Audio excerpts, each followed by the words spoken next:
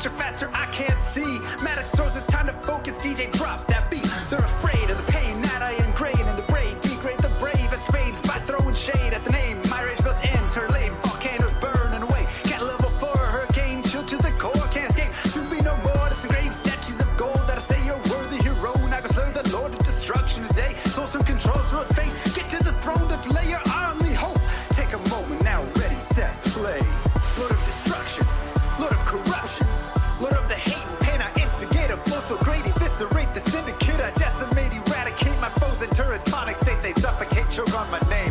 Lord of seduction, Lord of disruption, Lord of the lies, Belial hides inside. He's terrified, mass genocide. My master rhymes identify the stale while they listen as I amplify. Shit specify it's time to die. Blade shit on assassin, invade for res maxima. Waves of fire setting ablaze to trespassing and slaves. And the masses afraid of the traps that lay waste as they cast on the days by mind blasting. Now faced with the past is the phase from the passage. Remind us of mortality, destruction of reality. A moment of silence, please.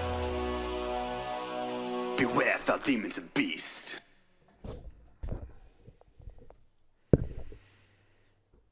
Okay.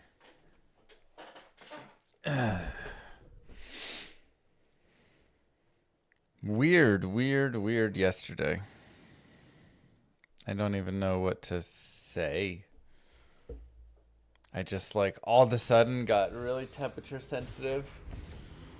I went downstairs, got in bed, started shivering for about 45 minutes. I just shivered and couldn't get warm.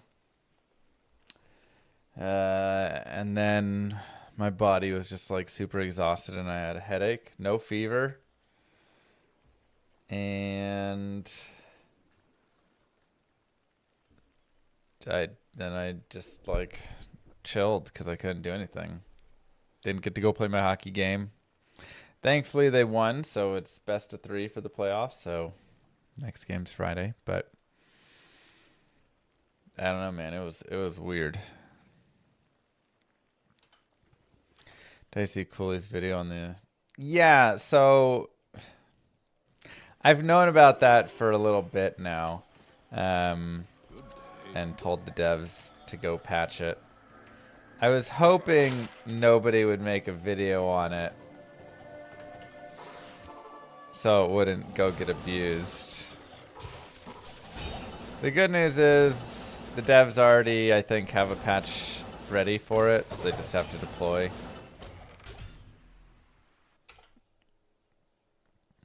So, should be soon enough.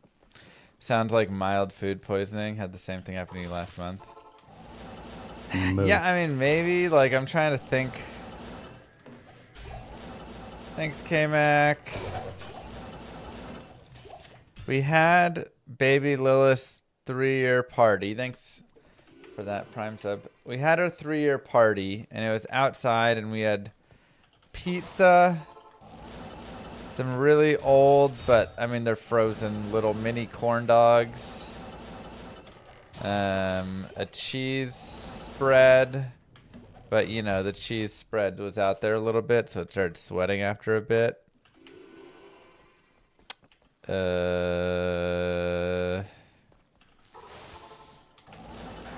then we had sushi in the evening, but the sushi was really good.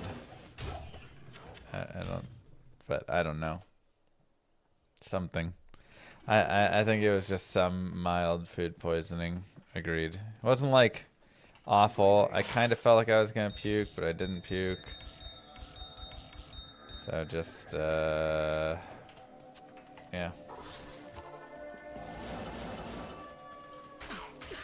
I mean I don't know what it was from. Like I say. Could have been mini corn dogs that were there. Cheese that was out for too long. I mean, how long? I feel like it's not the cheese, even if the cheese got a little sweaty. Sushi, maybe, but God, it was such good sushi.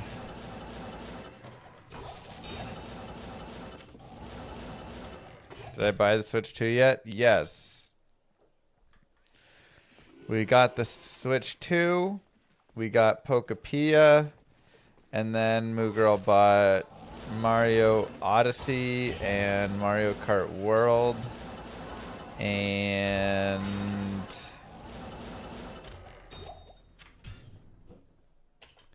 I'm trying to think if she got other things as well.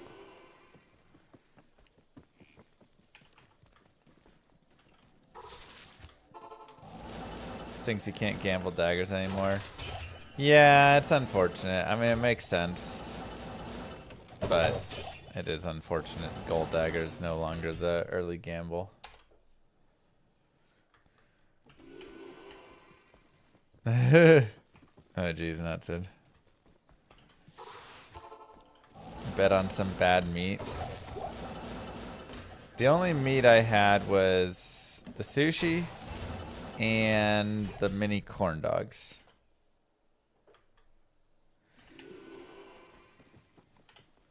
So, Moo Girl said sometimes sushi just makes you sick no matter what, even if it's clean and everything. Sometimes there's just fish that make you sick.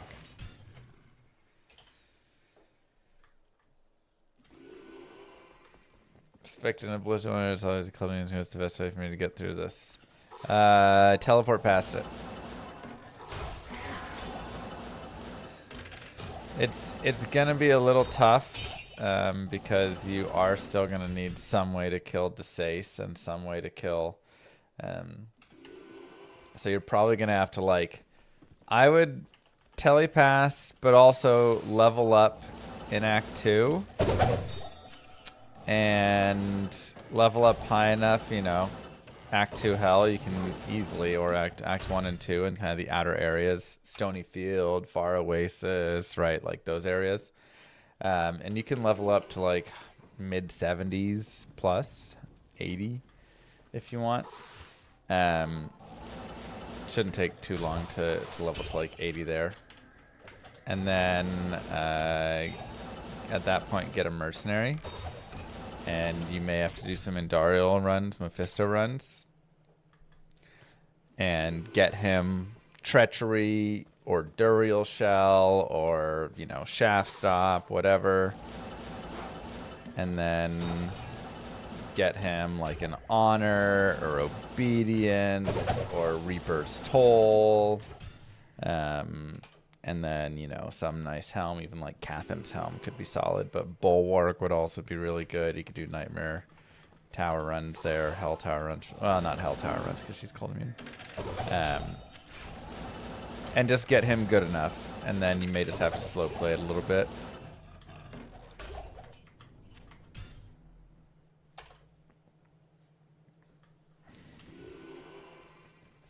I mean, when you're pure cold and you need him to do some work, you're going to need to do that. So, Act 1 Mercenary is not going to do enough damage, really. Thank you. Playing let's play with your friends burn is your base attack speed dueling based off your main hand weapon speed. It's total. In Diablo 2, they removed the whole like main hand, offhand, blah blah blah, everything. It's just like all combined, all your attack speed. And I think for double swing it may even be each hand gets calculated separately. So it's like if you have a slow and a fast weapon. I'm trying to think if it averages or if it does like one fast attack, one slow attack. That one I actually can't remember off the top of my head.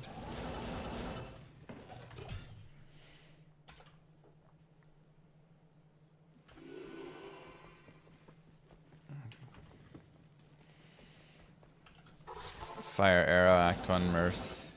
Yeah, I mean, Fire Arrow, Act 1 Merce with Insight could be okay as well. I am overburdened. Blah.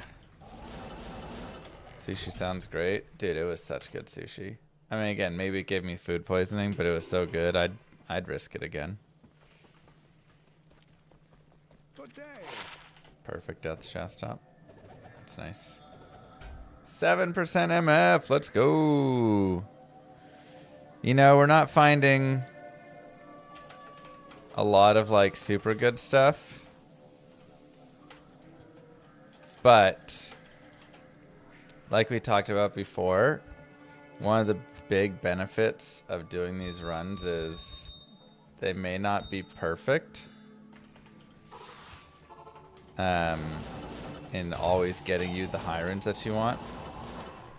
But whenever you're playing, especially single player, you're just trying to build up your account.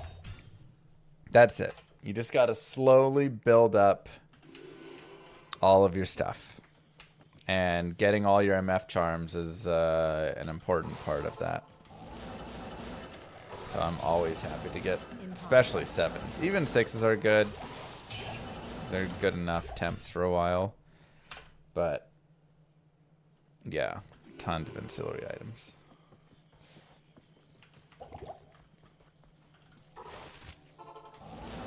And you can see we've picked up a lot of skillers. I think we have like 18 skillers in total, 17 skillers in total. The unfortunate part is they haven't been great skillers.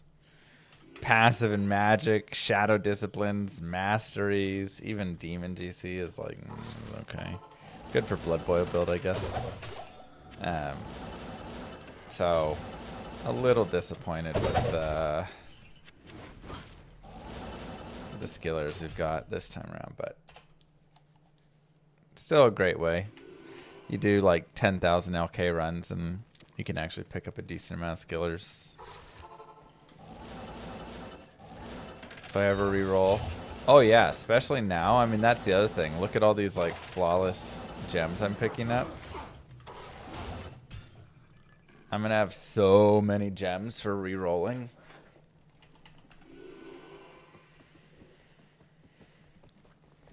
Uber key drop not affected by magic find now.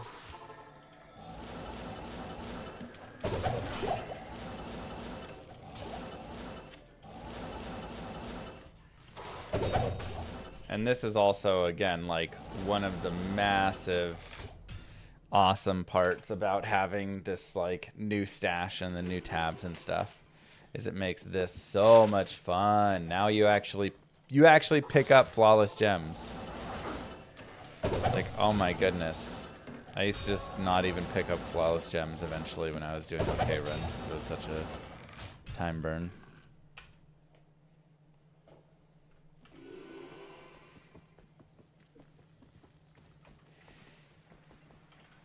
You're picking up regular gems and even some flawed? Okay, that's too much for me. I'm not going that deep. I'm not going that deep, but... Any high so far? It's funny because, you know, on the last... I did 1,300 runs. The last time I did this, and I found 11 high runs. I can't. Which is absolutely insane. 2 burr, 3 vex. No, wait, 4 vex. 2 burr, a sir, and like 3 ohm or something. We were averaging like a higher in almost every 100 runs, which is, I mean, literally like you can't have that, right? It's just not, you know, sustainable. Like it's unheard of. But unfortunately, all good things come to an end.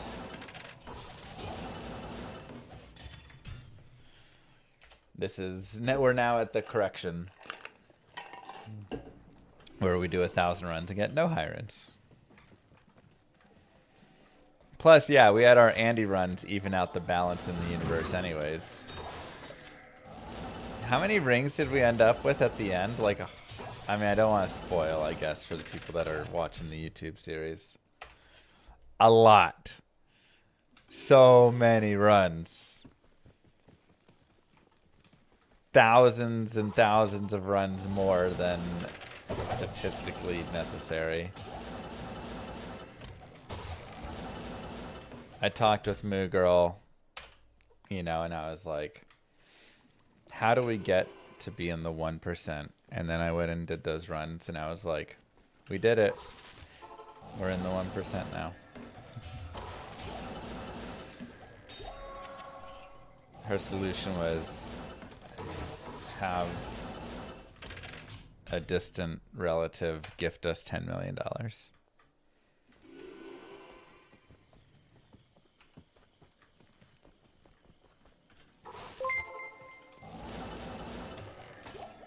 Before he realizes the luck variance depends on whether or not he's forgotten to switch off of using the streamer server.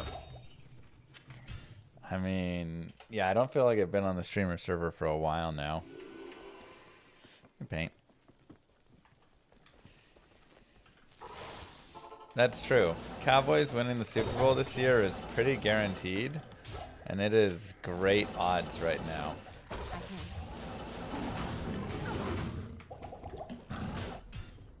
So maybe I'll take our life savings there. You'd be stupid not to bet on them. That's what I'm saying. It's like free money.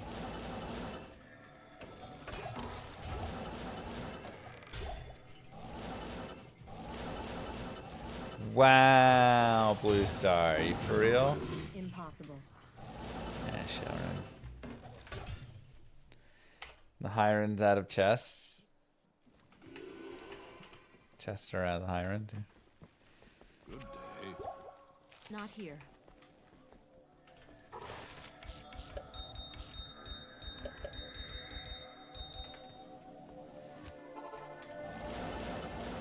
You leave my boys alone. They're taking it. Okay.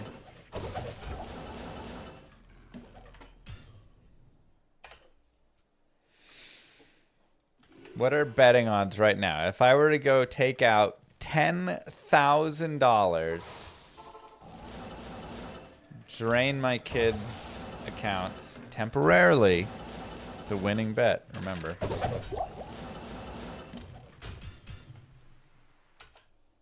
And throw it all on Cowboys for Super Bowl.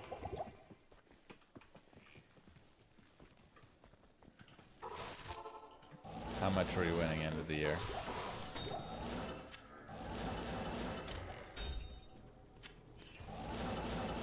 What? 3,000, 3,500? Oh my god. That's so much free money.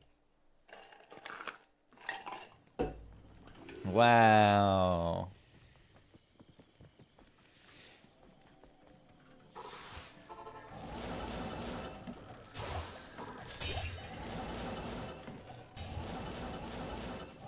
Drain the account. It's time to make some moolah. Let's go.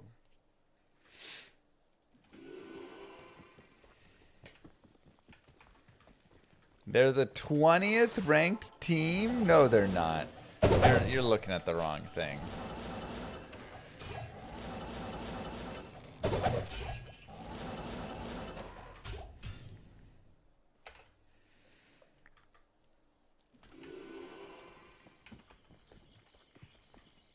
That doesn't even make sense. I'd say Cowboys are like top 3 to win Super Bowl this year.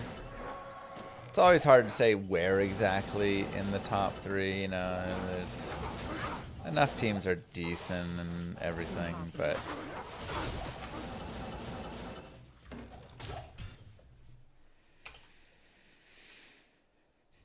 I heard there's a new class. It's a free or paid DLC. It's a paid.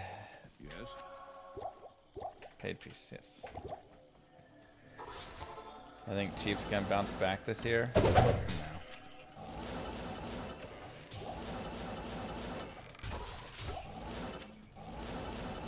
Even like 2 years ago, the Chiefs were trash, and I know they made the Super Bowl, but like they weren't good. They had it was kind of like my last 1,000 LK runs versus this 1,000 LK runs.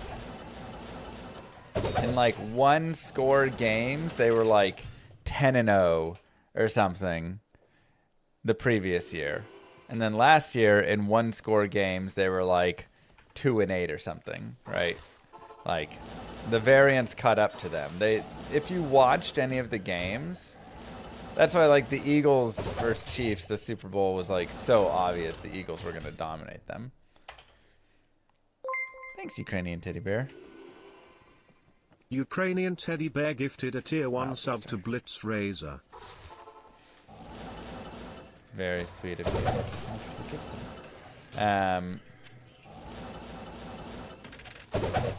yeah.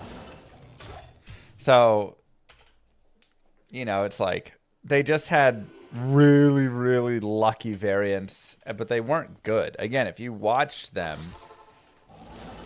you know, in 2024, you were like, wow, they're not a very good team. How did they ever get this far? And it was just through luck of variance. But then 2025, the variance caught up to them, and it showed they're not that good. So, you know, I think they're a very middle-of-the-road team. But it's hard to see them winning more than, like, 9 games.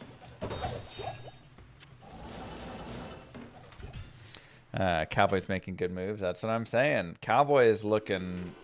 Oof. They're looking real good. Not even Homer Impossible. standpoint. They're just Impossible.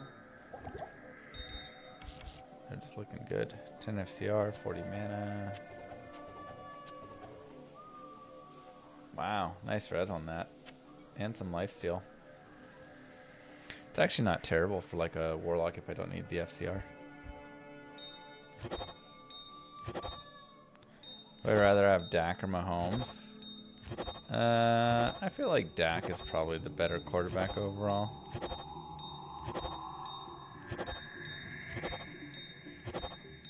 But Mahomes is solid still. You know, I'm not gonna pretend like Dak is leagues ahead of him. He's just like slightly better.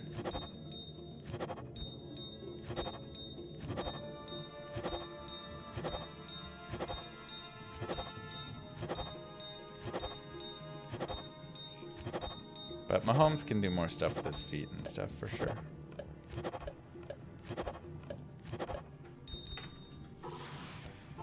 Control Shift right click.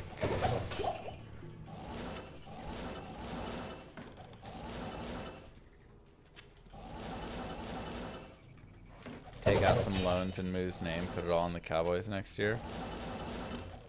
It's a good idea. Her credit is like way better than mine, so I just use her name for everything.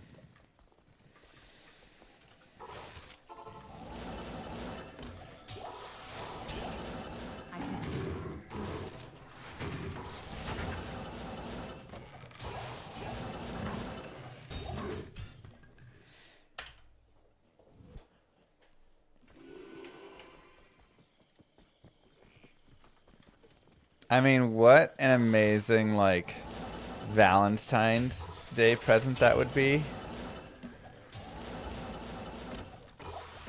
Babe, a year ago, I took out $10,000 of loans in your name. And now the Cowboys have won the Super Bowl. Here's... Wait, how much... $300,000. Oh my god. We'd be set for life.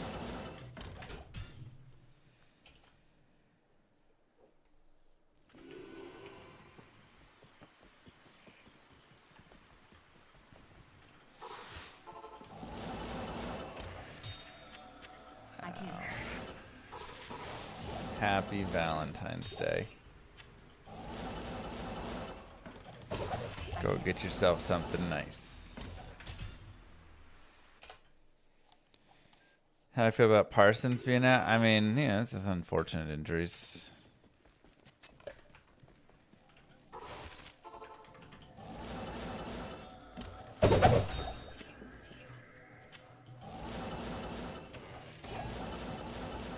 We'd be set for life. We'd retire right then and there.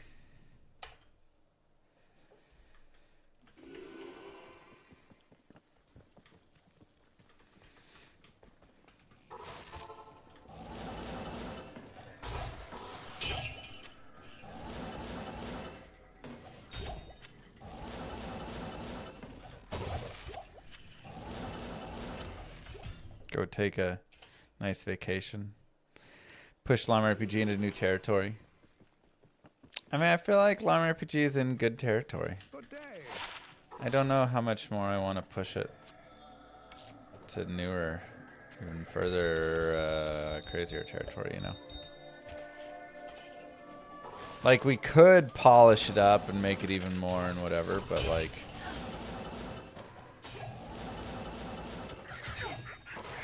I'm pretty happy with how it looks and how it is.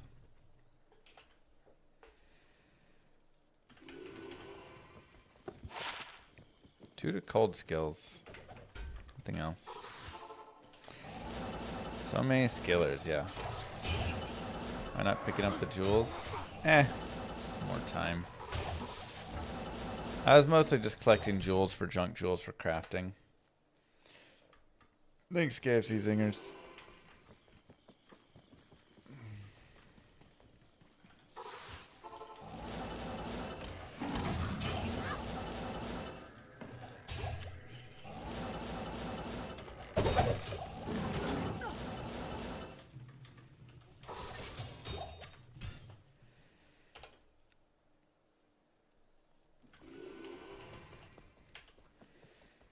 Yeah, it's like Llama RPG is just like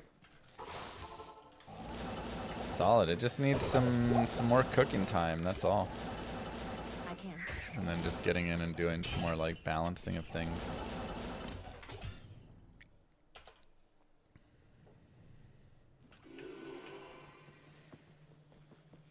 How do I get Worldstone shards?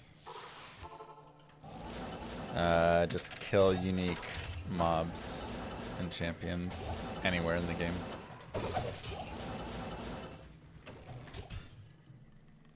I've been doing okay runs. Also, loot filter is king. Yeah, loot filter is so good for this.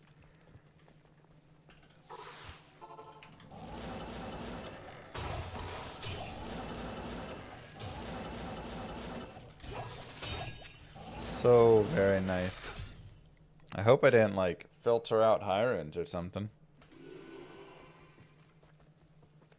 Grief or obedience or death for a mirrored blades build. Well, I think grief should work with mirrored blades, so that probably ends up being your best bet.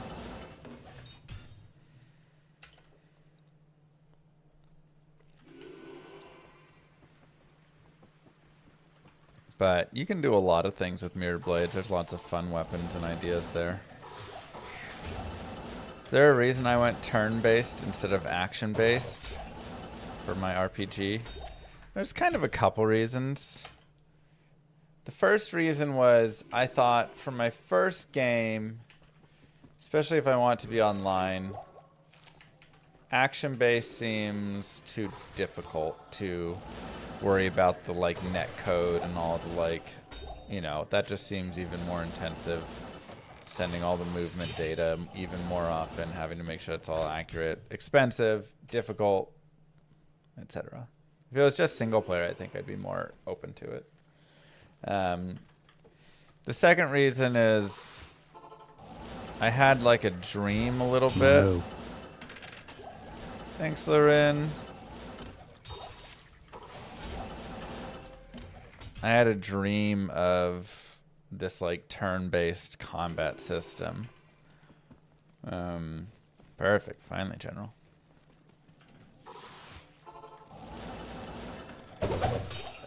Kill a lot of things, Flubber.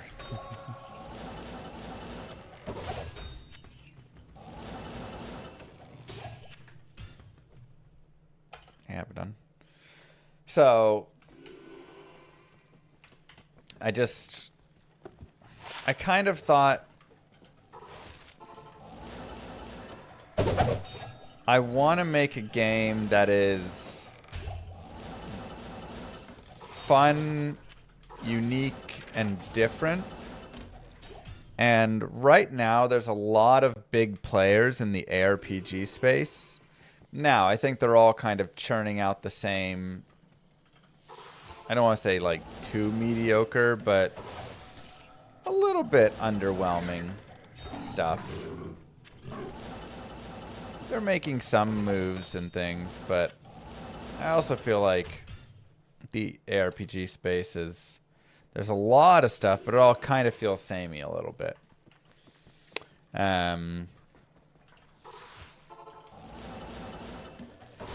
Feels and looks and everything.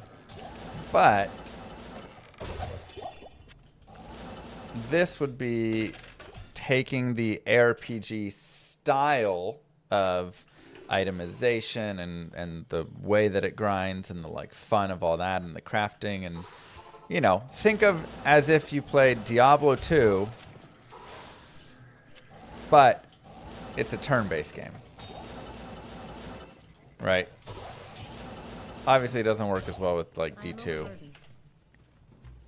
but you know, that's the general idea. Or Diablo 1, right? Like it was planned to be. No, literal dream. I woke up and it was there. So like moves a little bit slower, right? More of that like slower combat.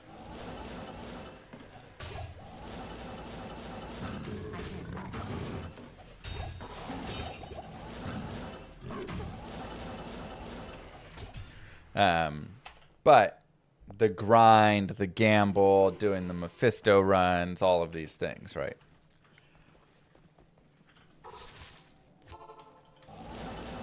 Or, you know, the idea of like, it's RuneScape, but with a turn-based combat system. And then, you know, the idea is just hopefully the turn-based combat system is fun, which I actually think it is kind of interesting and fun.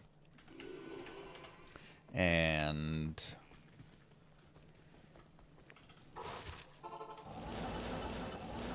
yeah. And then you get this different game style from usual. Do I support my family with this job? Yep, this is my full-time job. I mean, there's many parts to it, of course. I do Diablo 2. Sometimes, you know, we do different sponsors of different games. We do YouTube. We have the ! Mr. Llama VOD channel, which right now is a $100 gift card giveaway going in it for Steam. You just go watch and earn points and then get a ticket, and you can enter it. And I write guides for Icy Veins. And yeah.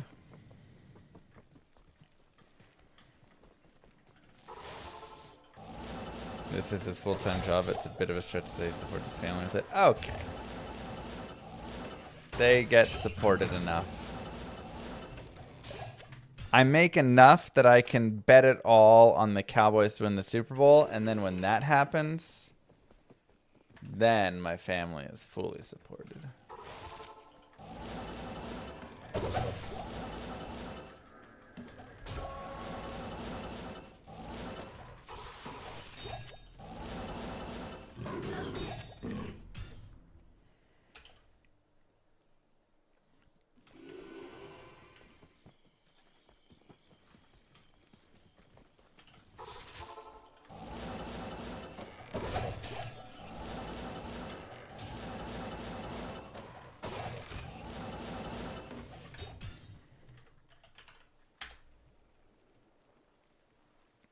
Don't remember the Llama House fun days. Yeah. I mean, I would say it's probably something like this. So it'd be like Twitch, like 2,500, YouTube, 2,000, Moo Girl stipend, you know, 10,000, and then merch, you know, maybe like $100. Guides, maybe like $500. So, you know, support the family through. Just you have your variety of sources.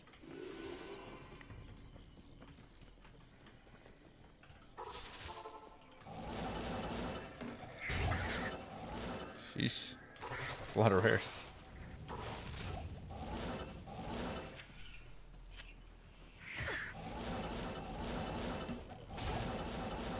Not very good ones.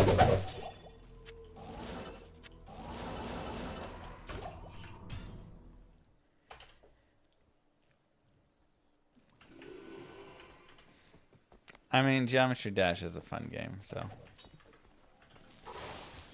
I've never had a J-mod, no.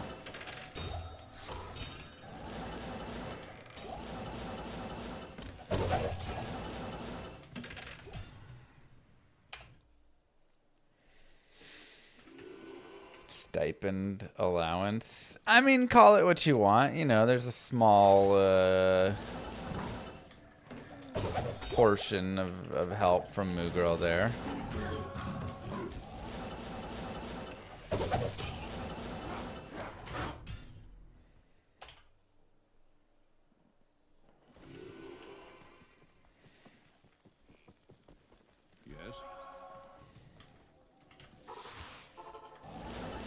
You know, everybody has the allowance, the allowance that your partner gives you, you know, so.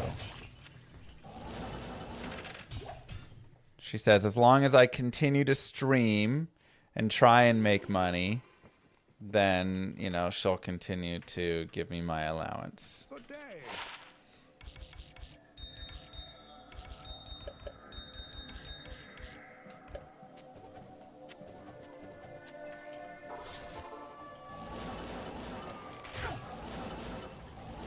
So. You got it, I got it.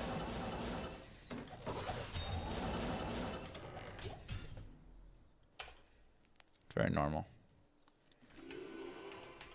Your wife doesn't give you any money? Well, you probably have a real job, though.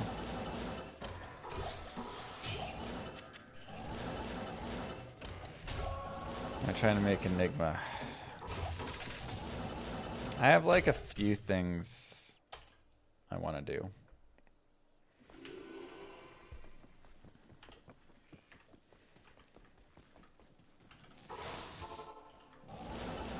What the heck is happening?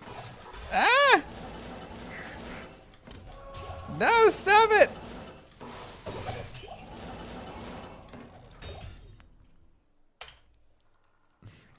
Moo. Allowance? I'm lucky I'm allowed to play D2. Well, maybe that's your allowance. Thanks, Pantheus. It's always so weird.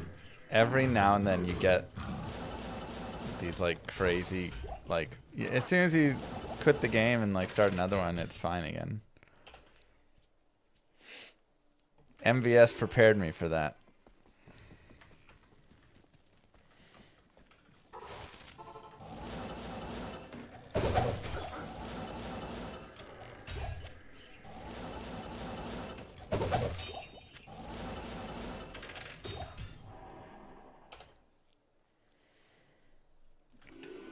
Yeah, it's just the game every now and then. You'll also get it like weird in Act 3 or Act 1 where it's like crazy dark sometime. Or I mean, there's just like the strangest little graphical bugs that appear every now and then.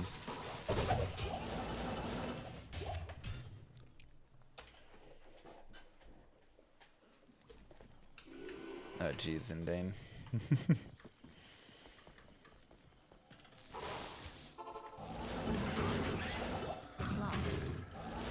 I need a key.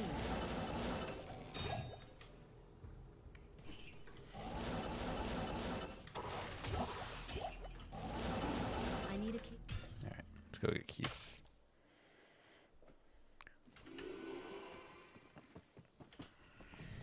Just gambled Rune Master. Stay a while and listen. Gambled a Rune Master. Why were you gambling axes? Interesting. Oh, a ring version. Got it.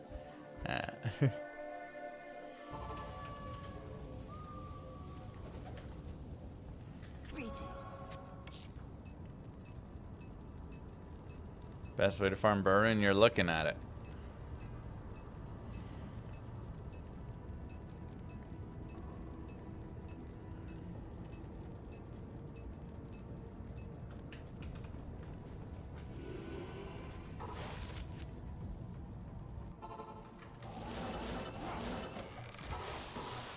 Nah, the seed changes every time you start the game, so.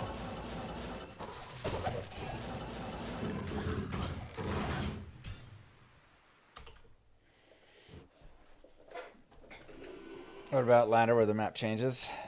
You're still looking at it, funnily enough.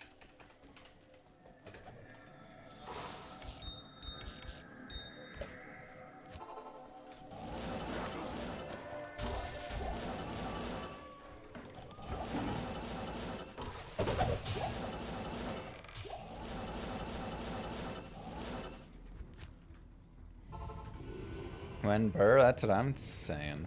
When any Hyrule.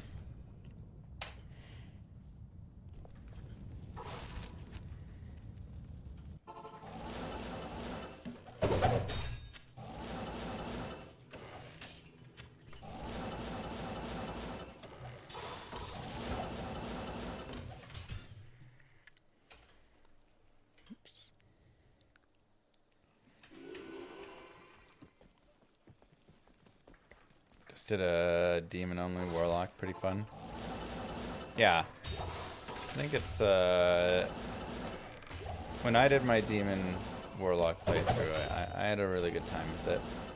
And it was kind of nice because it was, you started out like low to medium power, and then like you just kept like building power, and then you really felt like in hell that your character was starting to take over and become, super strong and everything.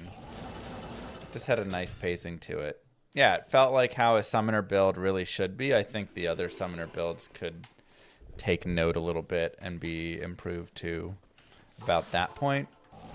While at the same time, having Bind Demon nerfed a little bit down. The Starcraft God returned ASL and played earlier today. I know, I watched. Normally I wait for the Artosis Tasteless cast. But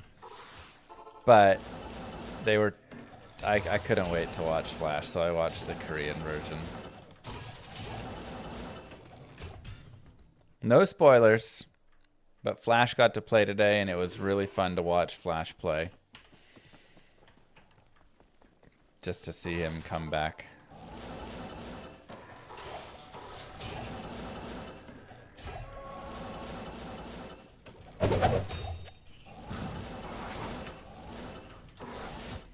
The annoying part was, I mean, it was actually a decent day considering it was 4 Terrans in a group.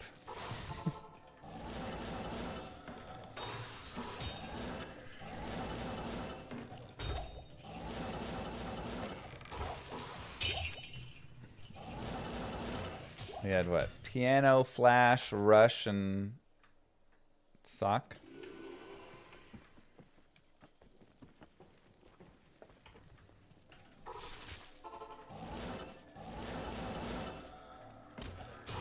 So normally a 4 Terran like group is a complete snooze fest, but I felt like this one was actually not too bad for 4 Terrans.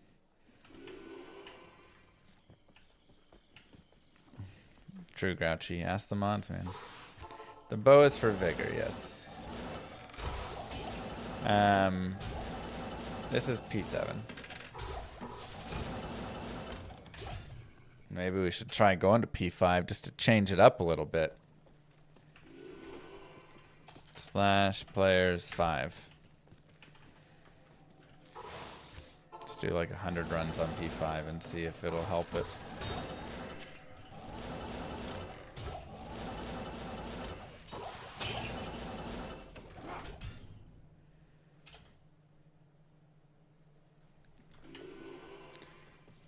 Technically, if you luck the seed value, you can farm infinite of a certain item in solo. No, that only works if you cheat.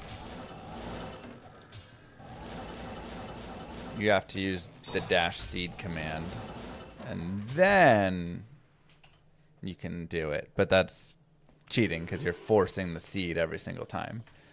Otherwise, every time you restart the game, even if you have the same map, your seed rolls over, and it's a new seed. So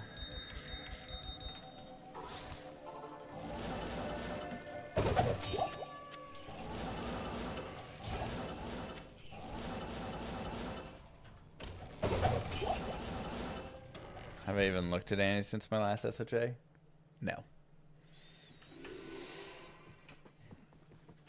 How would you even know if the seed is good or not?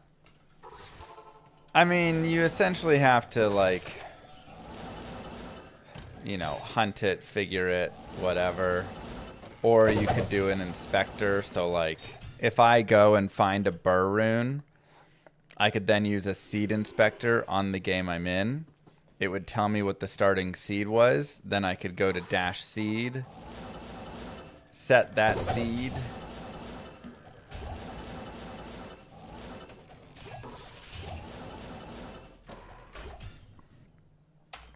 And then I could just repeat the same actions I did over and over again, and I would get the burr in.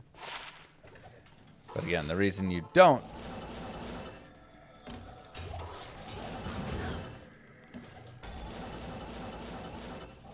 is because the seed's always changing. Yeah, and at that point, just hero edit the burr rune in. Like, what's the point?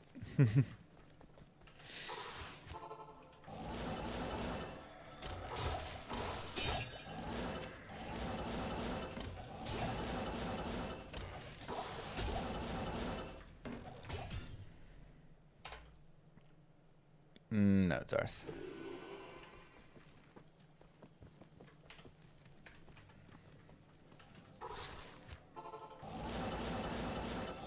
Right, like, I mean, you could just, again, at that point, just cheat it in.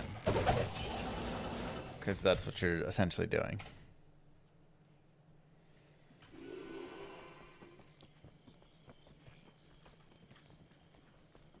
She, of course, the first thing to then figure out town parent is kind of mind open to learn how loot works in this game. Yeah, I mean, it's very interesting still because there are different, you know, how loot works for different things is different, which is super, super cool. But yeah, if you start with the same seed, you're going to get the same shrines, you're going to get monsters spawning in the same locations, you're going to get the same, you know, runes and drops from your super chest. Right, because everything works off of advancing the seed. So you start at a base seed when you start the game, and then the actions that you do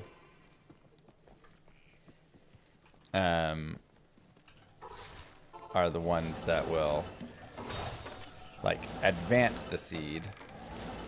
And so, you know, it may be to get the burr rune, you first have to go and pop an armor rack, and that advances the seed, and then, you know, whatever, right? Did I see the Horkingbind demon bug? Yeah, I'm not mad at Cooley, but I'm like, don't show that exploit, man. We've known about that for a few weeks now.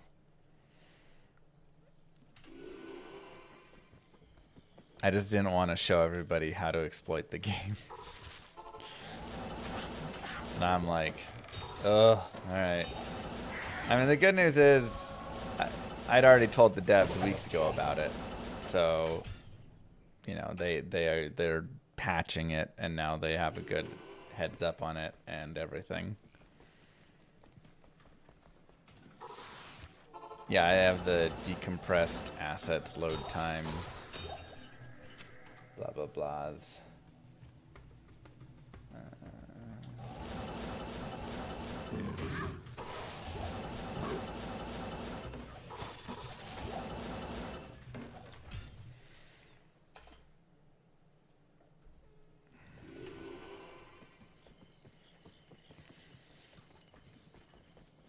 Seems like a good farm for bots, kind of met otherwise. Yeah, which is why it's like, ugh, now we're going to have bots go spam that really fast. Dang, Mad Dog's still sick. Holy cow, Mask. Do you have to decompress after every patch? Yes, but it is made so much easier with this new tool. You can literally just, like, when a new patch comes, you open the tool, you do undo extraction, you do your update, and then you redo extraction. and you're good to go. My volume's always lower than every other video you watch. I am overburdened.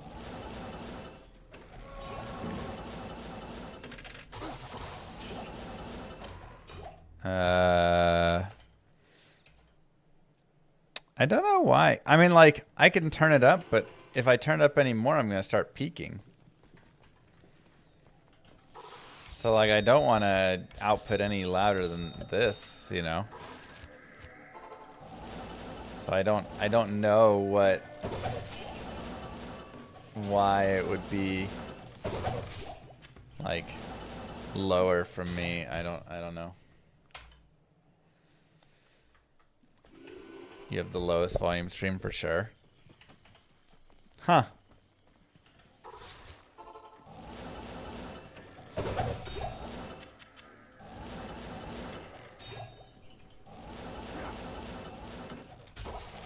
Seems like everybody's all over the place. Some people have me at 20%, some at 50, some at 100. I don't know. It's probably because I'm just not screaming like all the other Twitch streamers. You know. What is the Hollywood chat? What we doing this? Where's the high room at? Oh my god, give me the high room. You know.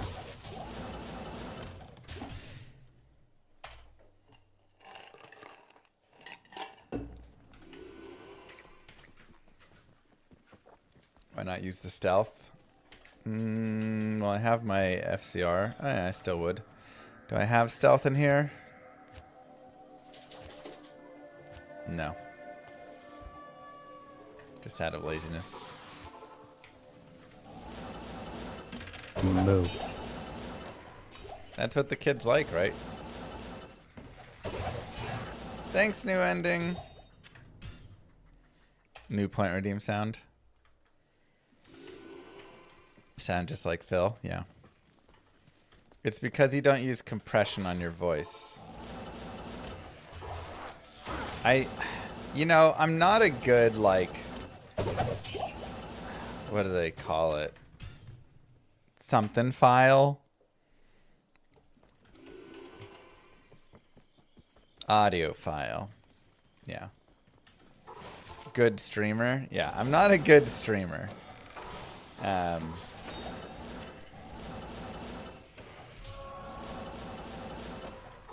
And I don't understand how to make all the audio things work. I've got a focus right over there, the Scarlet Solo. I've got my mic with my pop filter thingy on it. I set it so that the volume is going into the yellow but not really into the red, so it doesn't peak.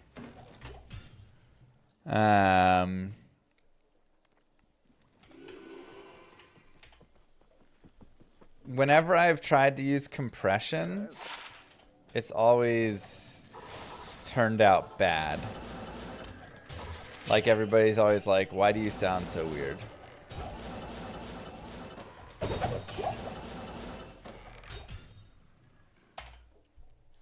So I'm like, I don't know, man.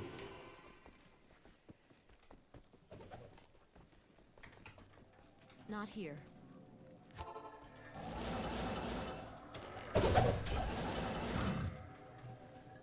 You would benefit from compression, but like if I put compression on, like let me do a compression. Oh god, how do I compress myself? Mic. Filters. Compressor.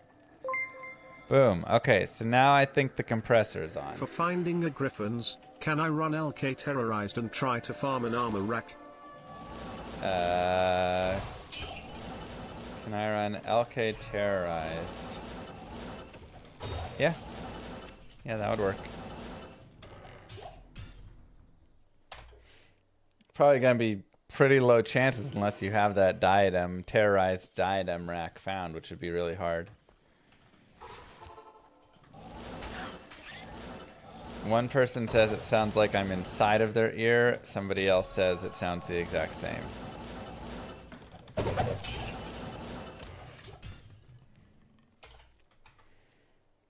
So, I mean, I could turn the attack up. Medium, fast, attack, and release. So here's my numbers. My ratio is 10. My threshold is minus 18. My attack is 6 milliseconds. My release is 60 milliseconds. And my output is 0.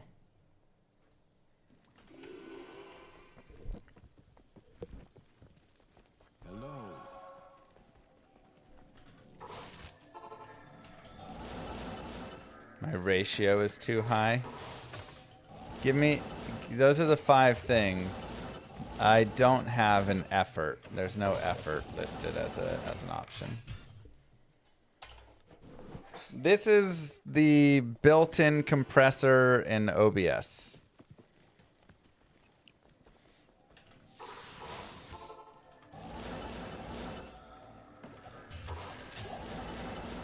Those are all the things I see. And then side chain ducking source is none. Bring threshold down until you see it go into compression. Bring up output. All right, we'll go output to 3. We'll go bring threshold down. Okay, threshold is at minus 30, or do you want me to go the other way with the threshold? And we'll bring the ratio down to 4:1. Okay, ratio 4:1, threshold minus 29, attack 6, release 60. Not good. Okay. Threshold is at 20.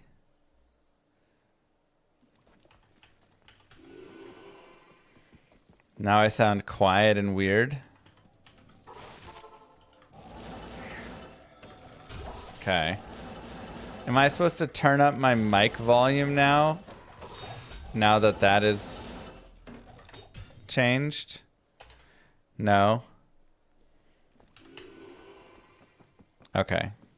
Do I change my attack or release at all?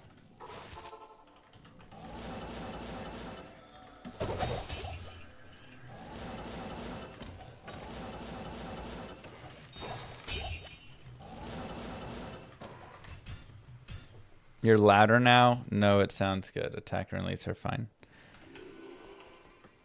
In all fairness, you always sounded weird. That's fair enough. Ladies and gentlemen! Alright. How does that sound? I can't carry anymore. Now I sound awesome. Save that setting. All right. Well, now I want to listen. Now we can take this and see right here with the compressor, and then let me filters. Now we take the compressor off. This is without compression, and then this is with compression. All right. Let's listen.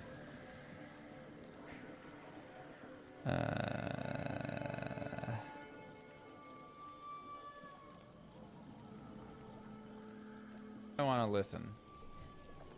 Now we can take this and see right here with the compressor, and then let me filters. Now we take the compressor off. This is without compression, and then this is with compression. It does seem like it makes it a little bit better.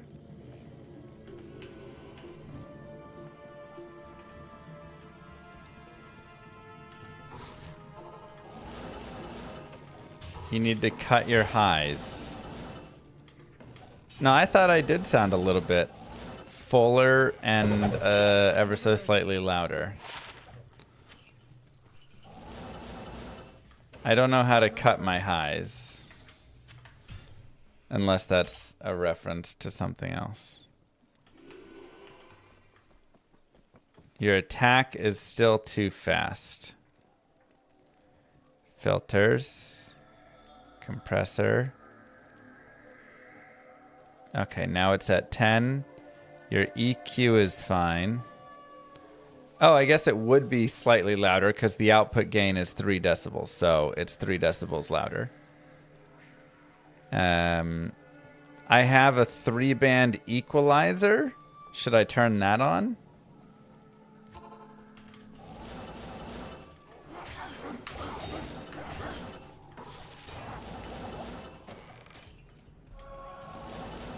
This sounds better. Good right now. Cool. I honestly think that made it slightly better sounding. Good day. Good to see you. I didn't think it was possible. I can't. Bow and crossbow skiller. Another mediocre skiller.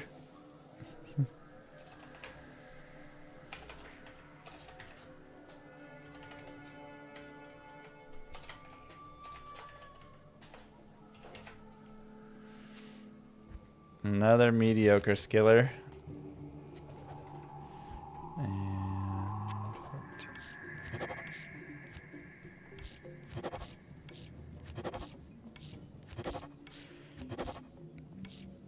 Wow, I mean, I'm basically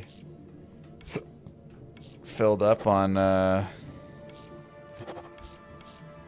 these runes. That's crazy.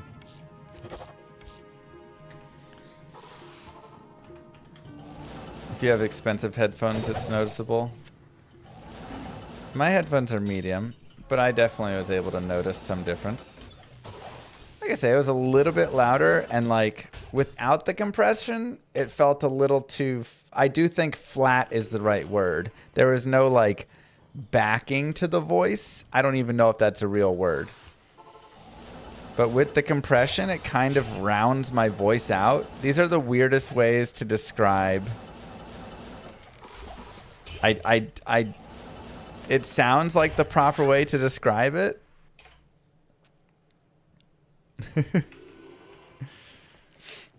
But it's weird when you actually think about it. Stay a while and listen.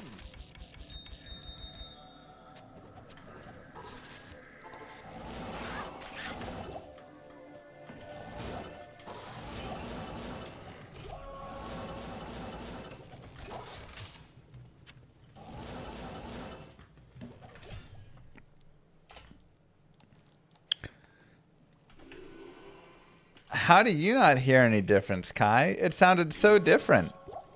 Not here.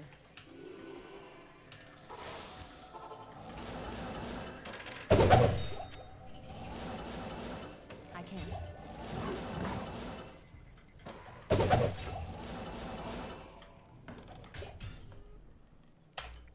Like, I don't even have that good of quality, and I'm not good at hearing that stuff. And when I just played that video of with the compression and without the compression, it was like, without, it was very, sounded a little further away and kind of dulled in a weird way, like a single line. Again, I have no way of actually describing it.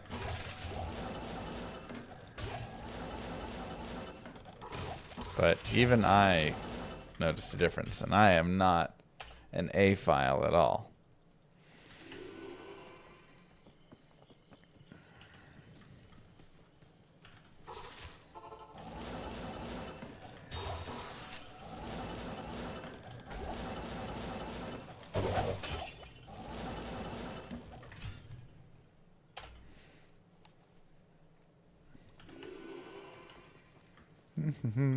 The YouTube chat delay was problematic in this discussion.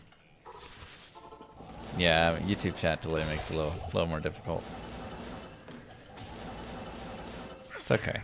Thank you, chat, for your audio advice. I think this was, we tried before with the compression and it sounded bad. We didn't have the numbers right. So that's why I just turned it off and left it as it was because, but I think we just had our ratio too high and our threshold too low, and that was like probably the biggest issues. Bow is probably the third best skiller here. Elemental's the best. Demon GC is probably second best. Bow is third best. The thing is, physical Zons don't want bow skillers, so it's really only useful for like an Ice Maiden or something, which is still fun. I do like Ice Maidens.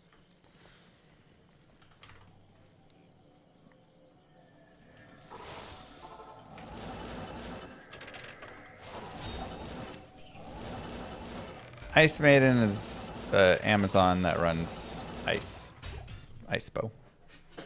Oh, sorry, Darcy. Hi, sweetie. I'm sorry, I didn't see you there. Shadow Discipline used to be good. Part of Mosaic, yeah.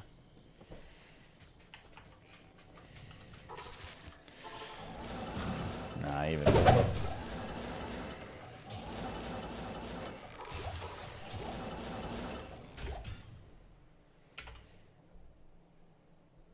Yeah, what a weird set of runs.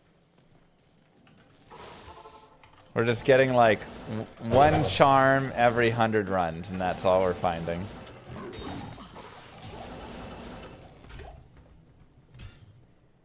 Where does the maiden come in? Because she's an Amazon. Put the fire suit on and see if it makes you sound different.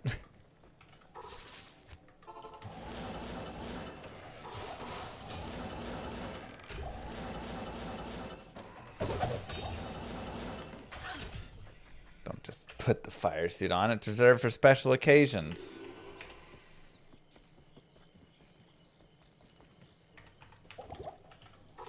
Physical boson slaps, but she needs a lot of gear.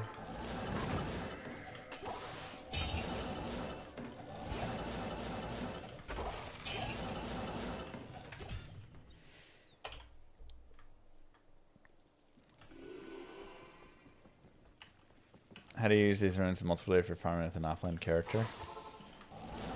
Well, I don't. These get used for my offline account.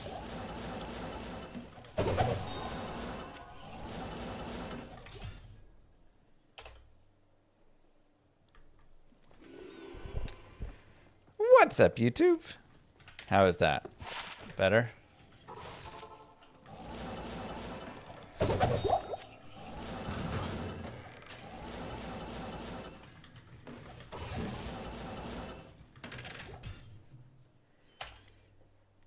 Radio voice.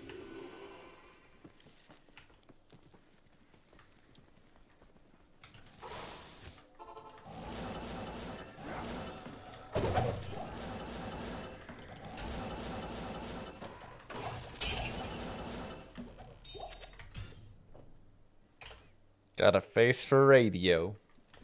Thanks, Binary.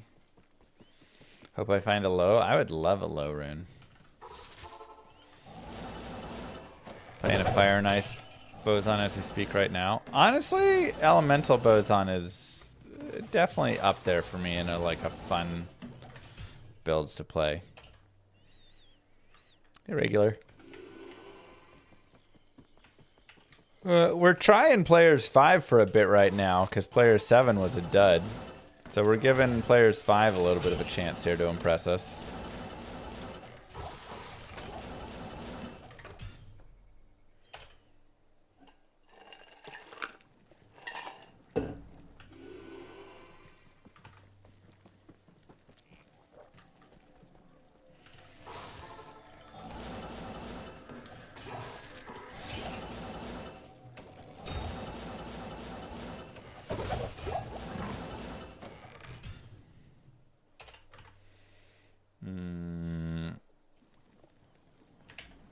Yeah, it'd be nice if you had Ice Runeward for the Ice Maiden, huh? Thanks, Lashrus.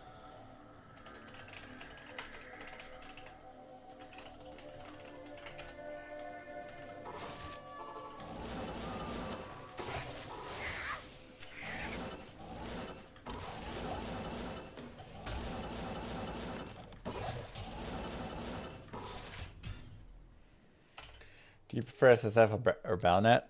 I think SSF a little bit.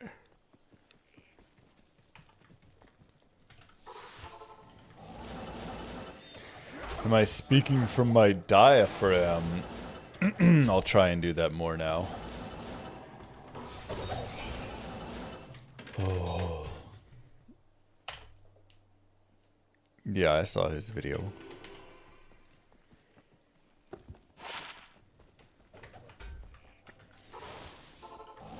Back to feeling 100% today? No, but feeling good enough?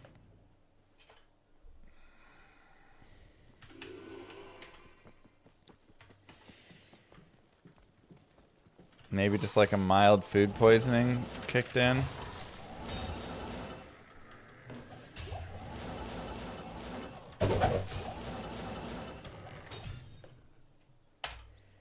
Oh, I have some subs to gift.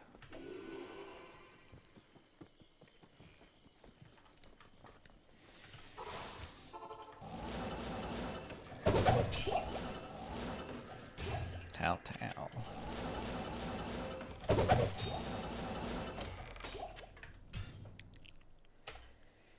No, norovirus is way worse.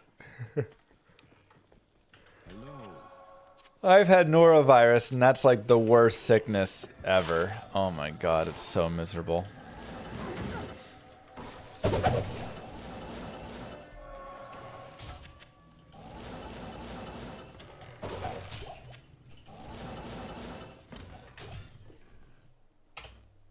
Yeah, also the most dramatically ill I've ever been. There's literally like someone that's squeezing your stomach and forcing you to puke whatever tiny thing of anything is in there. So painful, so horrible. Non-stop puking and just laying in bed. You can't move. You're dead.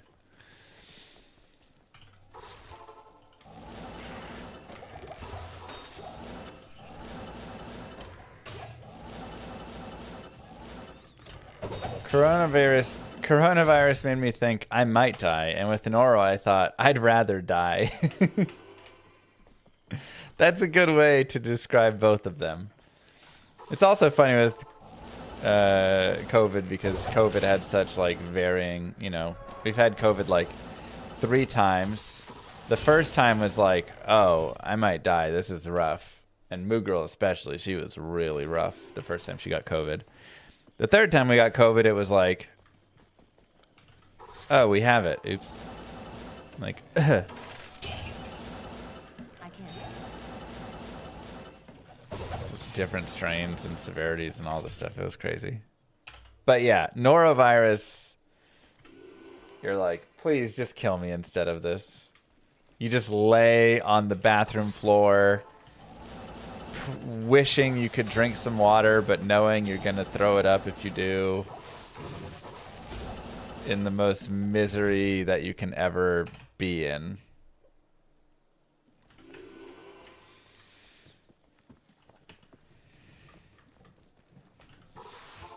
For like 3 days.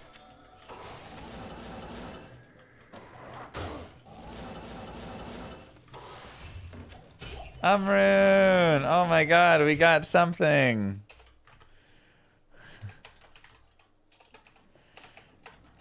I don't even care that it's only an It's literally a rune higher than Pole.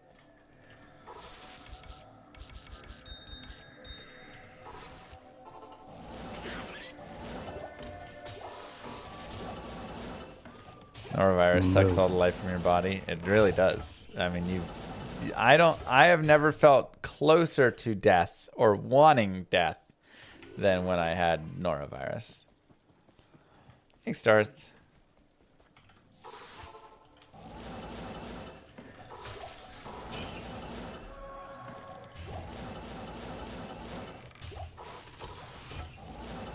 can't. Well, that's nice, Grouchy.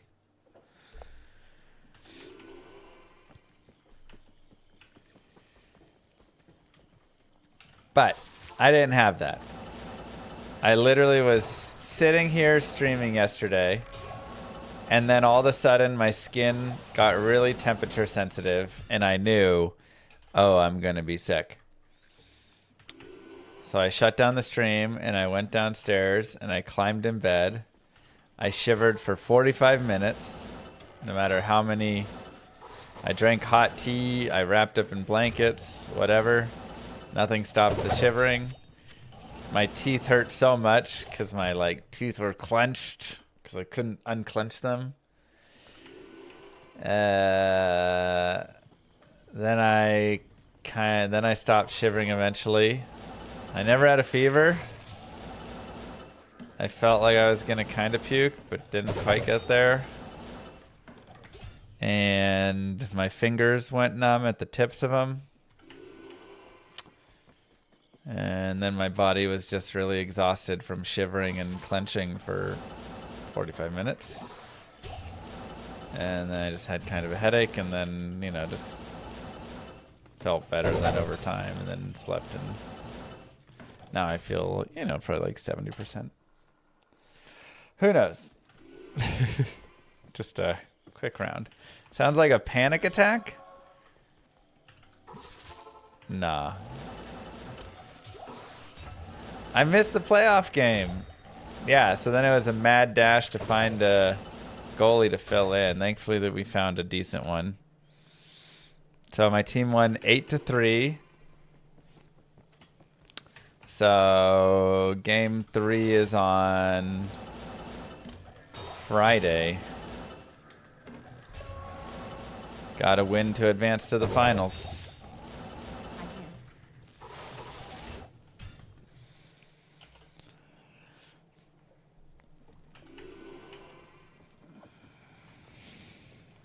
Backup goalie in 11-3. Yeah, I mean, he's a solid goalie.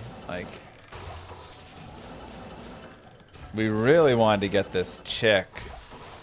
There's this one chick in our league who...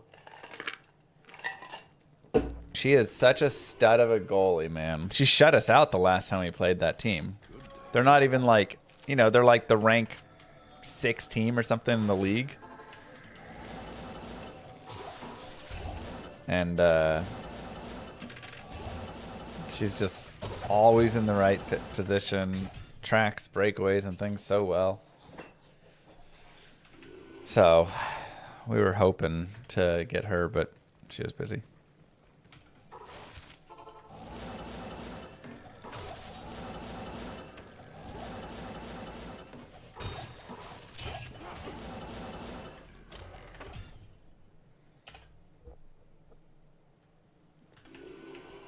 You shamed us using the term female, and you're calling her a chick? I mean, I feel like chick is fine, right? I can't. Not better? Is chick taken by incels too?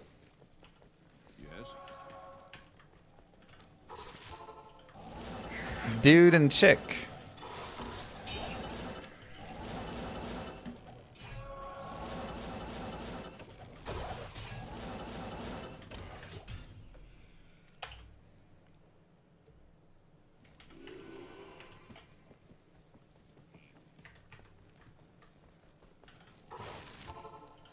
All right, well, there is a nice young lady who is a goalie for another team.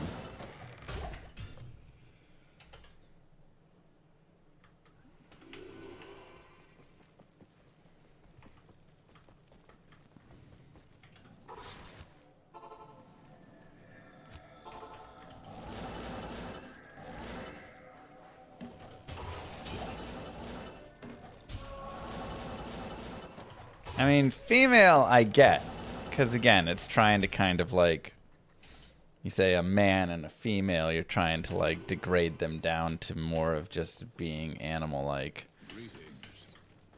But chick, it's like dude and chick. I can't.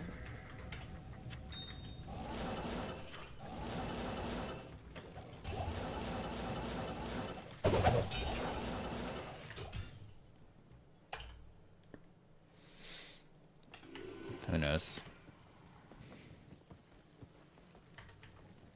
Yes. Trash, trash. Oh, what was that right there? It is. Moo. 6% This is your MF monthly reminder that your Prime sub does not automatically renew. with It's 3 light also res. your monthly reminder that it has been 11,020 days since the Cowboys won a Super Bowl. I cannot wait for them to win this year, and you can stop that. I can't wait, Capuchin.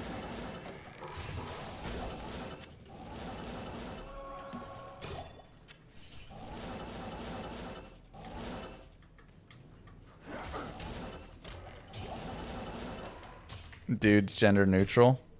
Yeah. He called her a stud and everyone breezed right past that. Because she's a stud of a goalie, man.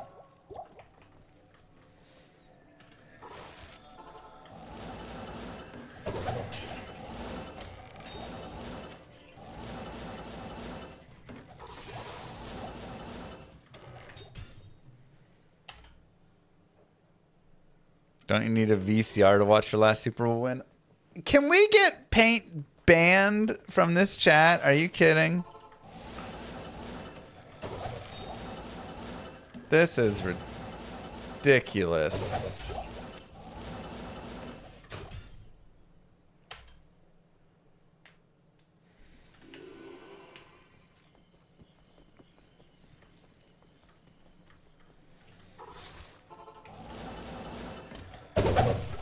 I'd say chick is probably okay. It borders misogyny depending on its use.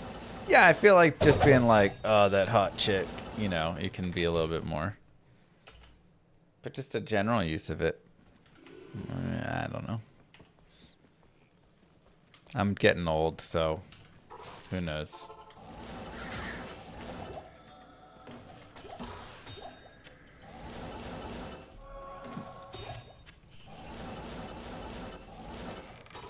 You call all your girlfriends dude? Yeah, me too. What up, dude? Also, I feel like some of the, you know, friends are more, they're like, yeah. They're more your dudes. They're your buds. Dude is like bud.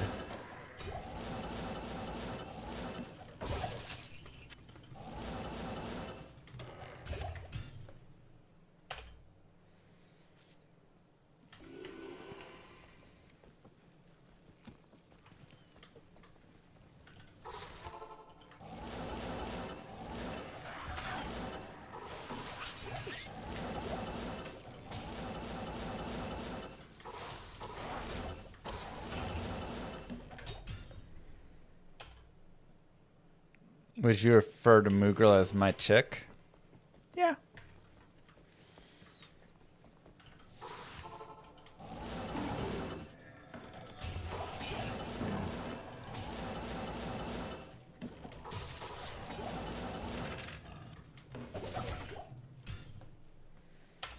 Remember that bite of bad pizza seemed like you got quick shortly after? Sure, but there's no way that you get, like, food poisoning takes hours to set in. So there's no way the bite of bad pizza is what gave me food poisoning like 10 minutes later, you know. Yeah, Moo Girl's my main chick. And Binary is that annoying, or Blue Star is that annoying chick. Exactly.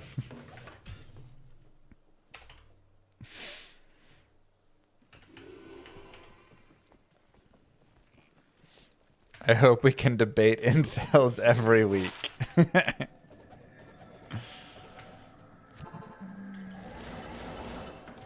Incel Mondays.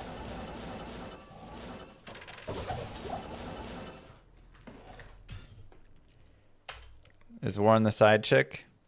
Yeah. It's Tuesday? No, it's not, is it? Oh my god, it's Tuesday.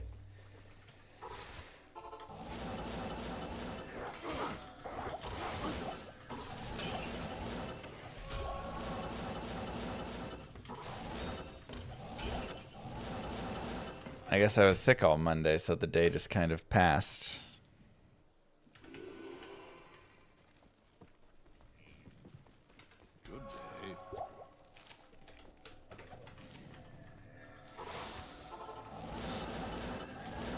Alright, well, Incel Tuesdays then. Terrible topic Tuesdays.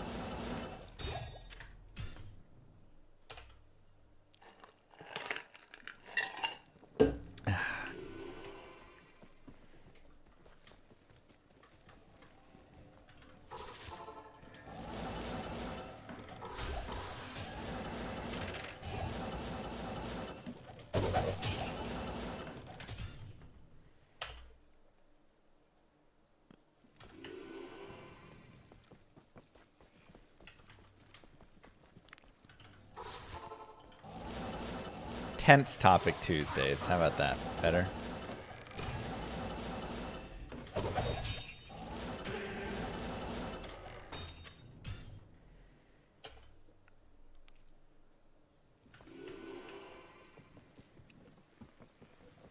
Like, it's very tense for everybody when I talk about the Cowboys winning the Super Bowl, because that means their team isn't going to win it this year. And that makes them tense. Tense topic Tuesdays.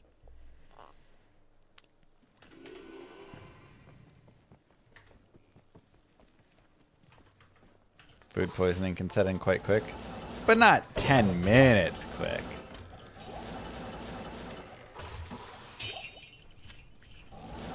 That's like too fast, right? Are these Cowboys the new now? Okay.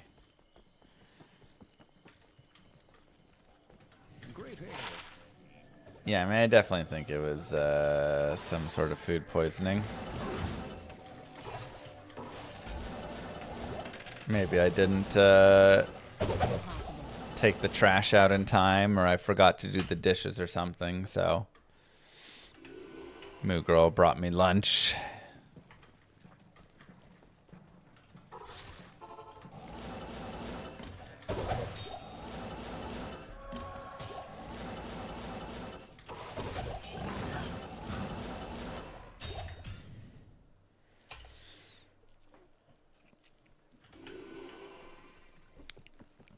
Dang, Brood. Other llama dying on his treadmill. Work it, llama.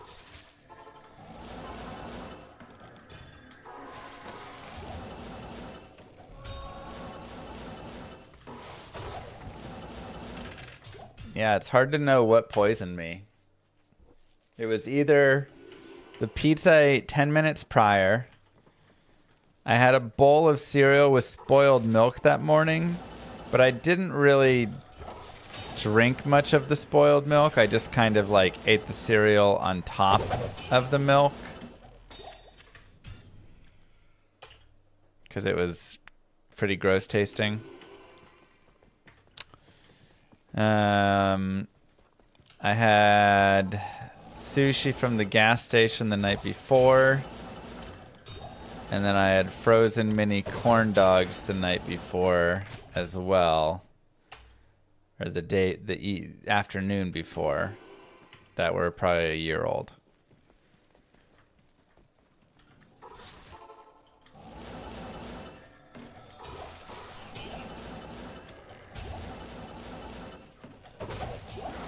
So, I don't know. Of those things, probably the pizza, I guess.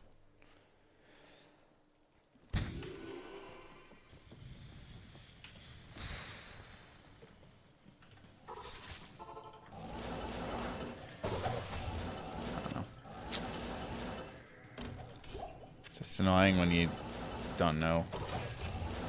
It's like, how can I not get food poisoning? You know. Thanks, Silverlonds.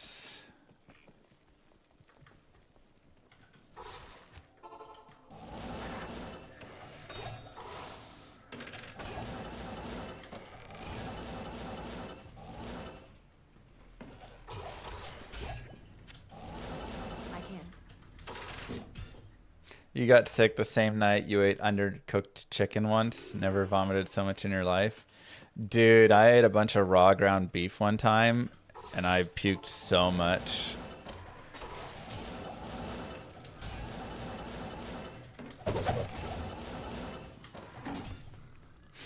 turned me off of meat for like 2 weeks at least.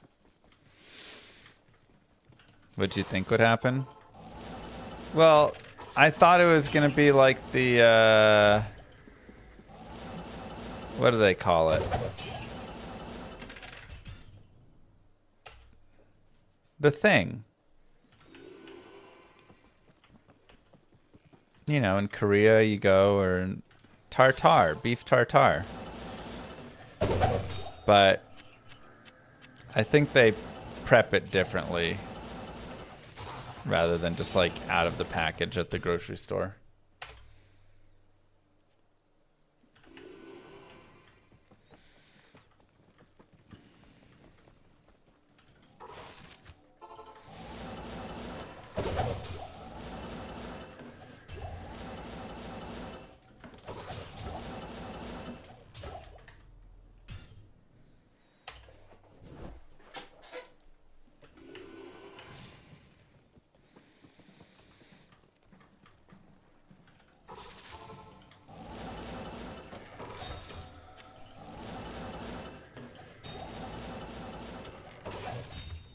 I can't carry anymore. I mean, my buddy also went to Japan and they served raw chicken as one of his dishes. Yes. Good day.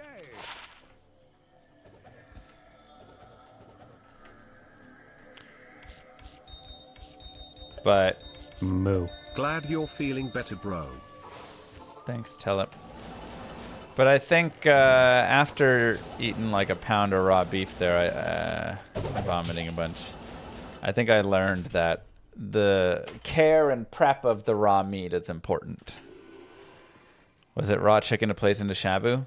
Nope. They just like had little strips of raw chicken, and that was, you ate the raw chicken. Impossible.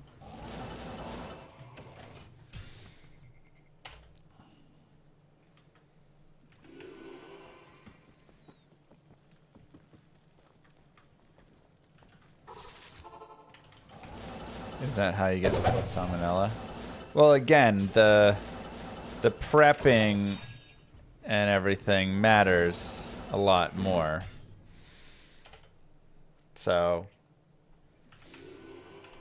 they're doing stuff to prepare and test and clean and everything, the chicken over there, much more than we are.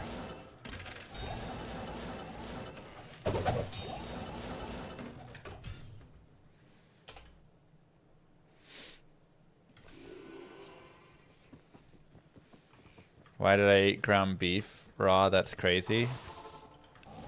Just kind of thought it'd be like funny. You know, you're like, blah, blah, blah, blah, blah.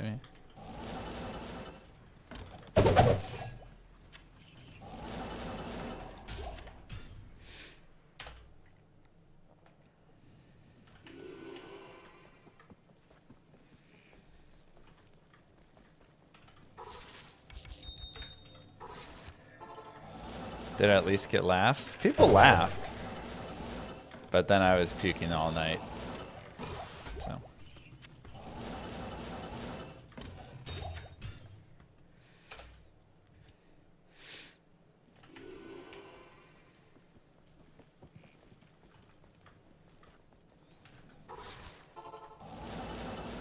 Yeah, I think I'd be scared to eat raw chicken. Even like properly prepared over in Japan and tested. I just, not even scared. I just like the texture of raw chicken does not seem appealing.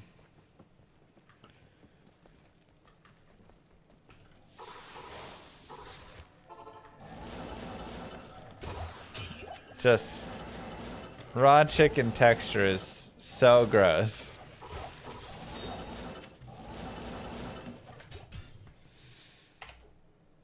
Llama, should I leave work early and go fishing? You only live once.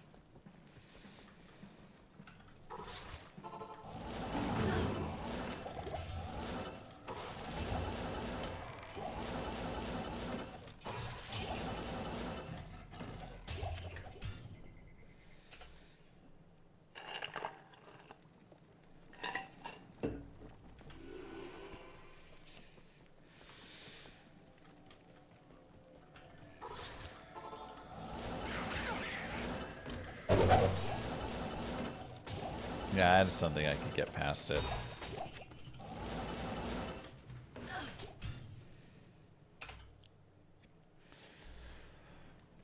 Not sure I'd trust raw chicken from any restaurant in the U.S. Yeah, I don't think I'd trust raw chicken from any restaurant in the U.S. I mean, it's not even like the restaurant's fault that I wouldn't trust it. It's the manufacturers, like farmers, whatever.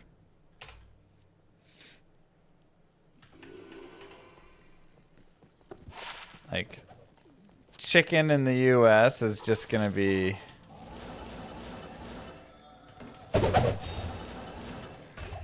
I feel like a much higher chance of tons of bacteria and stuff because they're just not going to be like properly raised in some way. Whereas I think, you know, in Japan or wherever, they probably do a lot better job of... Good day.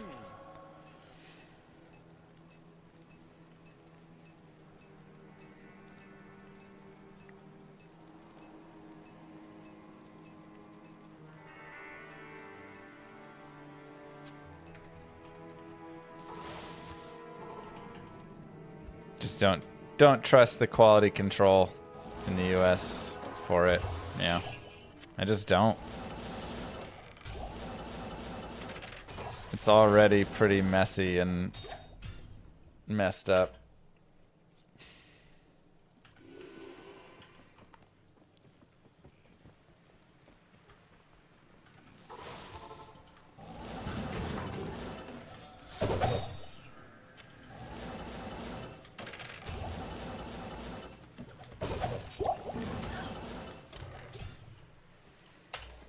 You're almost 800 runs versus all the burr runes? I know. Let's go back to players 7. Players 5 did give us an rune at least, I suppose.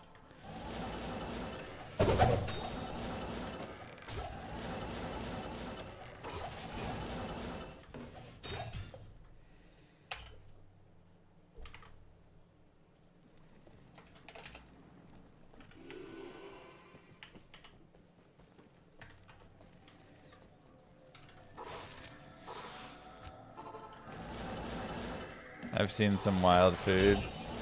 Monkey brain in southern China. Yeah, I also don't think I would trust eating monkey brain in southern China. Anything from Whataburger. Sure.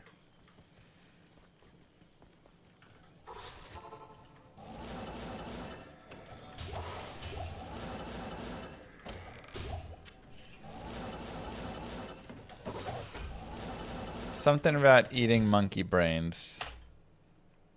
Even in a place that I feel like I would completely trust the processing of it.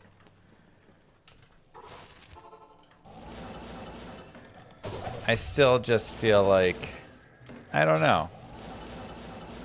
Eating brains, you're eating the mind of another creature.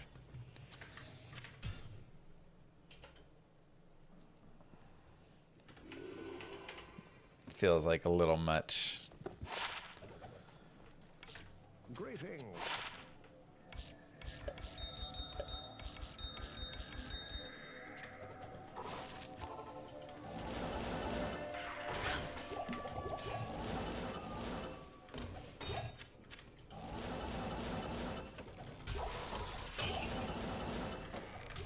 Not for me.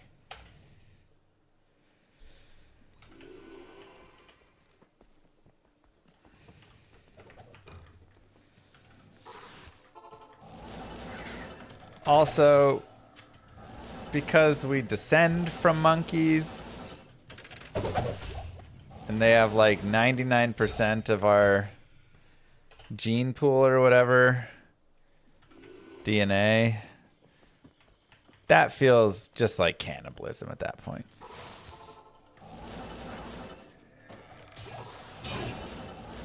The Glacial Super Chest Farm? I have not. The gold chest or super chest? I don't remember that one. I just saw you in the video. I can confirm it works on Steam. Perfect. I will go add it to the video. This does work on Steam. Pin.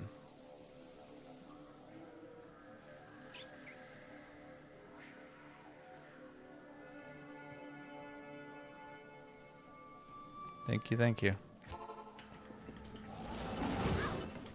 You share 50% of your DNA with some mushrooms too? 50% I can make work.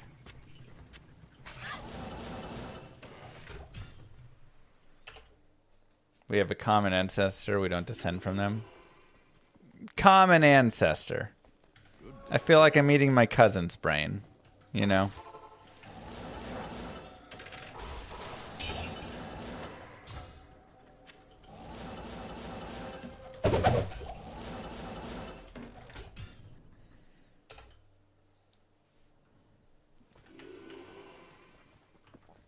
What's the smartest animal whose brain I'd eat? Like a dolphin?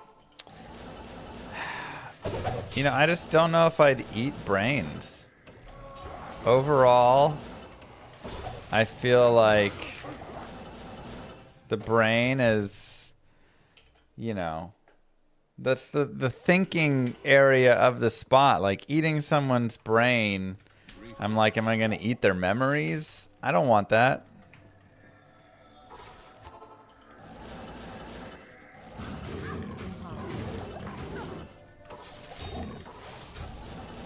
I don't want to steal their memories from them by eating their brain.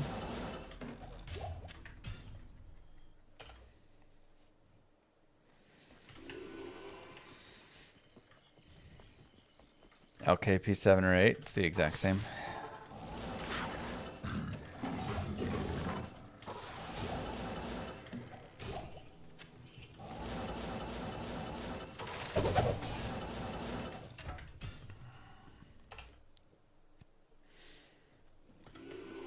I just want to steal their strength by eating their heart. Yeah, like heart seems better.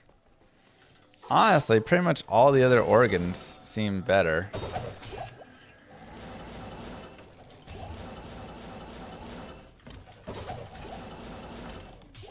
I've eaten intestines and all sorts of stuff, but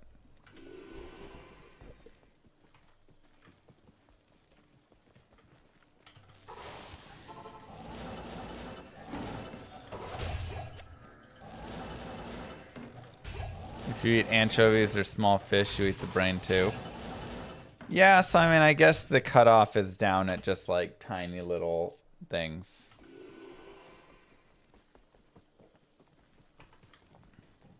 Well, that's good, Big.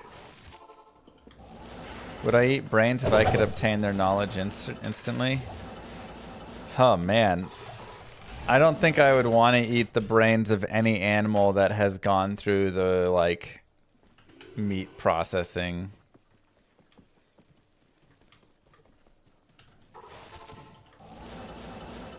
It would just make me really sad.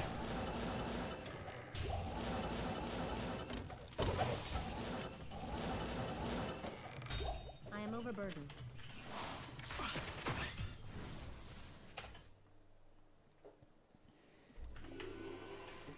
But I'm pretty sure all of us would be dead anyways. The billionaires would just be eating all of our brains.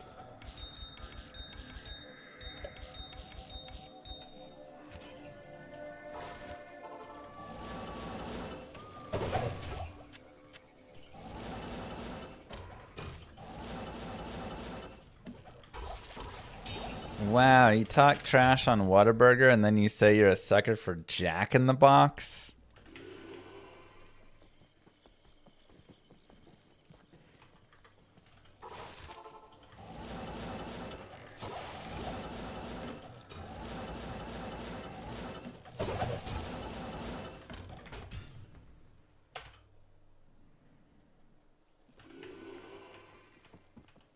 That's gross.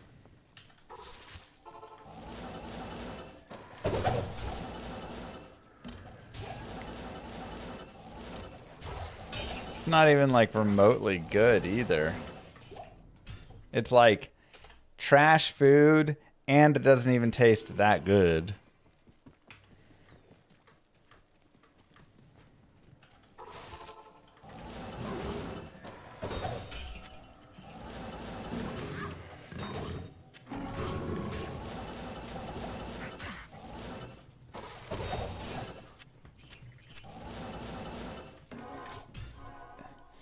Once in a while, it's like a comfort food. You must have some trauma if you get comfort from Jack in the Box.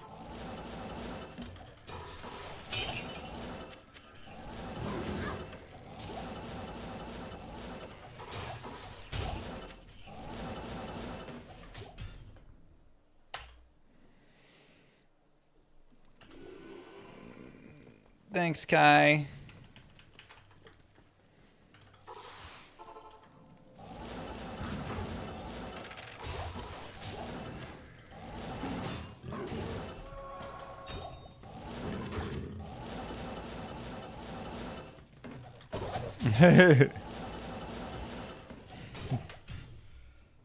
So I can go buy Jack in the Box for the family. That is true, From. I never thought about it like that. Stay a while and listen. 11% fire res. It's not bad.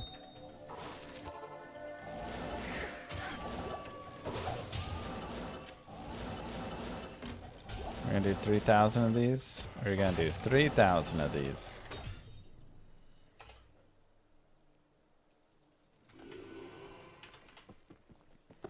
Why does Jack in the Box even sell tacos? It's such a weird additional item to have added on.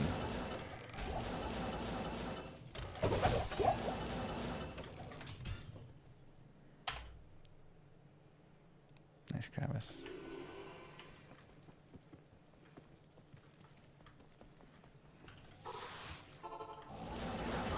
People always rave about their $2 tacos. You have to be drunk to eat them. Okay, well, I don't get drunk, so I guess that's fine. I've never been seen the appeal. If I want tacos, I go to the like little, you know, rundown hole in the wall Mexican place that has like, or food truck. It's just got like authentic Mexican tacos, and those are also like $2.50 a pop, but they're so good.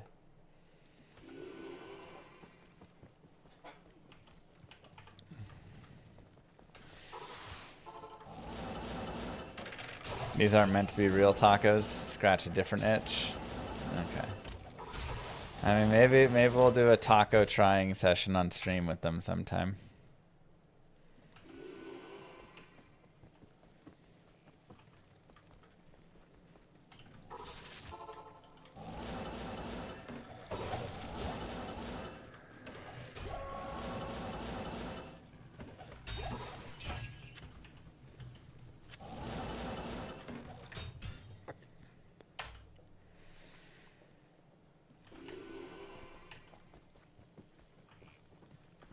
Taco trucks aren't open at 2:30 a.m. when you're hammered, though. That's fair. There was this one place that was... It was wild. My car broke down in a rough neighborhood in Dallas. This was like 10, 11 years ago.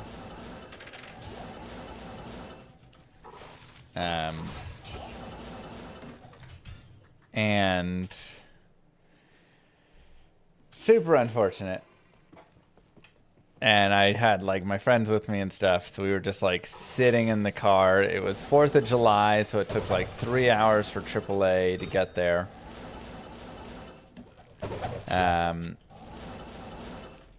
Yeah, whole thing, not great. But at one point, at like 11:30 or midnight, something like that, I had my other friend come and at least pick us up to get out of the car so we could go somewhere. So we went to, there was like just a random restaurant kind of nearby, like a Mexican restaurant. And it was midnight, and this place was jam-packed with people. And everybody had their kids with them. I was like, it's midnight. It looked like 4 o'clock or something. Every person in there had like children and babies and all sorts of stuff, and they were just partying, having a great time. And we stayed there till like 1 a.m. when AAA finally came and got our car.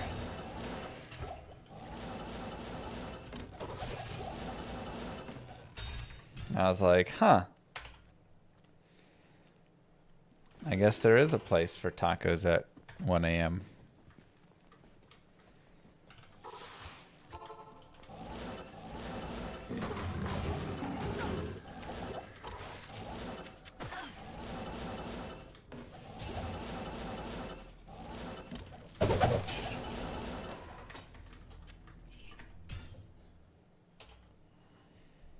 Sounds like a plan for tonight. Yeah.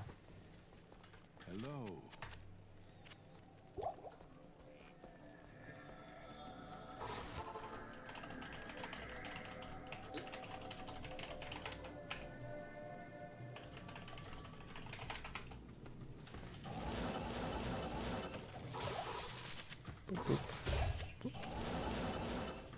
Now you want tacos?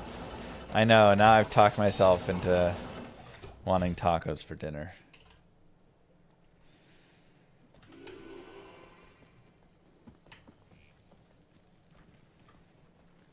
Please, Henri.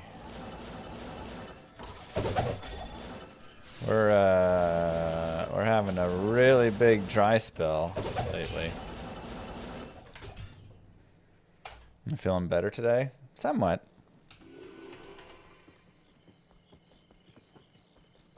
Somewhat better. I can't.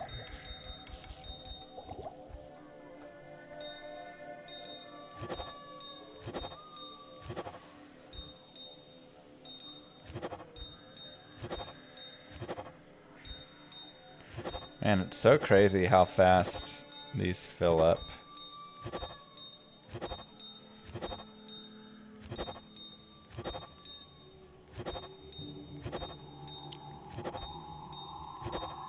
Like, look at all these gems. We're gonna have such an epic re-rolling session.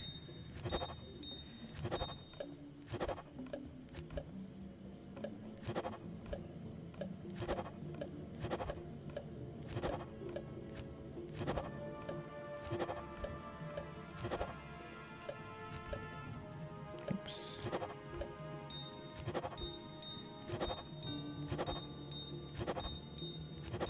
Just get them down into the 60s at least.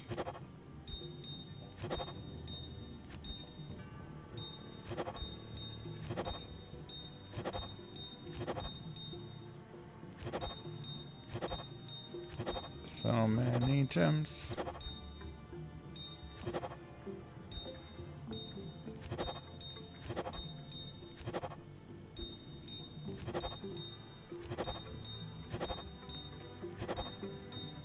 So much nicer as well. Okay, good enough for now.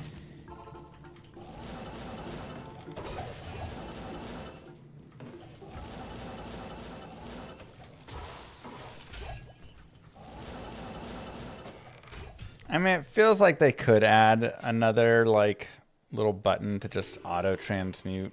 So you just go. But honestly, this is already so much faster than it used to be.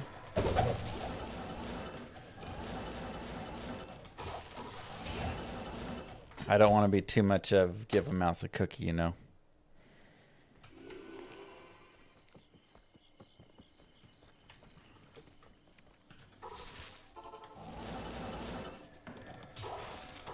Nice. Sling it up.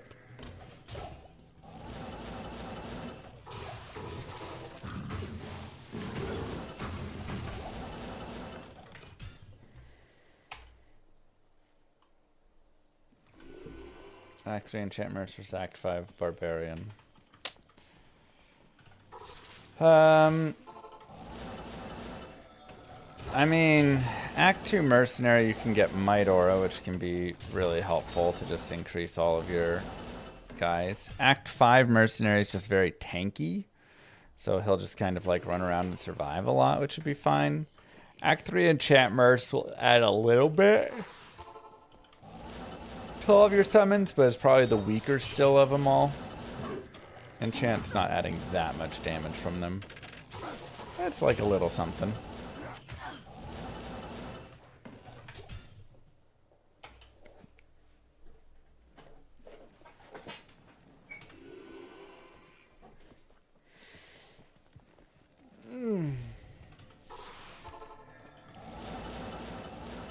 Yeah, telling of beads can be a tricky one sometimes.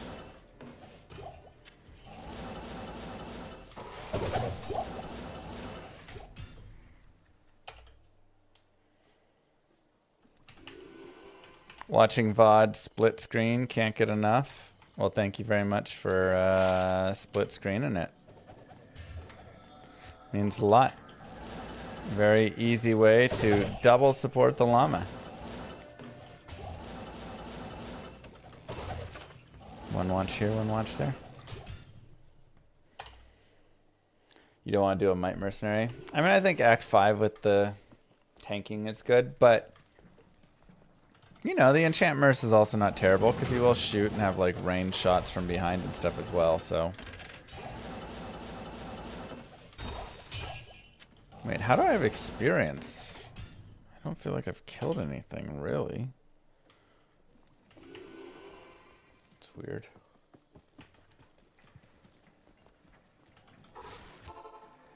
And if you can get like Dreadfang or something, that'd be really nice for your Act 5 Mercenary. Now you get amp damage, and that helps a lot. And give you some other options. You can do this on online ladder. It's just a little bit not as good. Only 2 hours left on treadmill on the bot. We'll bring back some treadmill stuff. And we did a lot of treadmill during MBS. Probably did like 15 miles or something.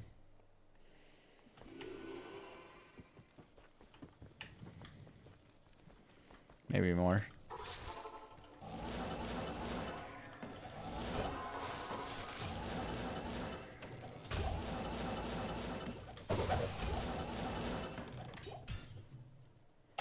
Have I done a experience on Amazon? I did one, yeah. It was meh. As expected, but I was kind of hoping it'd be a little bit fun in some ways. But it just wasn't great. Now, I do think a two-hander, like lightning strike spears on could be fun, maybe.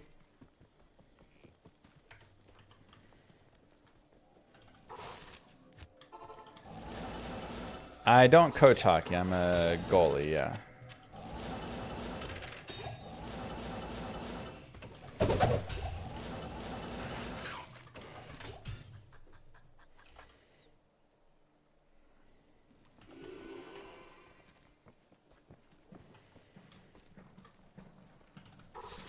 Favorite meme build spec?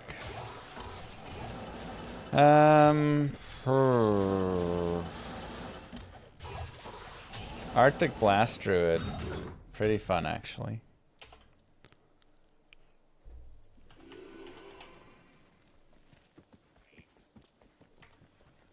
Greetings.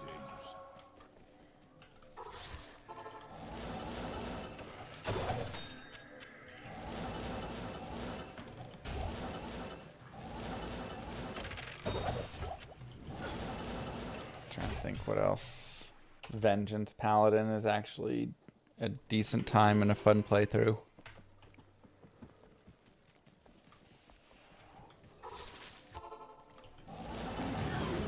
No, Joe. The seed resets every time you start a game, so there's never like you don't get the seed or anything. That's not not a thing.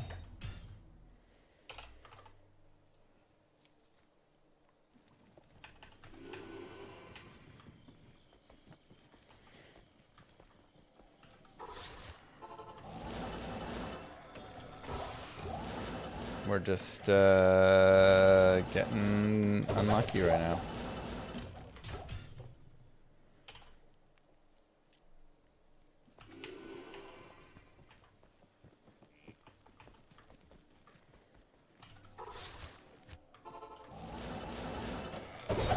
I am overburdened.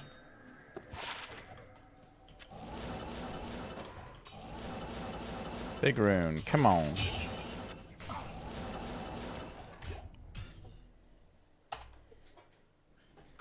Alright, 1 second. I'm gonna grab more water and maybe like a tiny snack. Be right back.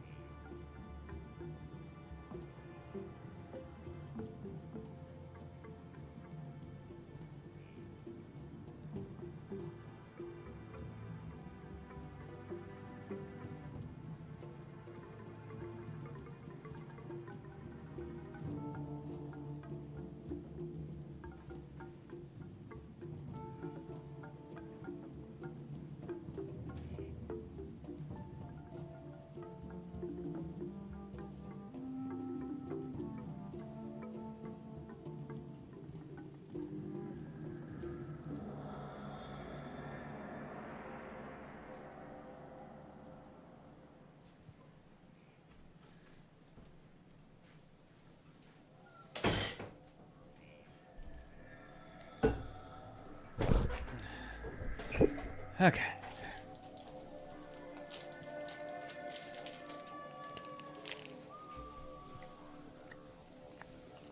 Oops.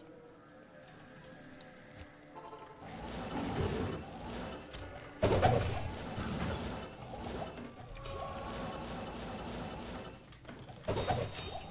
can't carry anymore. Is it worth putting Enigma on a sorceress? Surprisingly, yes. Yes. Even though the teleport is pointless,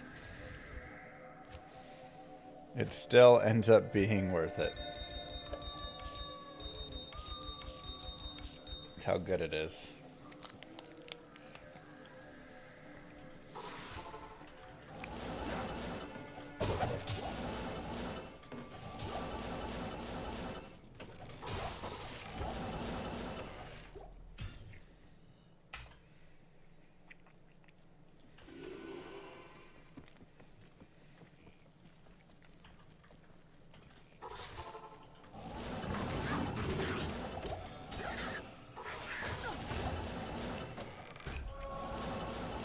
Impossible. So, not pointless. 1 point.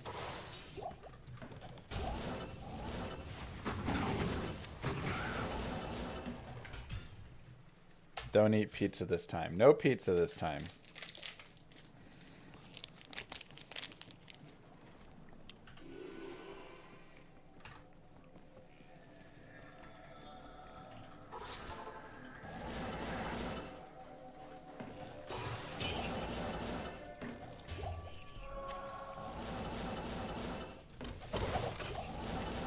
Yeah, I'd say upping the Haas is worth it for a smiter. Rune drought, you see? Very much so.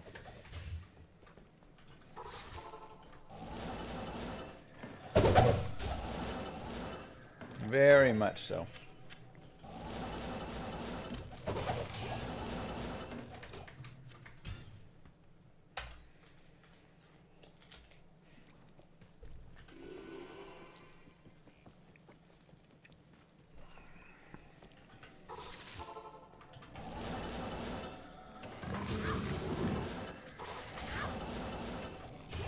Is it actually worth keeping low runes? I mean, makes it heckin' easy to make anything else now, you know?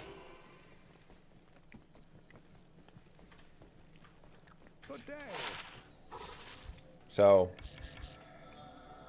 anytime I want to make a new rune word, anytime I want to craft a bunch of ammies, anytime I want to craft a bunch of other things, if I want to upgrade the bases of weapons. Moo.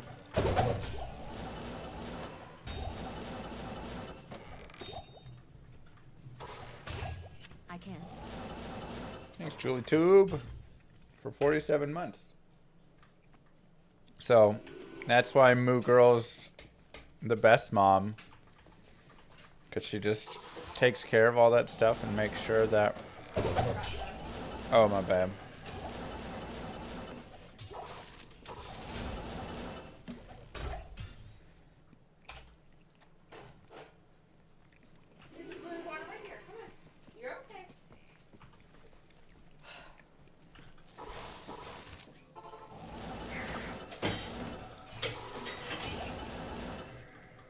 Yeah, at this point I need to level up a character so I can actually get amulets to craft with.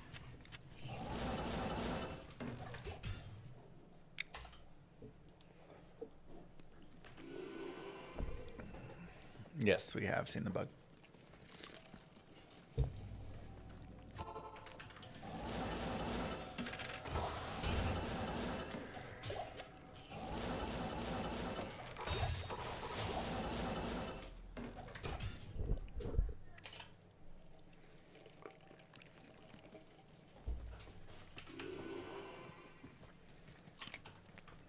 Have I ever thought about growing my hair out and what I'd look like?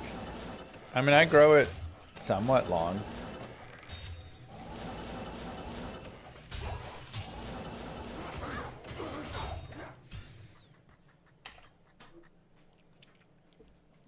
Overall, though, Moo Girl doesn't like long hair. Talking like shoulder length? Wow, I've never grown it to shoulder length.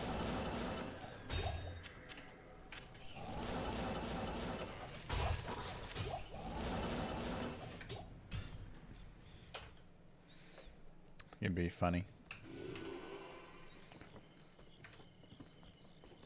We're just doing it for fun.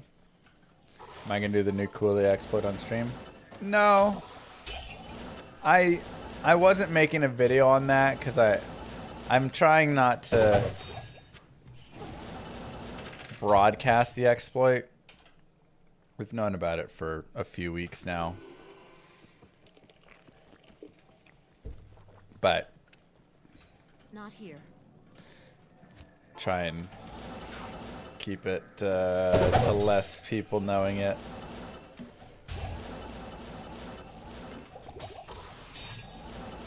Impossible.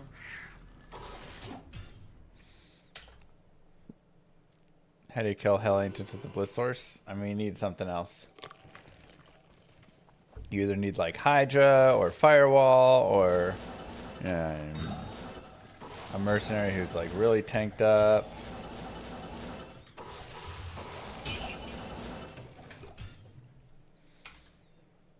No, not that one. One and done. This is a different one.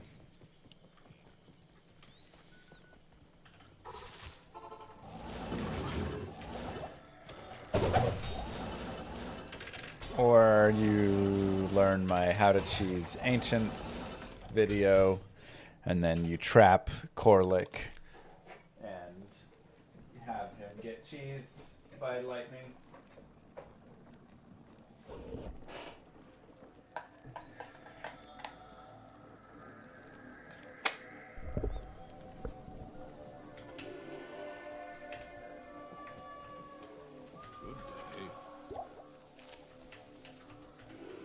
What do I think about warlocks? Yeah, they're a bit strong. They need some tuning. But they're very fun, at least. There's a lot of like really fun skills and fun ways to play them and fun meme builds and all sorts of things. So just needs to be balanced now. Low rune coming? Dude, I'll take anything.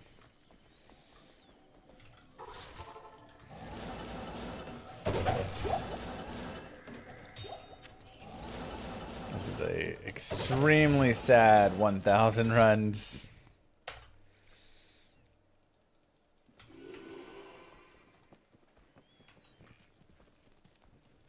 You can't cheese the Uber Ancients now. Because you can't set TPs in there.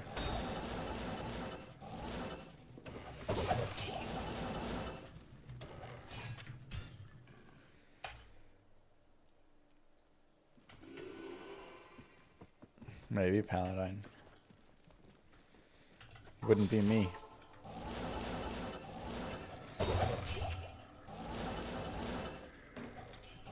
You play Assassin but feel like they got nerfed? I mean, Assassins didn't get nerfed. They actually got buffed an okay amount, to be honest.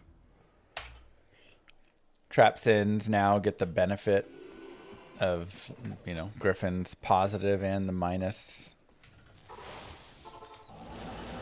So...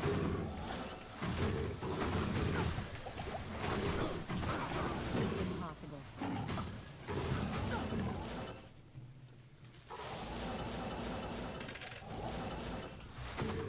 Impossible. I can't.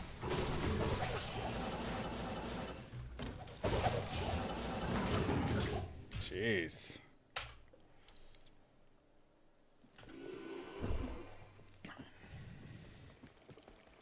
Greetings. Yeah, like I said, tough first 1,000 runs, man.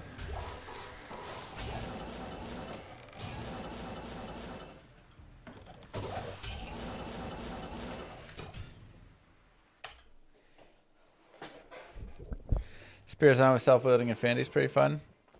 It's pretty solid too. I think I would actually enjoy that one.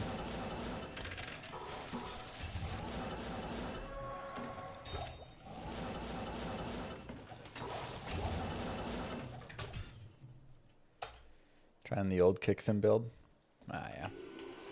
Trap's good now. Does that mean more Andy runs instead? Yep. I am overburdened. Whoa. What up, Mr. Cooley? You ganked me, bro. Good to see you.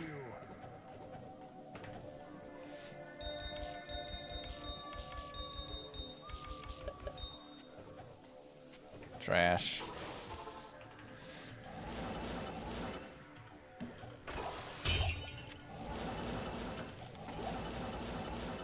Nah, you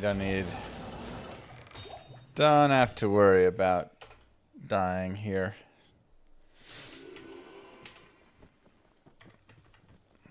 Good day.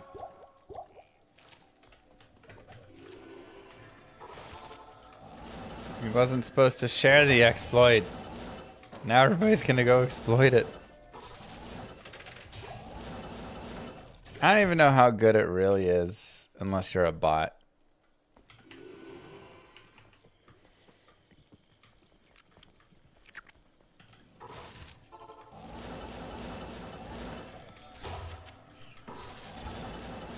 Yeah, I don't even think it's actually like super good.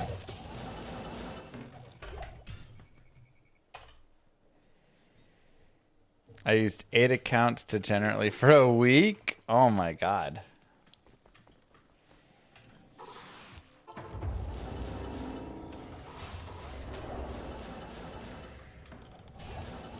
I can't.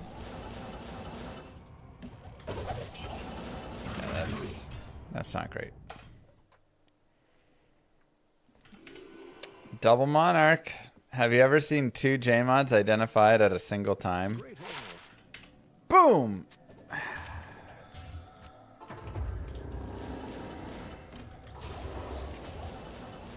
Would have been cool though, huh?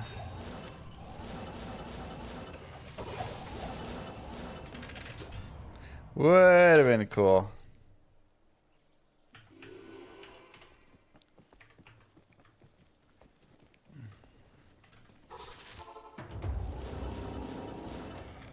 LK luck looking like Nightmare Andy luck. Yeah, it's phew. It's rough. That's so sad, Strapped. In PD2, I wouldn't even pick up a Magic Monarch. I don't even want to accidentally ID it and then just have to sit there sad because it's worthless. Coffee flavored cheesecake. Hope you brought enough to share.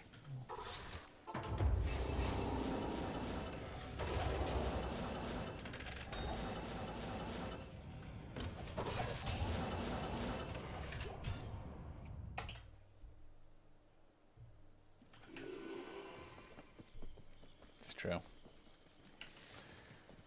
You want rare monarchs in PD2? Is that better than a 4-socket, like, Storm Shield or something?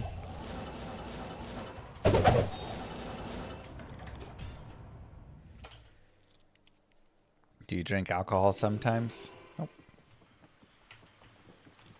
You can only get 3 sockets on a Storm Shield with a slam? Wait, really?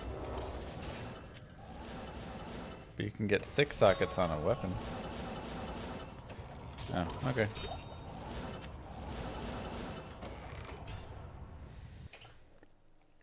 So a rare monarch's better than Storm Shit on it.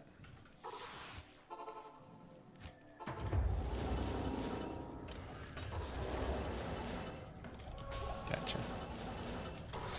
It is nice to at least give some value to rare monarchs. Because they're kind of sad right now. Who do I kill last on Uber Ancients as Warlock? I mean, it depends what you're trying for.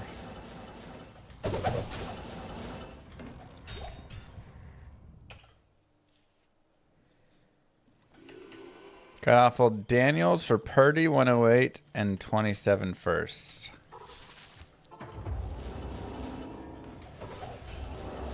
Wow.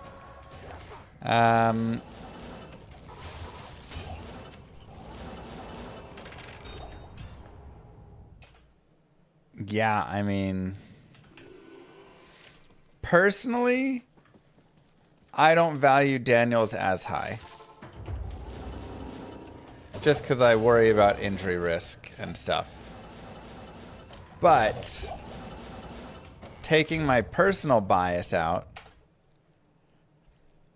I think that's worth it.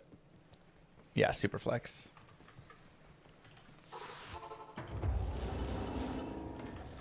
Like the 108 is like, you know, whatever.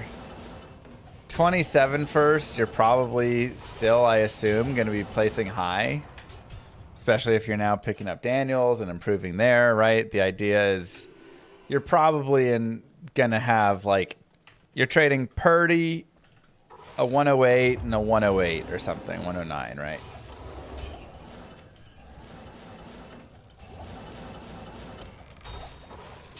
So, like, you know, I mean, Purdy's all right.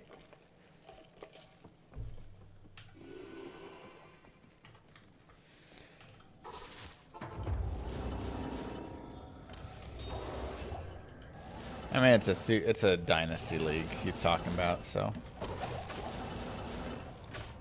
The keepers. 6 MF small charm gets mentioned, low standards. I always mention 6s. 6+ MF small charms, every skiller, and then GG runes. And then, of course, if I got like a 320/20 or something close, or, you know, something like that.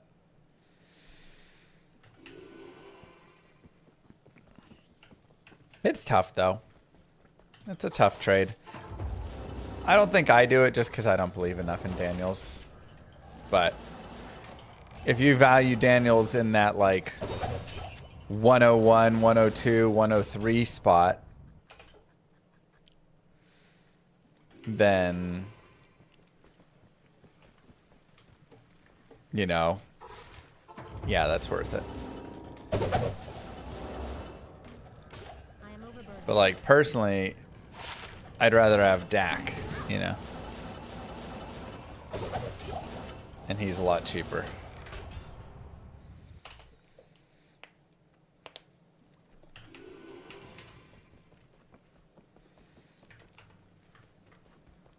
Good to see you.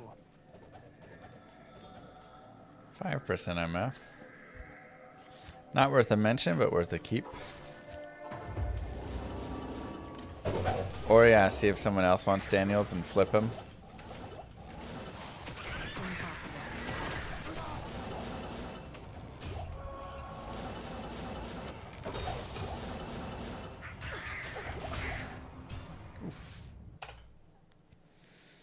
I think that's potentially where I'd be at with it.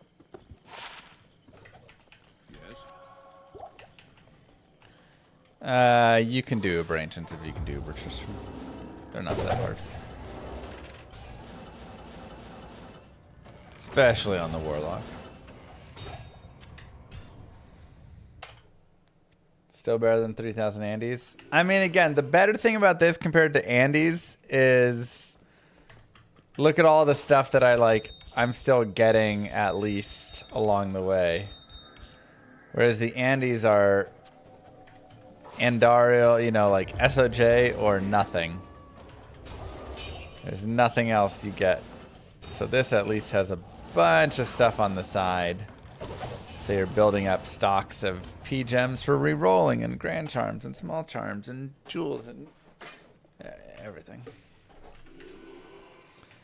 Our soundtrack is pretty done and it's pretty good.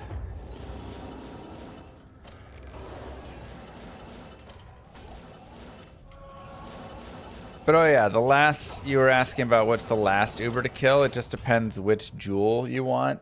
Each Uber has 2 jewels that they drop. FJ mod. No. So Corlick is probably the one you want last. If you're going for physical. Physical or cold from Corlick. Fire or poison from Talik. And Madoc is lighter magic, I believe.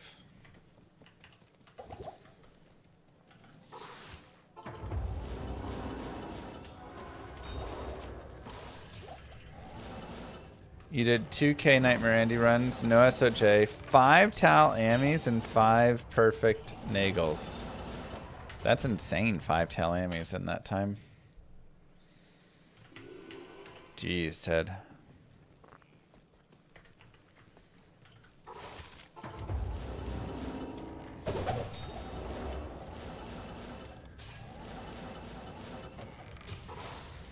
Impossible.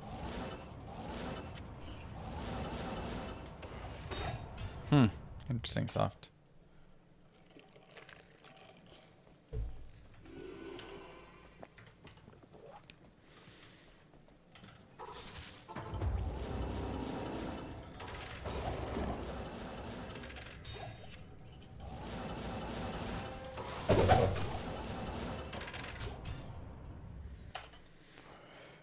Dang, Zip.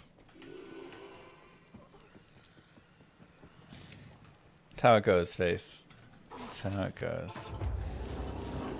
You just found a rack dropping Thunder Mauls. Oh, that's nice. Go get yourself a both of the unique. I mean, you have so many things. You can pick up both the unique Thunder Mauls there for your Grail and get you a bunch of Thunder Mauls to roll for 4 sockets.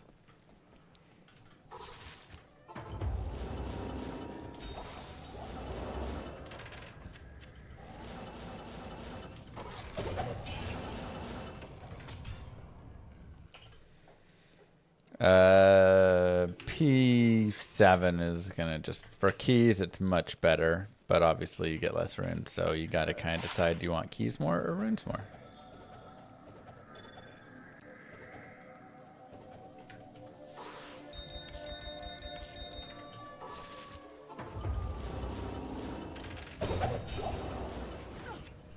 Okay, plus upper crust, Bazaar goaded for rack runs. True.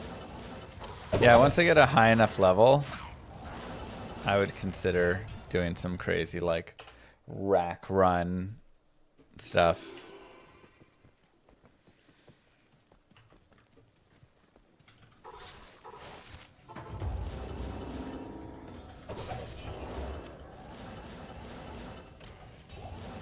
Smiter would probably do okay for the high end Herald farming. That Charles Dewitt became a member. Charles, welcome on in. Do appreciate that.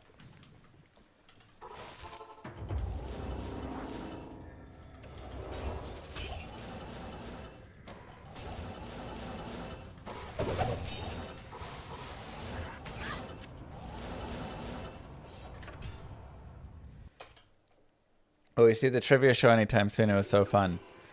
Yeah, I think we could have it come back as well. There's so many things going and doing. Gotta make sure I like pace myself with it all.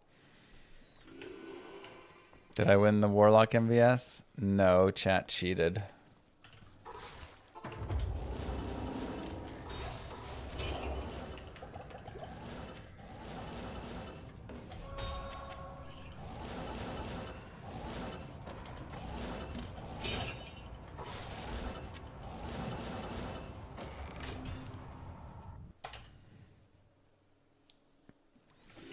Have Jim and Kano on, ran the Warlock edition, break open the NDA. Yeah. True, Kai.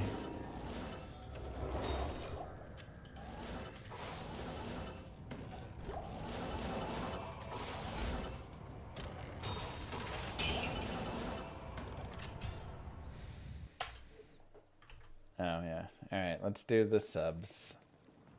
Manage request. Oh my god, there's so many.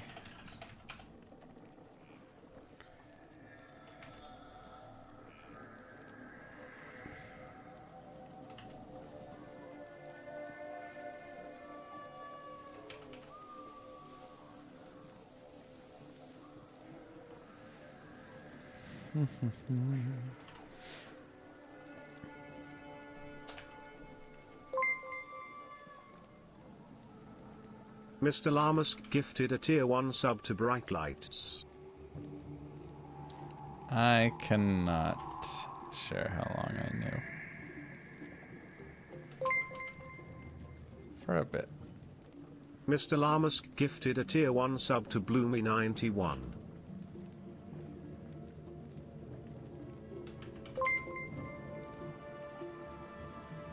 Mr. Llama gifted a tier 1 sub to Listen to Sock.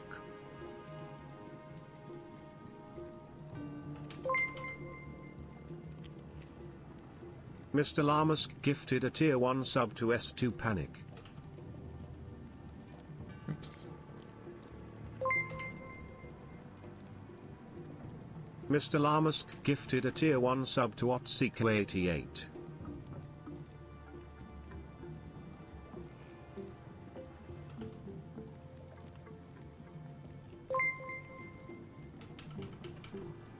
Mr. Llama gifted a tier 1 sub to Will_jump.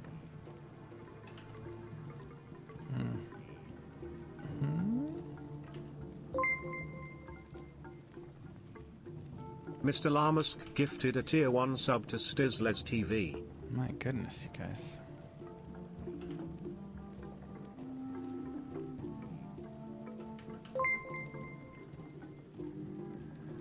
Mr. Llama gifted a tier 1 sub to Retro Hang Glider.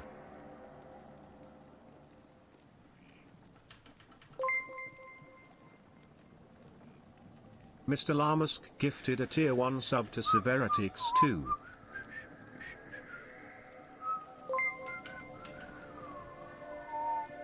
Mr. Llamas gifted a tier 1 sub to Casfiller.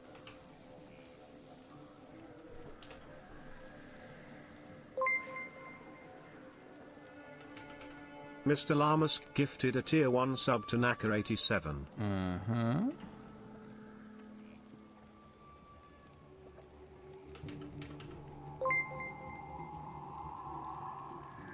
Mr. Llamas gifted a tier 1 sub to Japs Maps.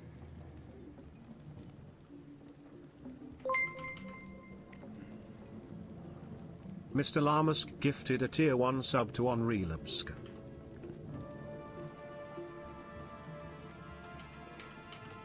Gonna go broke. Mr. Llamas gifted a tier 1 sub to Albus Air.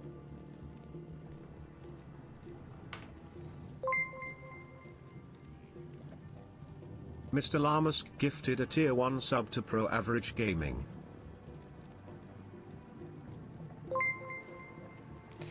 Whew. Mr. Llamas gifted a tier 1 sub to Patnaya Kartka 64. Thank you, Mr. Llama SC, for all of those gifted subs. It's very sweet of you. You'll have to be in the next round, Heavens.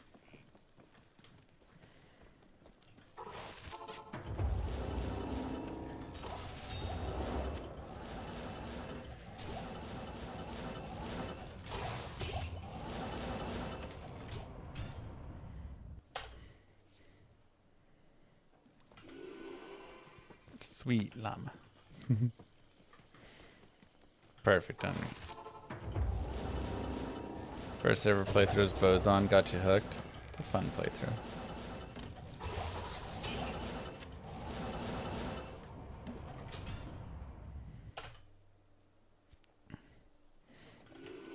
We were Oprahing there for a second.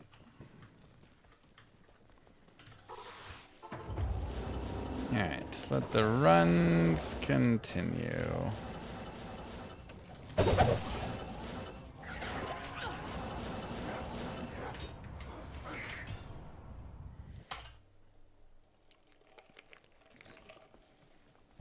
Will there be a secret llama level in Llama RPG? There'll be all sorts of secret levels. All sorts of stuff.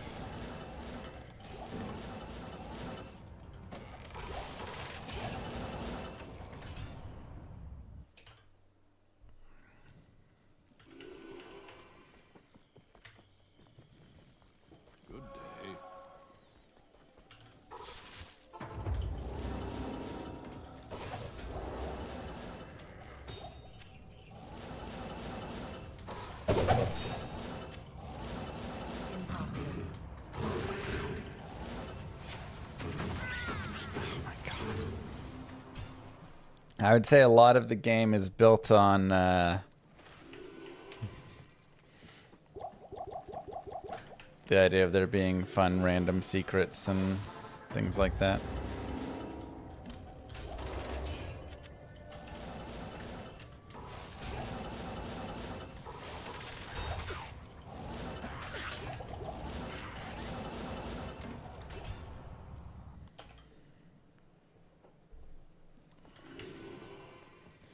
Dang, Ace. Let's go.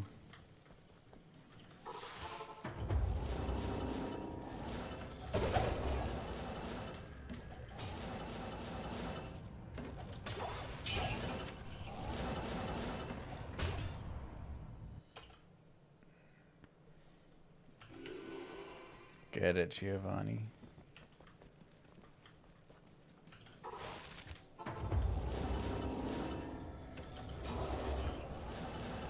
I know, there's always just more characters and things to need, aren't there? Mine I could Act 4, less running. It's pretty similar in time.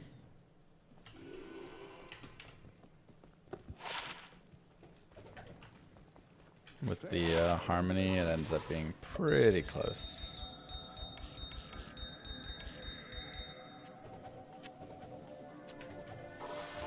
Moo. I need to sleep, but I want to see run 1000. Thank you, McBully. Let's see, where are we at? We're at 9:15. Ah, plenty. Won't be too long. 85 more runs. It's locked. Give it 30 more minutes, and you'll see run 1000.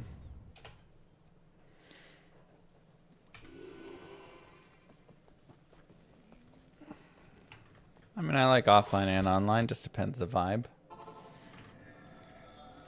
Obviously, I've done plenty of offline in the past. But I've also raced 99 many times. So.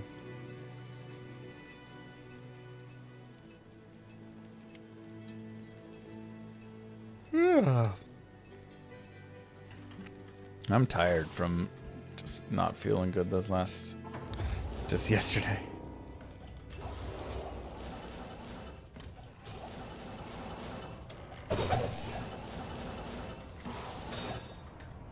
Leave it.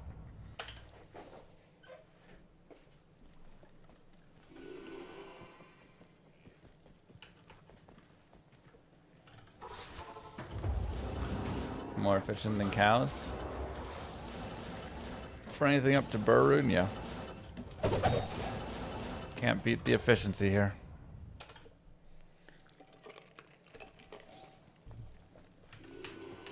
Right, Pizzy? That's what I'm saying. So I'm not a high enough level where this terror zone is getting really affected, but in general, yes, it would, and the super chest would be affected.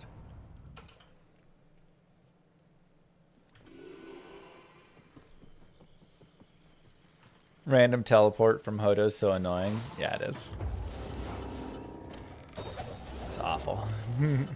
25% chance. So many times you just get killed from it.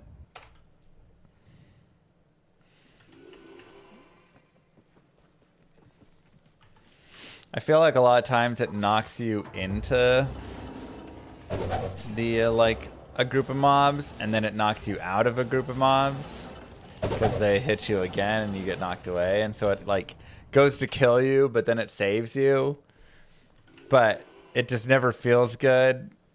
And the thing is, you're always like confused about where you are because it just randomly, you just have this teleport, and so you're just like, wait, what? Like what? You just get bounced around a couple times, and it takes like a second or two to kind of gain your balance back again.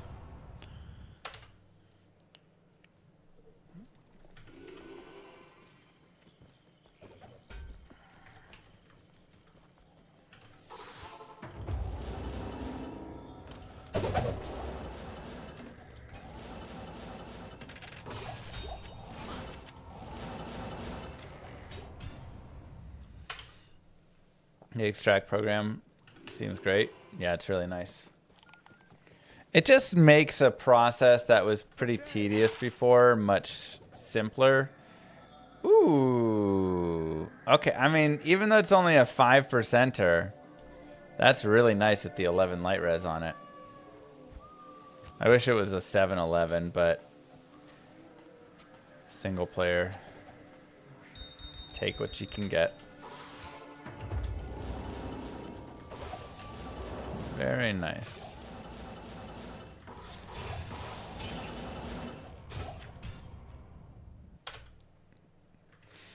I'm gonna put it down. Run 922. 11 light res /5. I'm gonna have small term. It's good enough.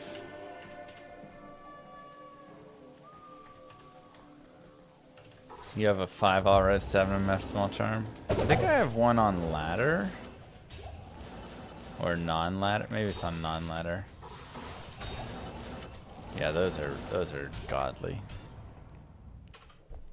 For farming characters.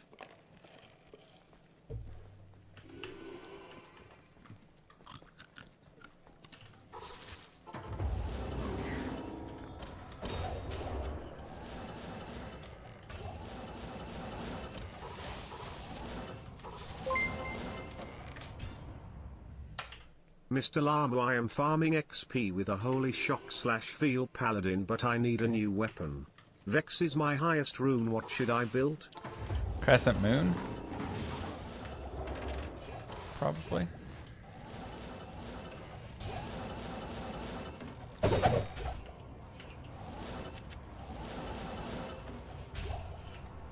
That's what I would be aiming to build first. Assuming you have Rune somewhere.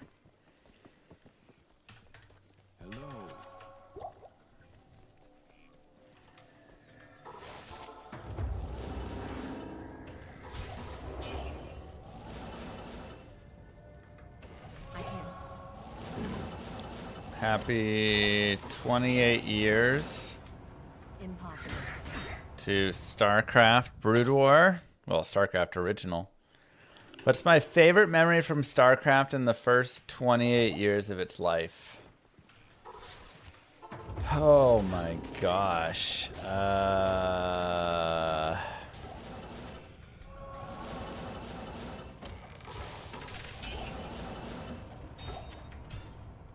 mean, that's so hard. I don't know if I have like a single memory that's my favorite. Like, when I look across,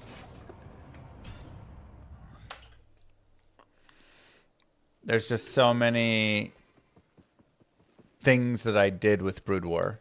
When I was a kid, it was like so instrumental in so many ways. From just playing through the campaign as a kid to, you know, and like Mission 3 of Terran, which is so easy and boring now, but when I was a child, it was so hard. Ow. Those teleports did not go off.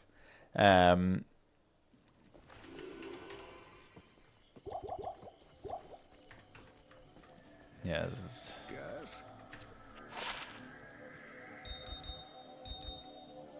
Gold. The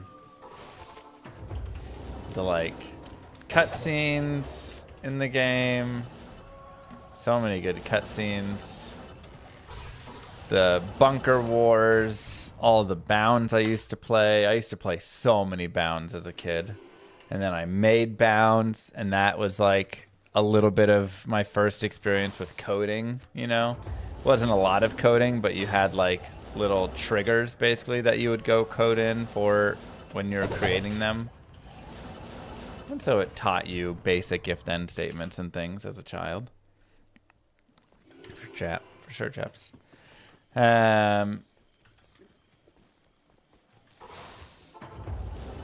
Playing just bunches of fastest map possible, you know, crazy games, 3-on-3s. I used to play tons of 3v3 ZC NR20, which was actually so fun. Not here.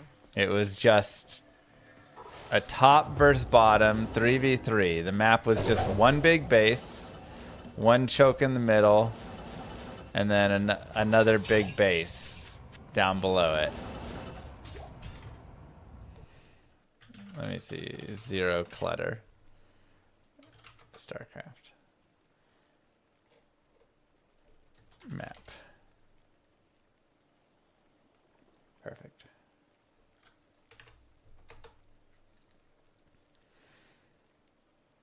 So here was the zero clutter map. You just had 3 people on one team here, 3 people on another team here.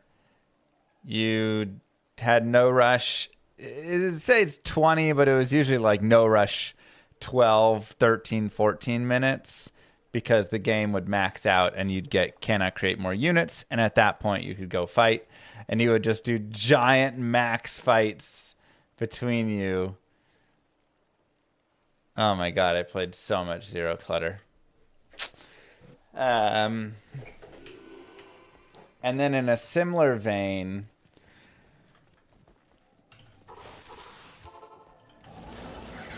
I used to play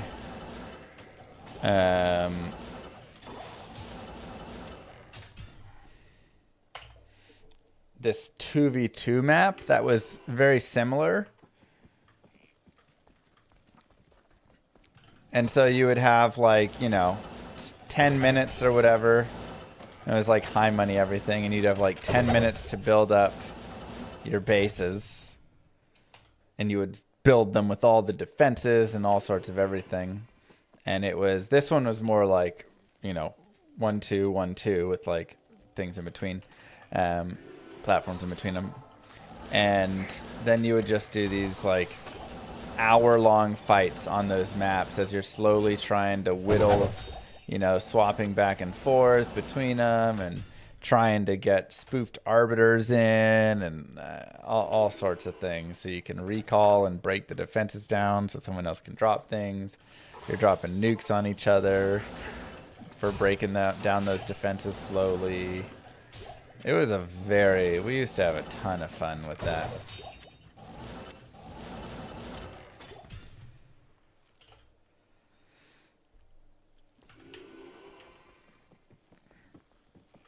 Dang, Max, nice.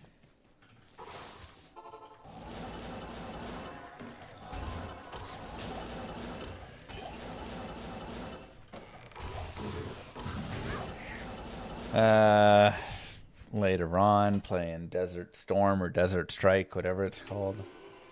It's one of my friends. We played that a lot.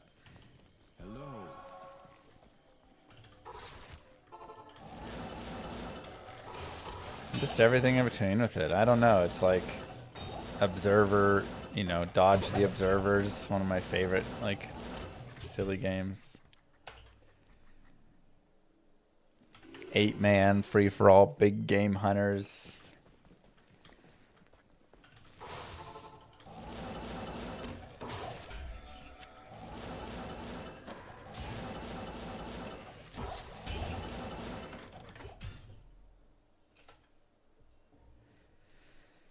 So many good times with it. And then, of course, just watching the pros. Way back in the day, watching Boxer, Bisu, Stork, Flash when he was a young kid.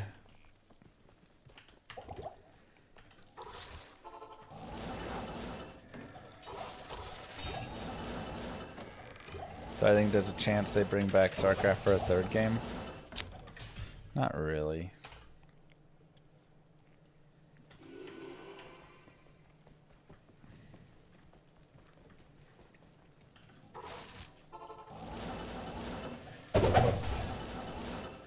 It's a different world now.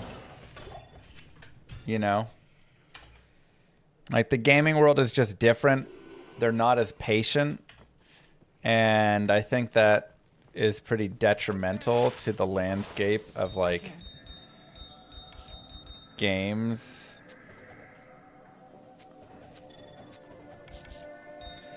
Oh boy, I don't really want to get rid of my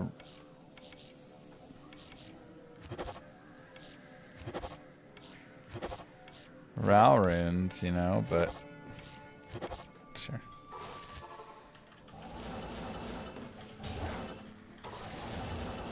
But yeah, I just don't think like today's gamers I can't.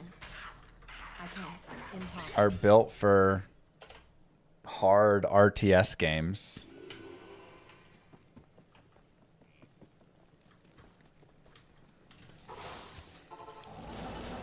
Even like when, you know, Stormgate was having its hype time and stuff, it was just a bunch of old gamers that were excited about it.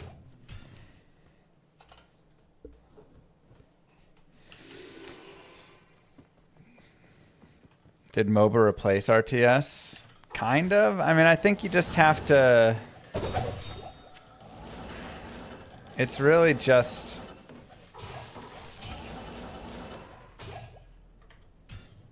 Not even like did MOBA replace it, just... People... The new generation again, I'm not trying to be critical of them because I don't think it's necessarily a bad thing. I mean, I kind of do, but I don't, you know, I think overall, like, whatever, it's just a difference. But Starcraft is just like way too hard, you know?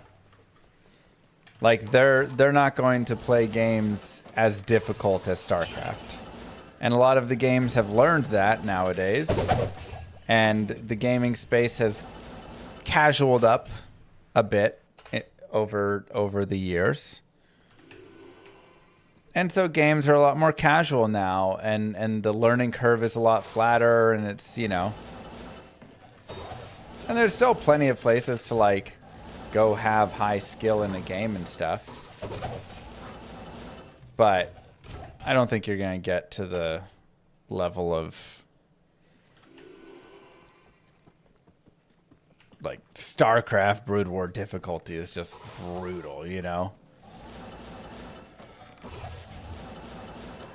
Like, oh, you didn't learn how to wall perfectly with these janky buildings in this specific position. You lose. Zerglings ran by. Like, that doesn't exist, really. And I think that would just... Too many new age gamers wouldn't be like, now I'm going to go learn how to do the positioning and walling of all this. They'd just be like, this is dumb. I'm not going to play this. SC1 is mechanically draining and MOBAs are not. Yeah, I think a lot of the newer stuff is less mechanically draining.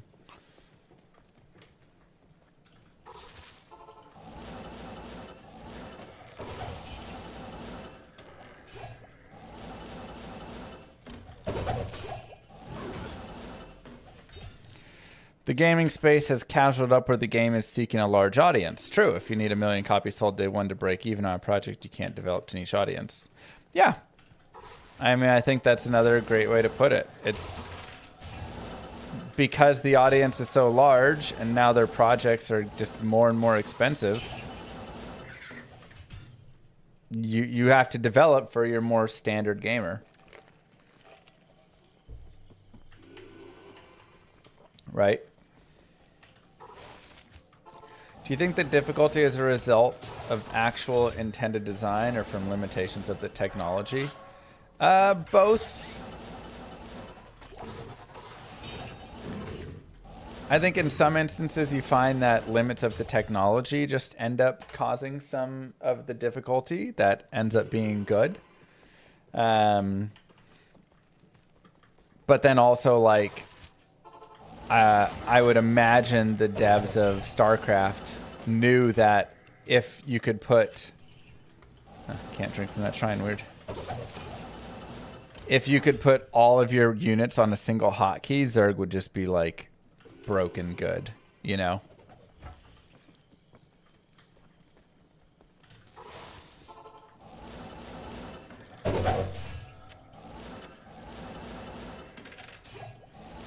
So, like, they understood only selecting 12 of your units was much better. And I would even like to argue that not just, there, but, like, there's a lot of places where they make those decisions. You can select one building at a time. You can select 12 units at a time. You know, like, the controls of Brood War are kind of perfect. Because what they do is they make sure that you can't be perfect at the game. And it's so good. Yes, Warren. I knew about it. Weeks ago, I was hoping it would be patched by now.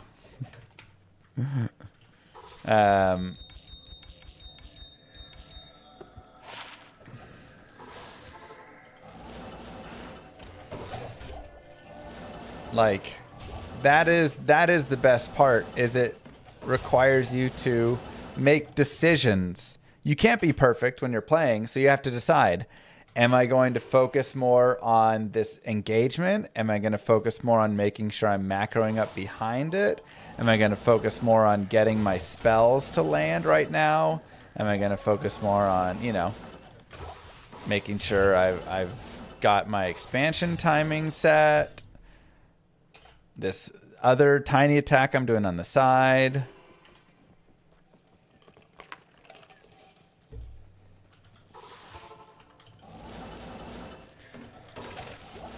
And when you have to always make decisions, that's where games get really good.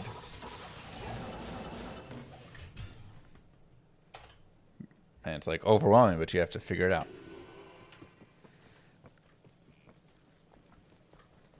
Hello. Yeah, doing a little better today.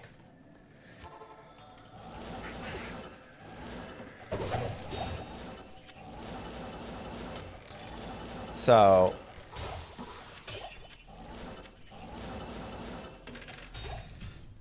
that's like what I love about watching Brood War, is you watch Brood War and you're like, oh man, this guy just had a terrible engagement. Like you're watching literal pros play and they're just making mistakes left and right because they can only do 350 actions per minute, and that's not enough to handle everything they need to be doing effectively, you know?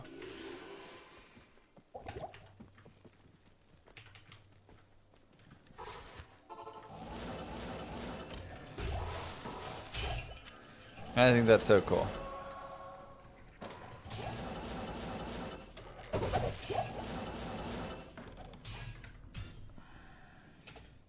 Interesting, Warren.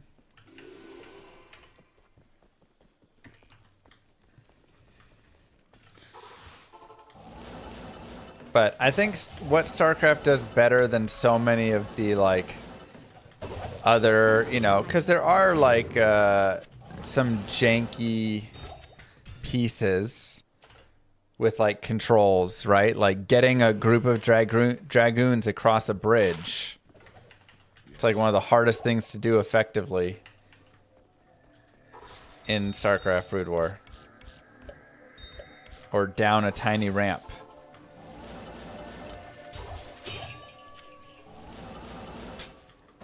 But overall,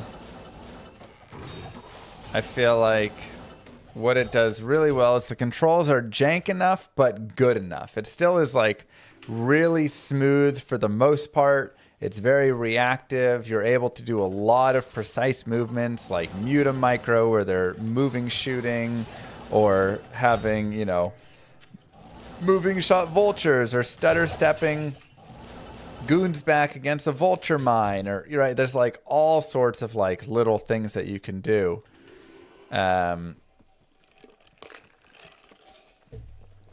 But where like some other games, you know, suffer a little bit, I think of like, let's go really bad and go to like Superman 64 or whatever. You know, it's like the controls are terrible, but in such a terrible way that it's not good. Like it's not responsive. You can't make things do what you want in any capacity. Fling golf. I have not heard of fling golf. No.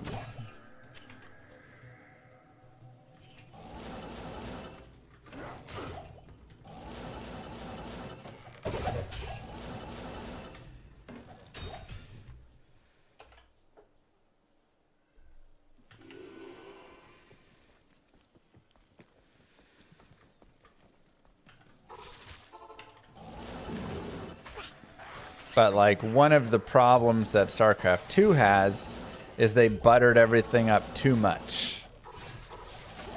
Oh, now your workers auto mine. You can select all of your buildings in one hotkey.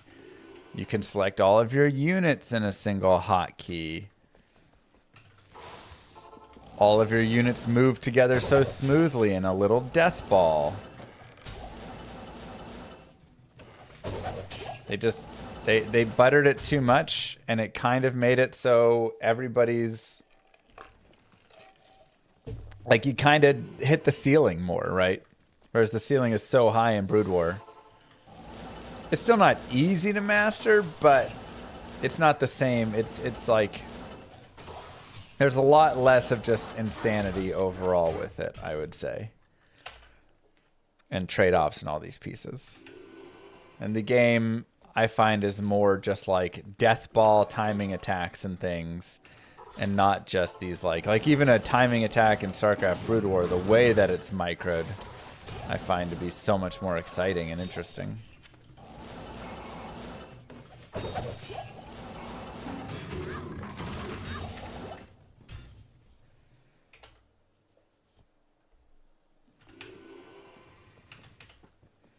I mean, Flash's APM is like 350, which is still very high.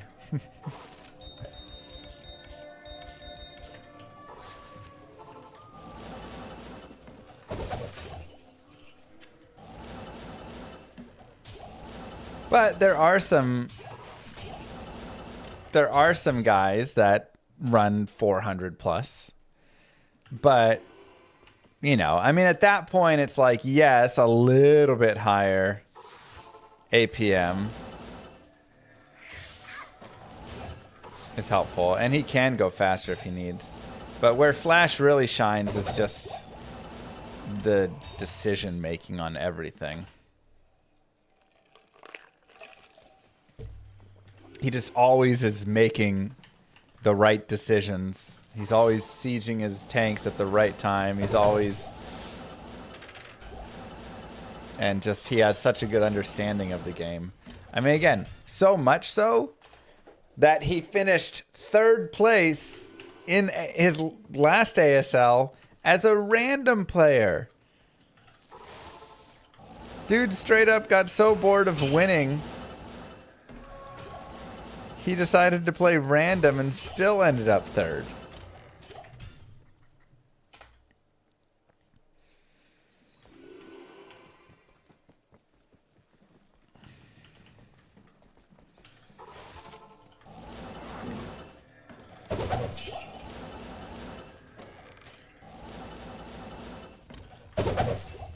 Like, it's just game knowledge. And he's just so good at macroing too.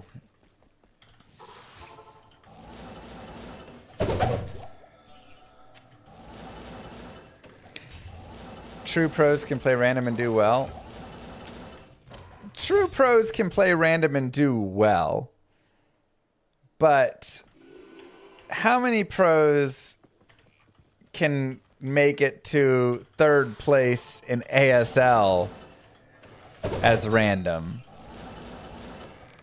Because it's not just that you have to study like 2 more races. You have to study 6 more matchups. You're not just doing TVT, TVZ, TVP. You're doing, what if I get a ZVZ? What if I get a PVT? What if I get a PVZ? What if, right? Like, you have to study and know all the timings of all the different things, of all the races and all the builds. All the ways that they cheese you, that you cheese them, that... I mean, it's insane. The amount of understanding to do that is absolutely insane.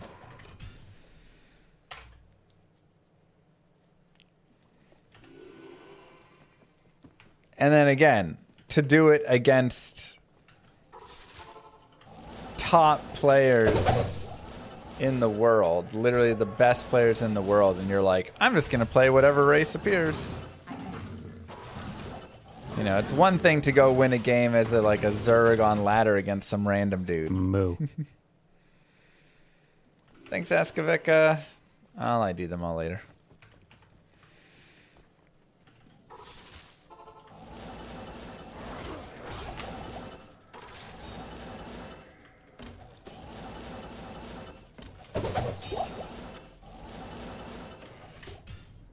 Just truly crazy.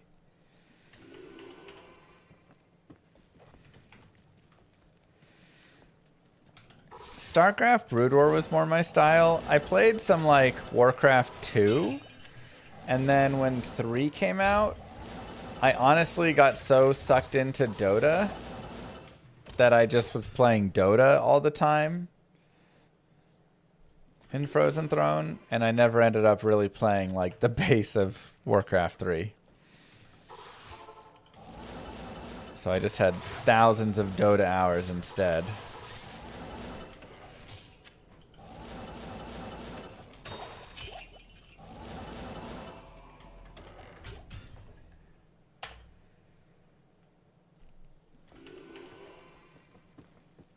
Yeah, I played lots of Dota 1 and then Dota 2. Let me look at Steam. Library. Dota. I've got 1,600 hours. Dota 2. I am overburdened. Probably a similar amount of Dota 1.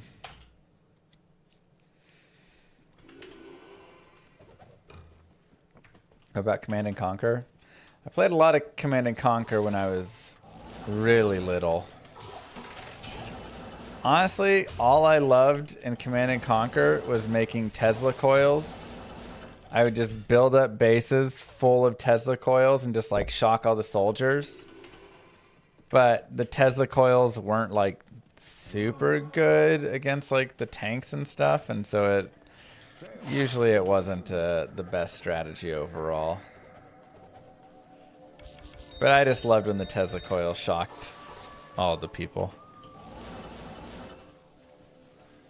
Ooh. No, I think you're good to go a little bit there, Lasted. Now you'll just want to look at upgrading into a better bow over time there.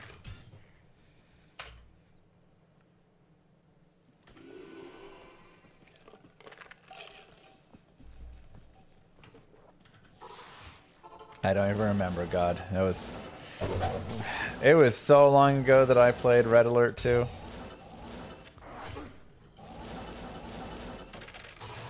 And or Tiberian Sun. I don't even remember which one I played. One of the two. Or both. Oh, I don't remember that one, God Emperor. Well, now I need to go play that.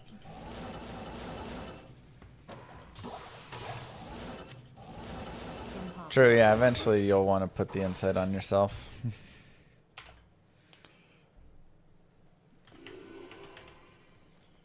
Insight will be your budget bow for a while.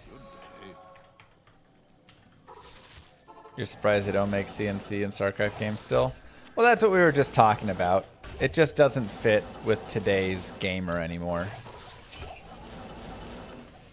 Gamers have become more casual, and the learning curve and stuff of RTS is just too much now.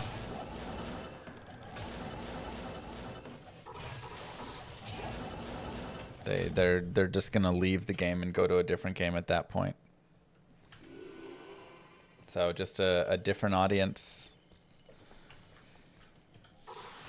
Yeah, I'm not great at AoE 2, but I do enjoy it.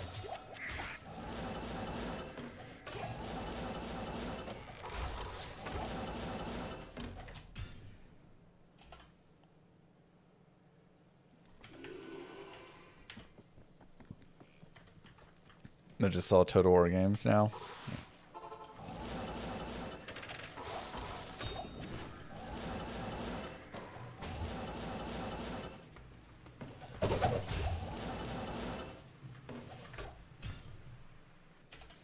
Big Red Bull LAN event coming up for AoE. AoE's had some nice hype lately. A horse mount in World of Warcraft made more money than StarCraft 2 did. That's why they aren't made anymore. Yeah, I mean, ultimately it comes to money. I think RTS games are also harder to monetize. And that's a big reason as well.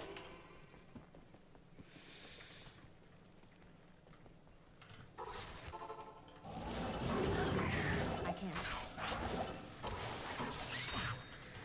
That's why you'll see more like, companies care less to make them as much.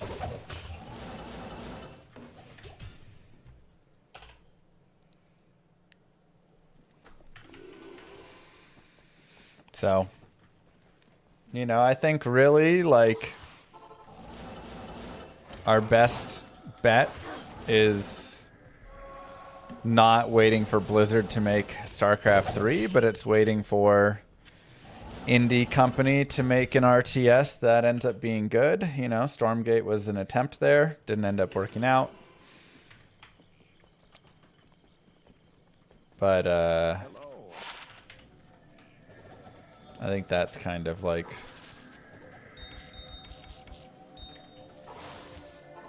oh my god, 1,000 runs, 0 high runes. Yeesh. Here's to a better 1,000.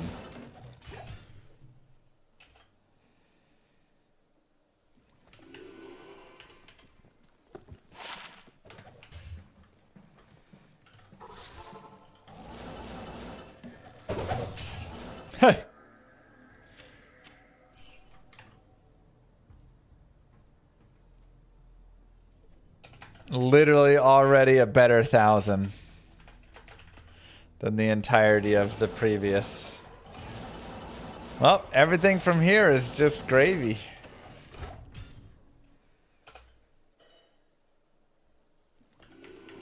Every gaming company should have one lewd anime gambling game, since there are dozens, and then they let it fund the rest of their games that can't be heavily monetized. Yeah, that's why Llama RPG is coming to mobile soon.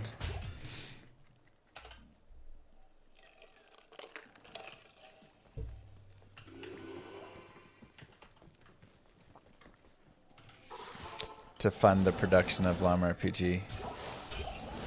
Please never do that again. But you like it. I saw the video that you were watching. You left your screen share on. They were doing exactly that.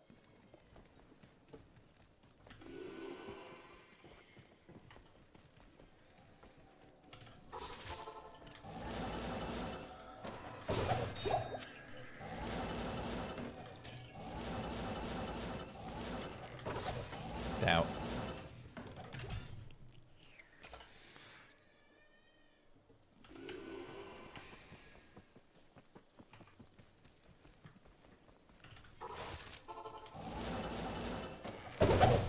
It's coming.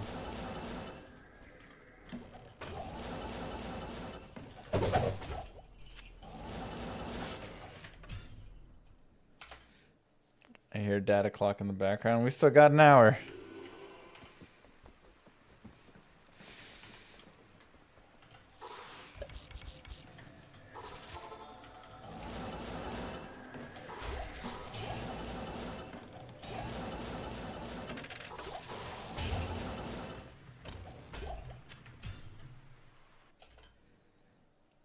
Yes, Mordecai. Do I feel better today? Somewhat.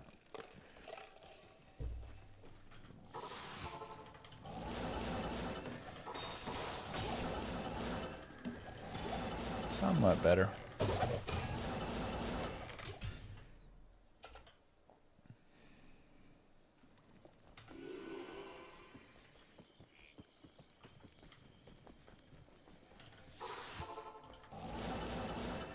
Did you figure out why it's all laggy?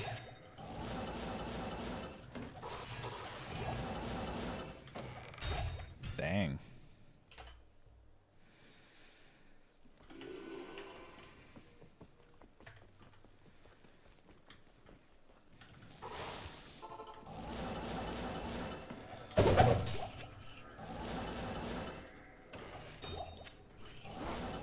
You better Bloomy.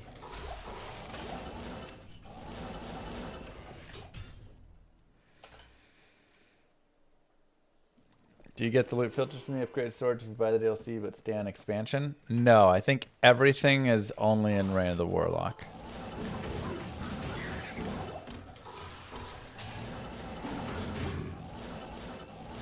So, any characters or things made outside of that are not. Impossible. Oh my god. Pop the chest.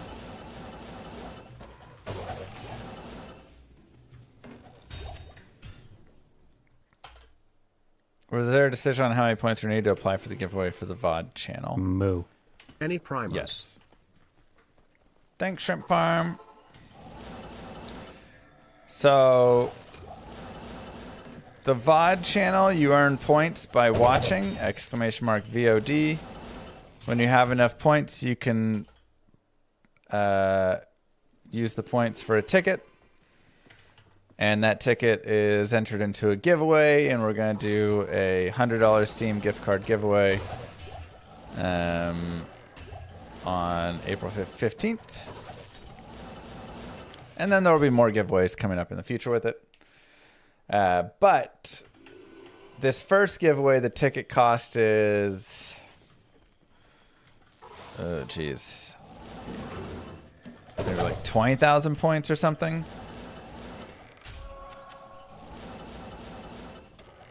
10, 20, or 40, somewhere in that range. And I think in the future, they don't extra. They will be less. I'll make it like 1,000 points a ticket, and then you can just decide how many tickets you want to get. Right now, it's kind of like a little difficult to get a ticket. It'll take a few days, you know. Movement through is fine. I was using 1/3 for all the encoding. Want to commit to learn the rotation. Movement through encoding are just for undertaking longer. Got it. So, did you get it resolved, or is it something that you still have to go resolve?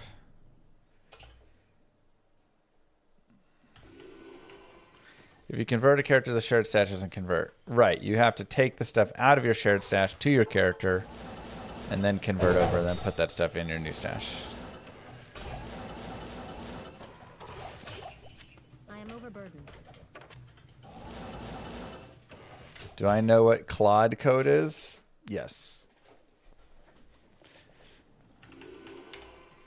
Everyone and their mother has been Claude coding a... Ooh, Javin Spear Skiller.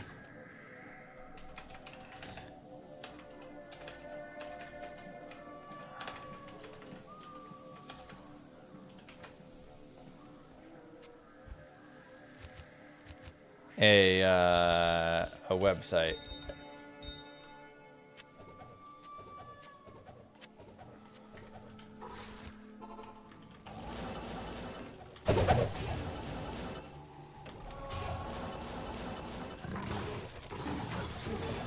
There's been like...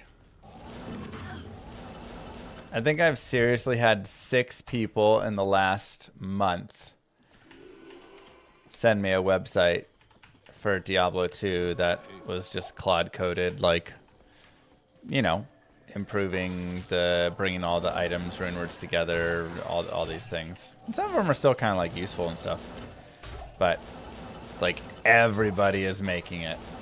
Or for fantasy football, like everybody's made a fantasy football Claude code web tool.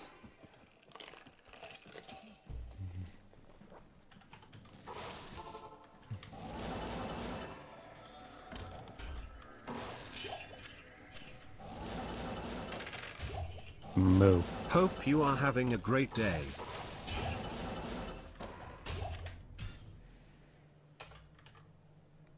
I'm gonna say Diablo IO isn't Claude coded. That one's a dude coded it. Thanks, Mozilla. And like, you know, more power to them. Like, make what you want to make. Whatever.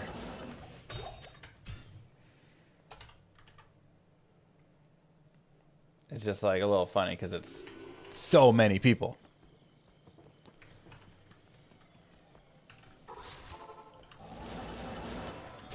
And they all kind of look the same is the biggest issue. That's my biggest issue with all of it. Second you open it, you're like, okay, yep, here we go. It uses the same template, style, everything.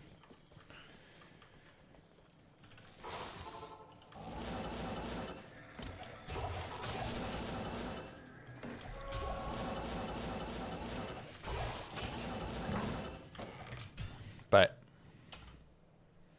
again, people are enjoying it. Sure.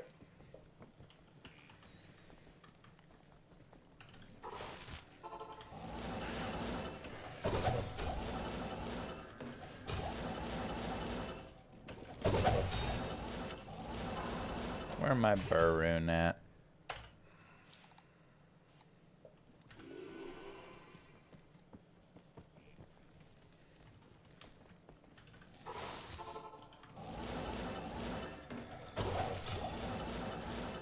Unlike Icy Veins, yeah.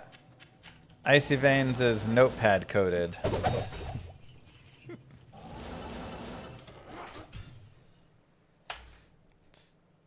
Llama notepad coded everything there.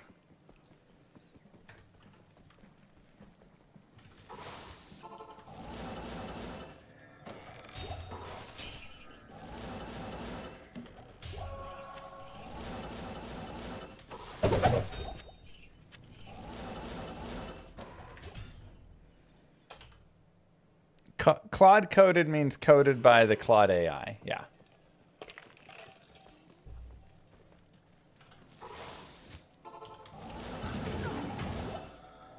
So you tell it, make me a website with Diablo 2, all of the rune words listed, and I can type in any runes, and it'll show me what rune words are possible.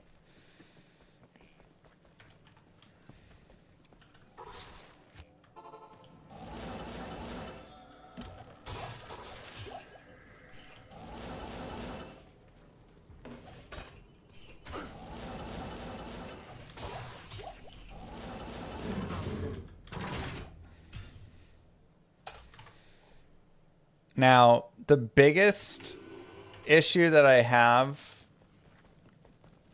with it is it sometimes will hallucinate stuff and make stuff up, and there's a lot of like formulas and a lot of things in Diablo 2 that you need some precision on for all that. And I do fear that there's a lot of that on those sites that's just going to be like wrong behind the scenes. You know? Like it could just tell you 3 to war cries. I might keep that. It'll just tell you, like, maybe it'll just forget a rune word to put in or something. So like, because it's not good enough, you have to go verify all of it. And then also something that I've noticed a lot of when I've like checked out the sites. Again, a lot of the super general stuff is usually like correct. You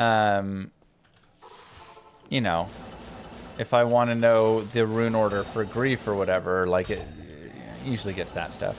But whenever it starts to get into like any advice, like, this is a great way. Thanks, Darth Maulers.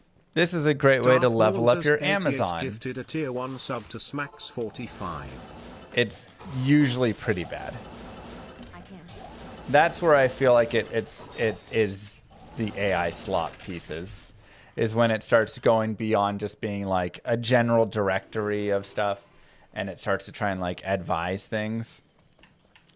It just like doesn't put stuff together super well.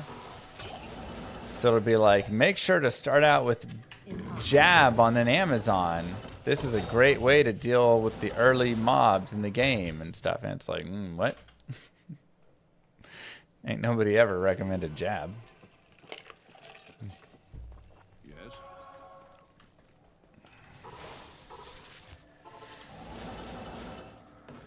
Why do I think it does that? Because LLMs are not good enough to not. They just have all of the data across everything. And then old data, new data, whatever stuff, and it tries to combine it. And then there's a black box. And then it tells you whatever, so.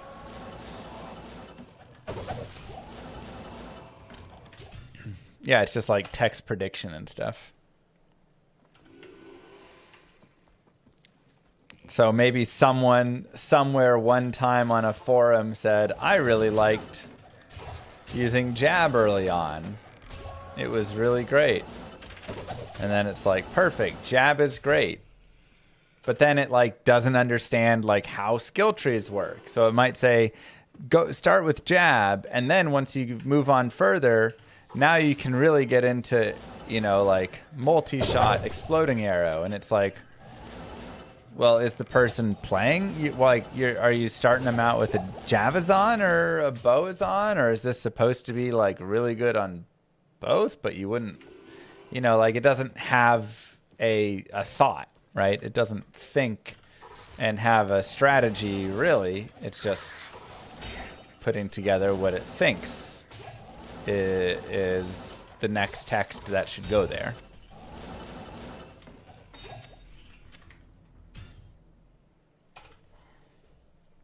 You see people post stuff with AI, WRT. Wait, what's WRT? D2 all the time. And it's so far off base 95% of the time. I don't know what WRT is, but yes.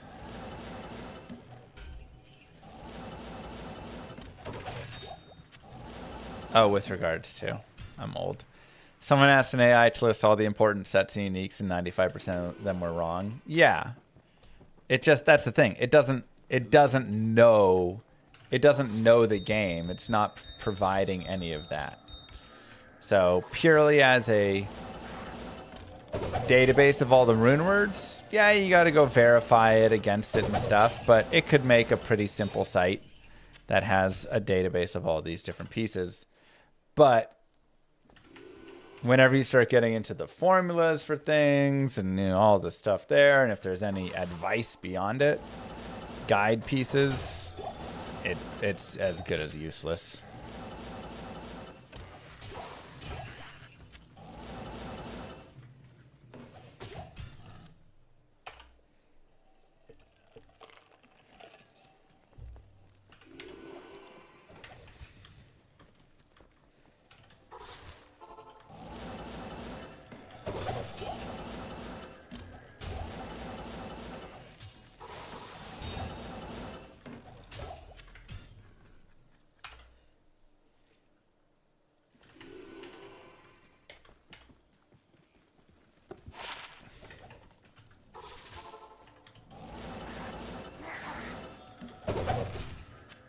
Would it be smarter if you input the code to the game related to the question you're asking?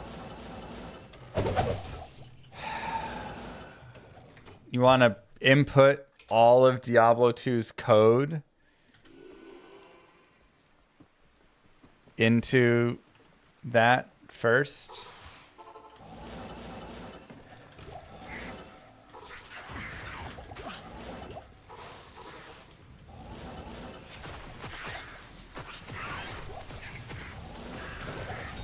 Yeah, that seems like you have to train the model on that data first.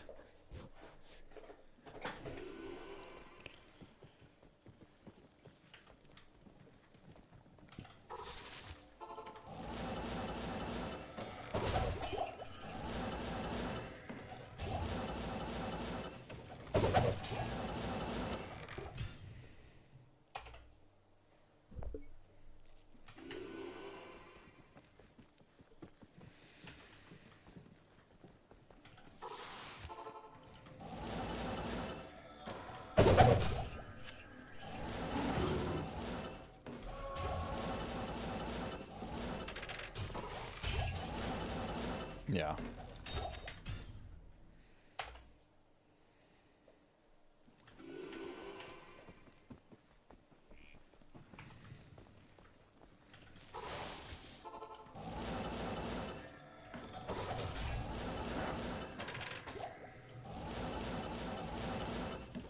LLMs should be treated as crowd-funded Google searches, averaging out the info. A little bit, yeah.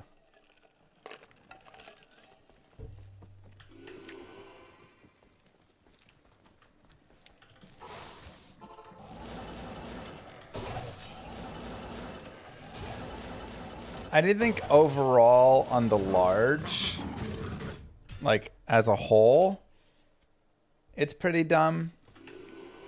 We've seen just how kind of bad it is in an open-ended kind of scenario.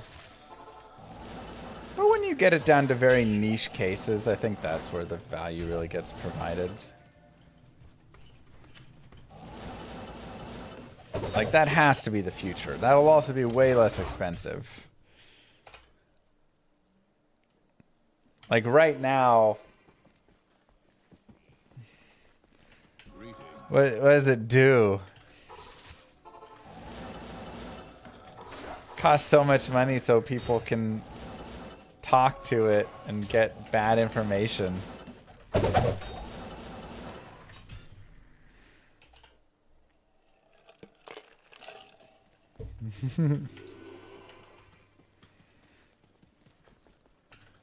So, break it down from these giant, expensive models to small models you can implement in very refined situations with refined data sets you've trained it on. And yeah. Yeah, exactly. The more niche and accurate you get, the more accurate it is.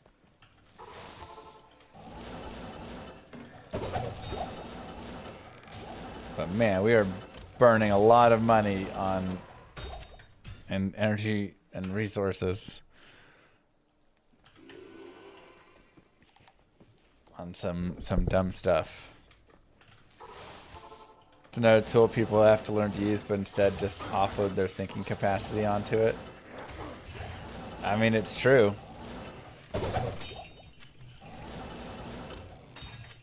They say that, you know, whenever they've done, like, so far, right, the tests and stuff that we've seen, people initially using it find some immediate success, but then they don't grow and learn at all, and it just ends up being worse and worse.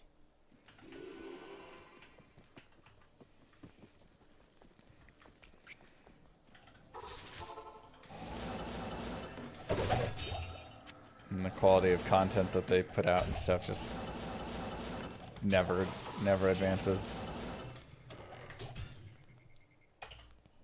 And my biggest issue still is that it's just wrong all the time and lies about it. That's still the part I hate the most. I asked, what time is it? And it told me the wrong time. I literally just was like, this was a few months ago. Maybe it's better now.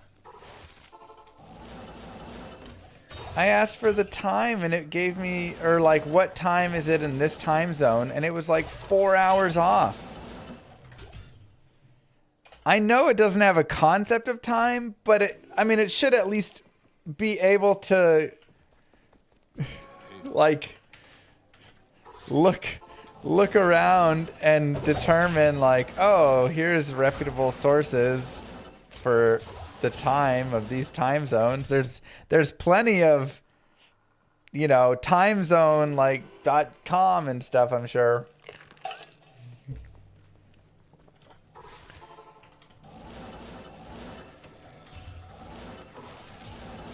But like, man, that felt like a real step backward. I never in my life Googled what time is it and was told the wrong time. Yes. LLMs aren't made to play games or serve as personalized Google search. But then why did Google make it at the top of its search? This is the problem. This is the issue. Google used to always tell me what the right time was until they implemented their stupid LLM. And now it tells me the wrong time.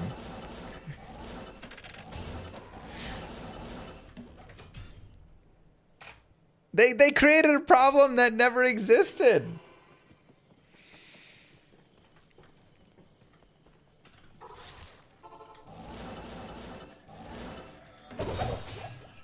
Like,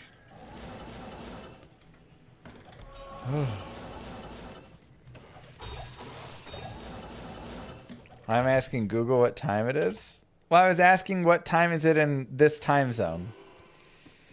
Rather than, I figured rather than me looking up, you know, okay, the time zone and then going and like doing the work, I thought, you know what?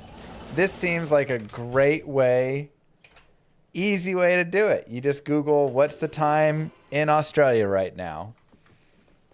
And it could tell you the multiple time zones over there, if there are, and what the time is in each of them. Or, you know, before it would just tell you what... there was nothing over here, right?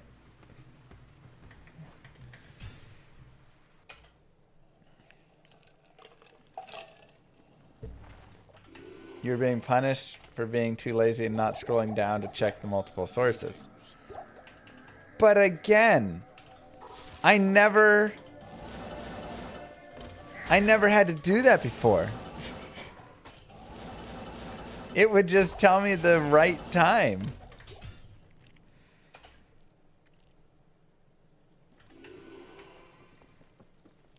For 20 years, it told me the right time. And now all of a sudden it doesn't. So it's worthless. The whole, like, if I always have to scroll down and check the sources, then don't even have it up there.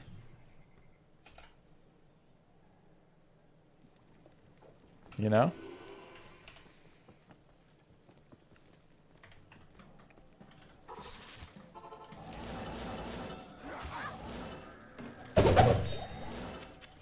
Google didn't always return the time. It used to just show top results from web pages without any sort of answer.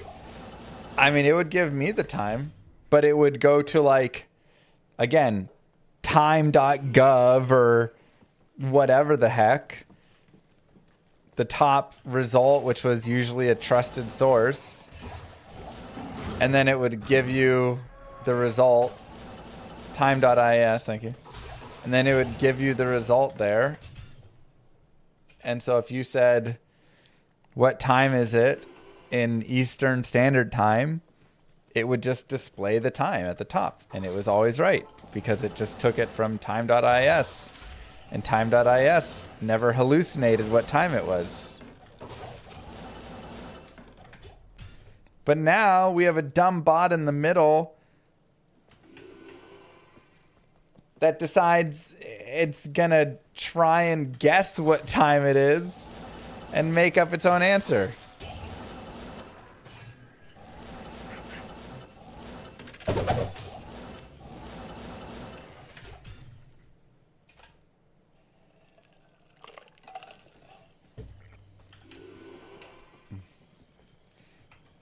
And maybe now it has fixed that at least, but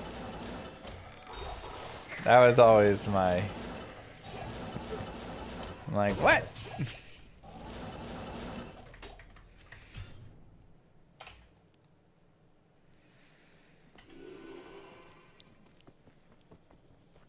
I just tried it on DDG. I asked what time is it in France right now. It tells me 2:24 a.m. That's not true. And I know it's not correct. And then it tells me why. Then I click on its source and it says 11:24. Yeah. Okay, so it's not fixed everywhere.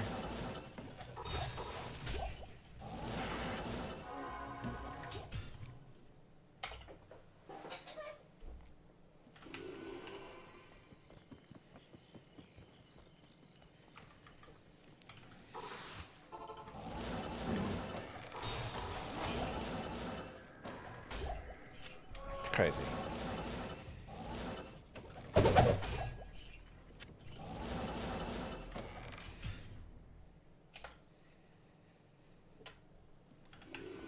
Drives me nuts that I have to keep telling it to stop inferring or guessing when it doesn't have exact information, right? Like, stop doing that.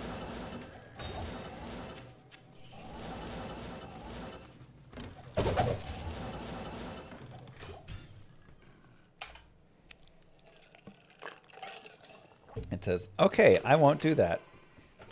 This is wrong. You're right. I guessed on that.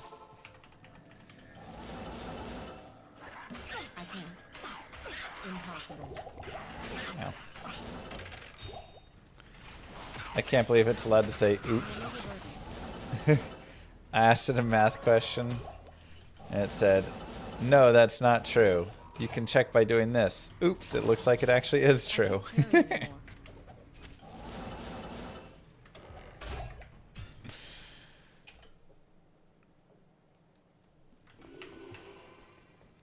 I know, I'm like, just tell me you don't know. That's the big, that is, honestly, it's the big problem. It won't just say, I don't know. I couldn't figure out.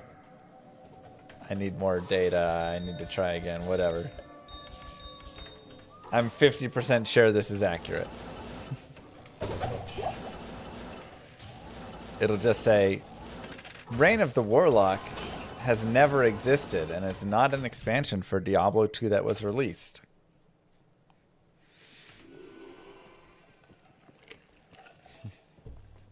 Like, wait, what?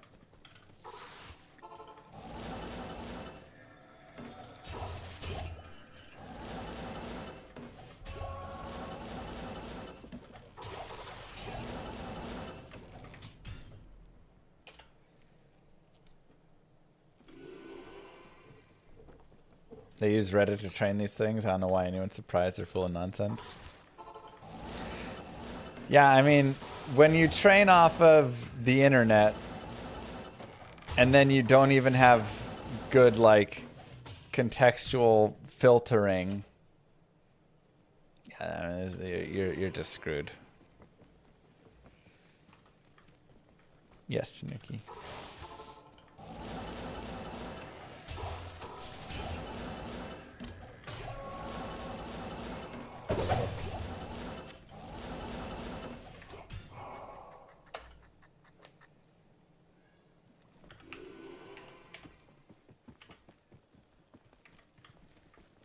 Is the issue with the bots or that they're dumb? I think it's that they're dumb. Well, a little bit of both. Going from times when, again, I could do a Google search for 20 years and it would always give me the right time, and then all of a sudden they implement AI and now I can't get the right time in certain time zones and whatever things. That's pretty stupid. So I do hate that they're dumb. I hate that they pretend that they're not dumb and say everything is truth.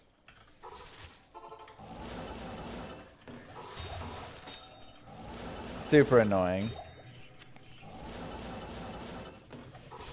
I kind of hate how they talk, and that's just, you know, that's just me being nitpicky.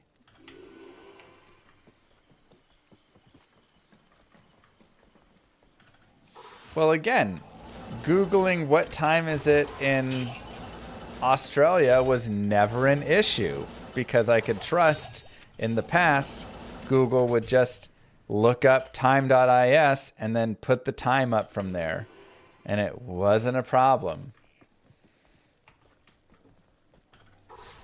But all of a sudden now it is.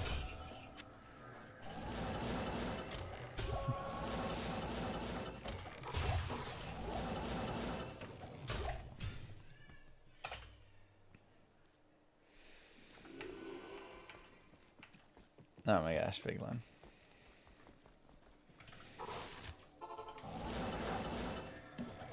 Yeah, it can be fun to pop all the popsicles in the LK.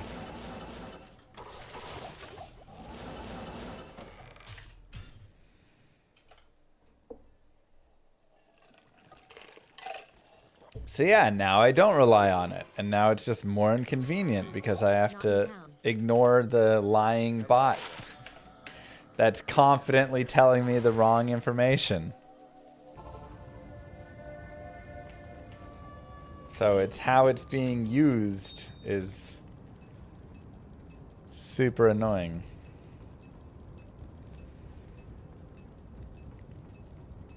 What, I need to know the time in Australia?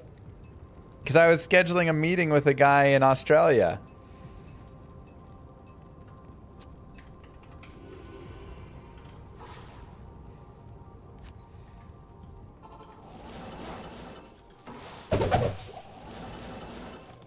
took a while, Sog.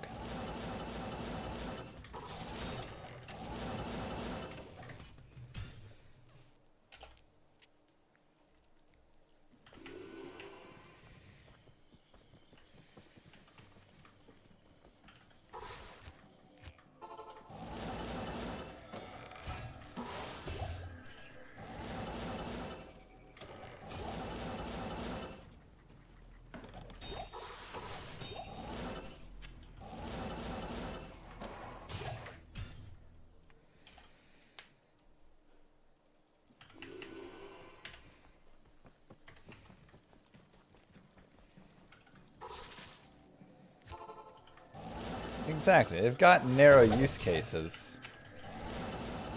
It's funny, because if you go back 5 years, I was probably very pro AI. I was like, yeah, let's get some... I mean, again, LLMs aren't like real AI. They're LLMs. And I think that's also a big difference is how they're being described versus how they're being, you know, like what they actually are is another, like... big difference, and that is something that is slightly problematic.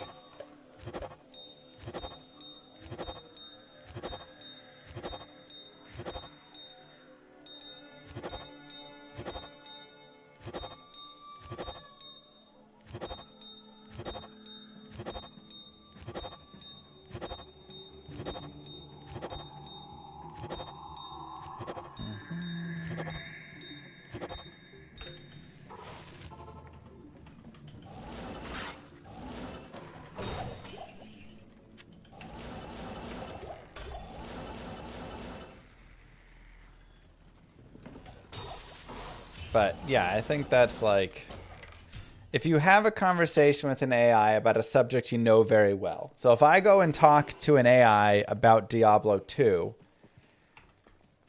I see just how many mistakes it makes, how little it actually knows, and how confident it is in its incorrect knowledge. And all of that is infuriating and then makes you go, how do I trust it with anything else?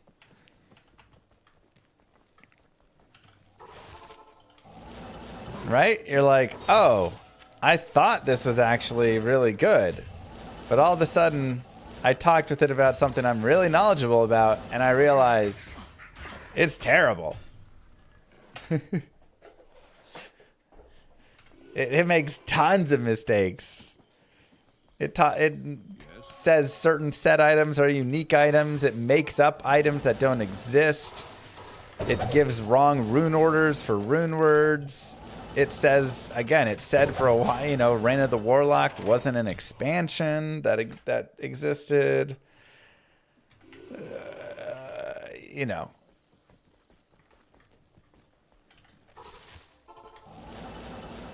It tries to tell you, you know, if you ask it, hey, can you help guide me through the game? It gives you these weird, terrible suggestions. At one point, it told my sorceress to get a barbarian skill. I mean, like, it has no clue. And it's just, this is the whole slop. When everybody says AI slop, this is all of the slop. It just spits out slop. Whatever it can say to you to please you and to just make sure that you use it again, ask it another question, keep talking to it. And it can't just say, I don't know. Why don't you go check out a real source or something?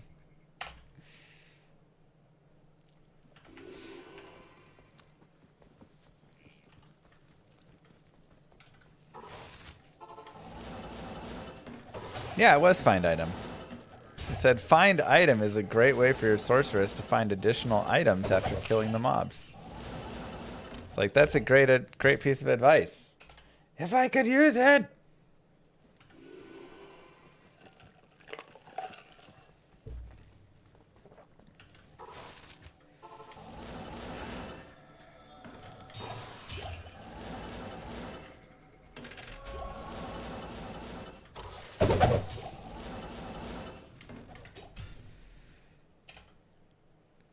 Did I see Sora was shut down? Uh-huh.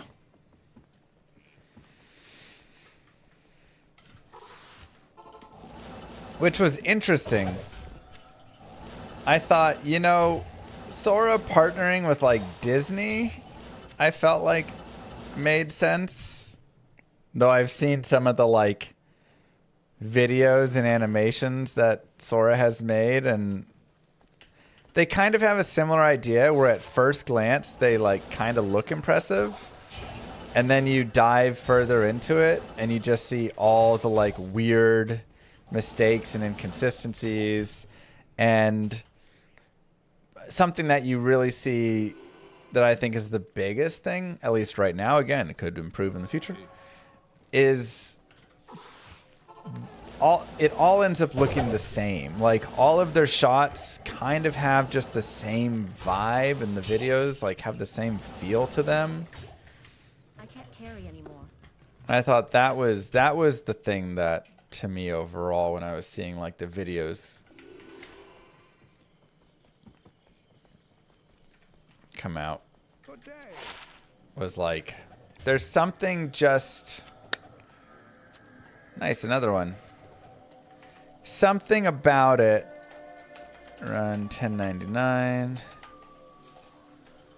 Where like there's not enough real movement in the scene. The way that everybody moves is kind of similar. Like there's a lot of like pause on a thing, then the thing goes, makes like one move and does an action, and then it jumps to the next cut where it's like one thing goes and does one action. So the videos were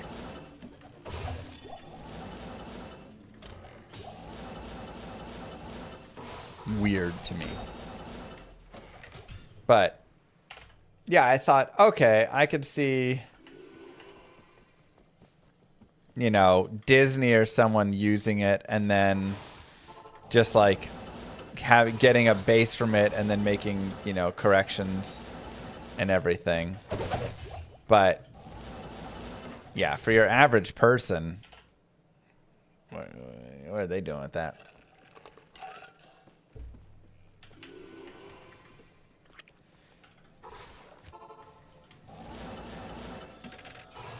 Whoa, look at that floor.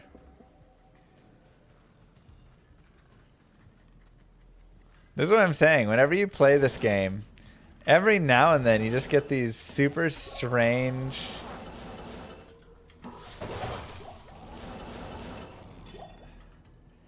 Honestly, I love it. That's such a cool floor. That's one of the cooler graphical bugs I've seen. Some shag carpet. Oh, nice horn. And then that's it. It's just gone the next game and we won't see it again. Most likely ever. And then 1,000 runs from now, we'll join the game and it'll just be black, like flashing all over the screen and craziness, and that'll just be for that game. Why? I have absolutely no clue.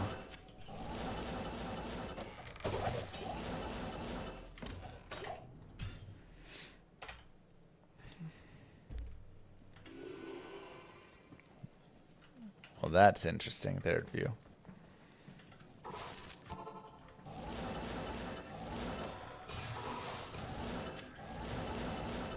Yeah, I mean, those rugs were really nice, though. There was nothing flashing or crazy about them. They were just nice rugs.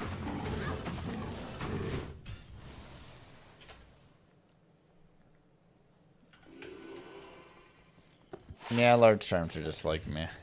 Yes.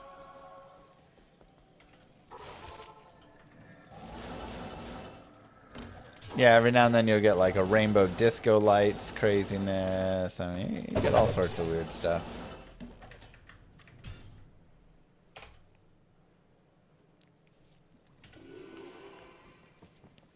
No Erst. No. 4 open socket hunter bow. Just cows. Make sure your filter can show it.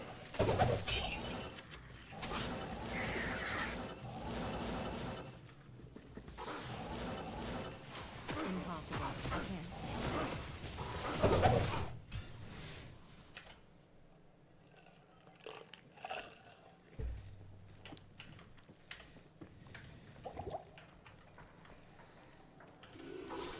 can't. Oops.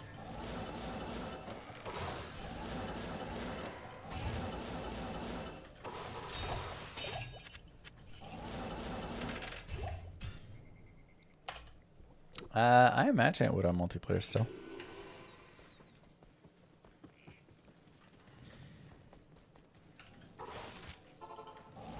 Must take skill to drink from the side of your mouth.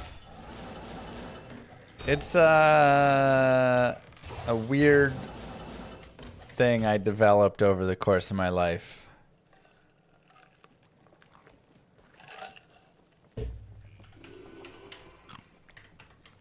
Probably just from gaming and not being able to take my eyes off the screen. Looks real dumb. For sure.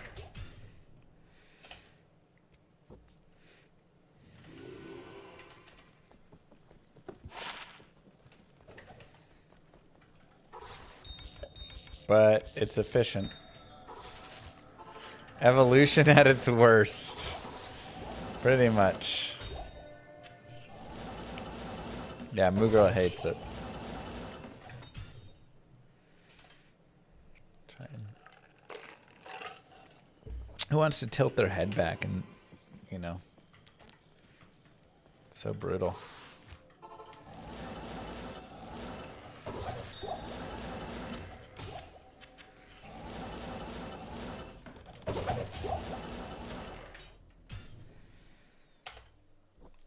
Whatever, Kai. Your son blows his candles out from the side of his mouth. I love it. Impossible.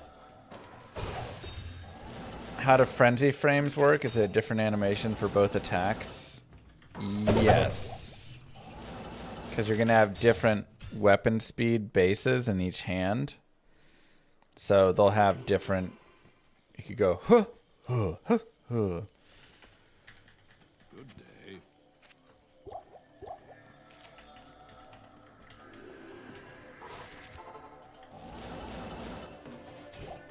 Impossible.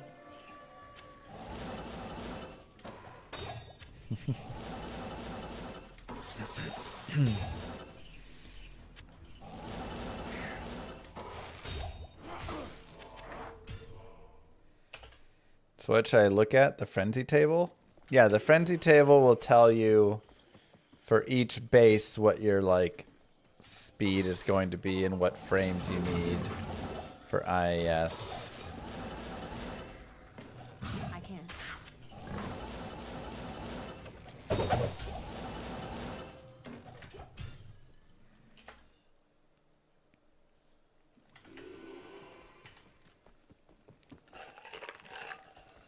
Do I want them to buff barbarians? I mean, not super.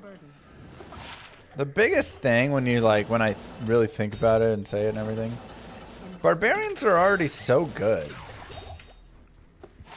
Now I know you say barbarians suck, and they do suck, but they're also the best support character with like battle orders, battle cry. They're the best item finding character in the game. With item find, literally best magic finder. Nobody can top it.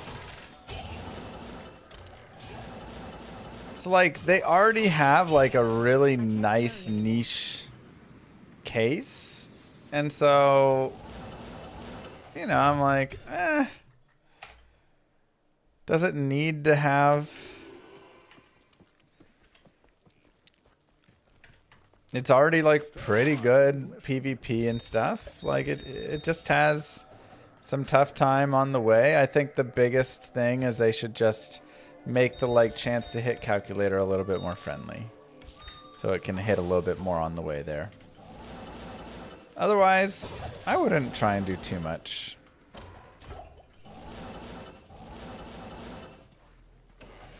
I don't think you need to do something like bring in splash and just make everything splash for melee. I think that ruins the game. I think you just make it easier for them to hit. Because one thing that I will say, whenever I do like a guided playthrough, if my chance to hit is like 85% plus, it feels pretty good actually. I'm going around and I'm hitting the mobs, and yeah, you're playing a little differently and a little slower, but like it still feels good. When your chance to hit starts to drop like 70, 60%, it feels really bad. You're just constantly like miss, miss, miss, and then they just hit you back. And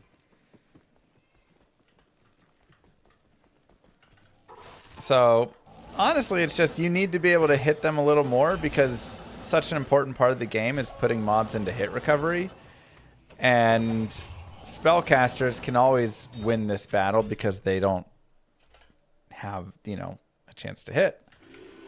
But melee classes can't always win this battle, and then they're in melee range to be returned on, and all of a sudden they're getting hit in melee range, and then they go into hit recovery and they lose that battle, all because they couldn't hit.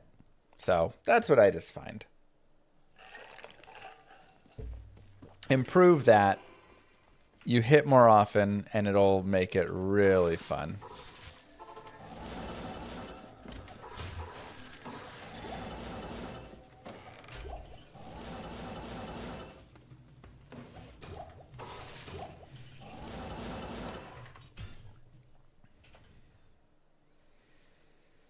Yeah, I mean, I don't think it needs to be the same power level as casters, honestly.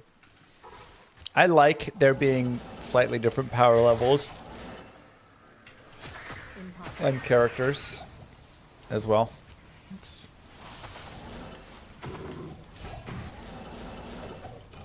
Having different playthroughs, you know, different feels.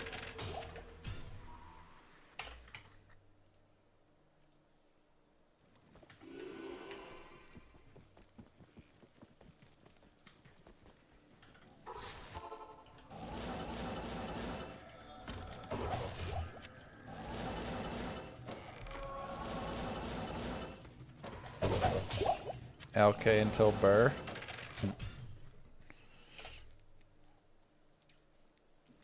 Both Barbs kept defense while running. I mean, I think every class should have defense while running.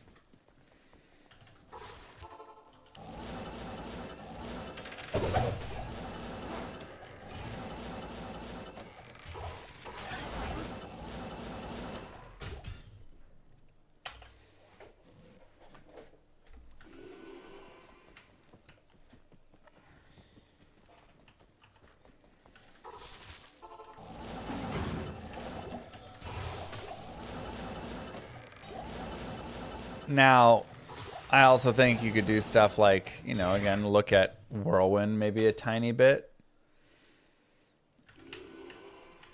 Whirlwind, when it hit more often, was a little broken maybe, but very strong. You know, can you allow it to hit a couple targets at a time or something? Right.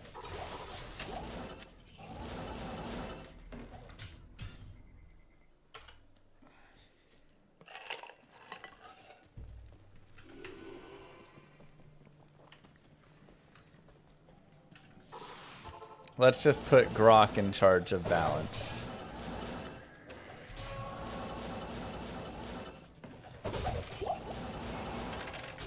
Does Grok get used for anything other than people doing weird stuff with it on Twitter?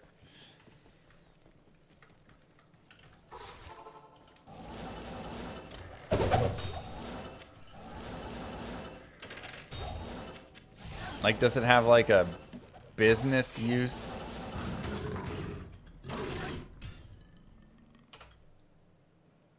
Use it for school? Okay, so like people do use it in other places. Okay.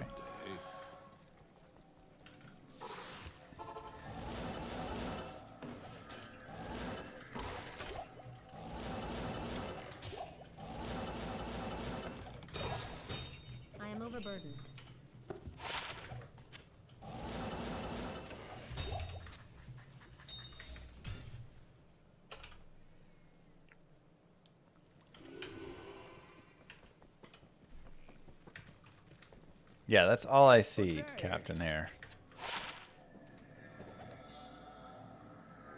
And I'm like, this seems messed up.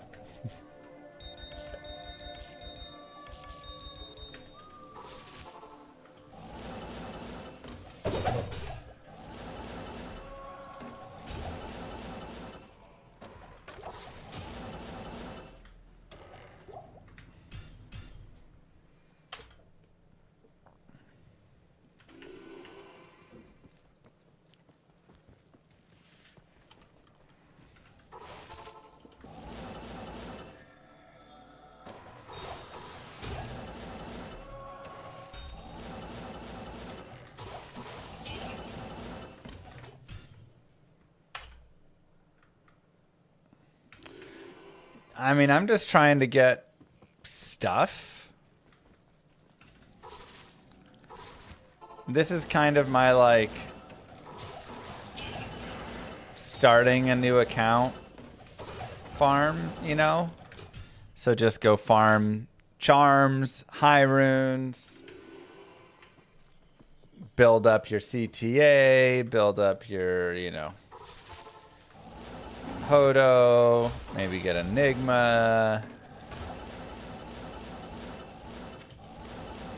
Like, just finding stuff is the goal here.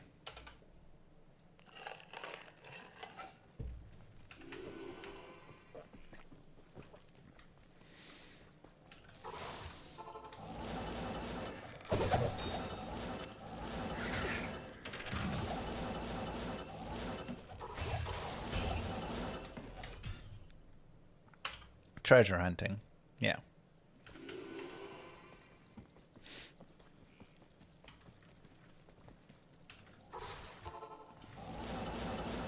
And then we can start, you know, building up the other characters a little bit more. Moo. Thanks, Duncanstein. For the Prime sub, reminding everybody they may have a Twitch Prime sub to use. I want to get a little bit of gear for my Fire Warlock so he can have a nice time in cows. I just need to, like, get him some stuff. I honestly was hoping to get some Chaos Skillers, but don't have any of that. Will Moo stream with the new Switch? She keeps wanting me to stream Pokopia.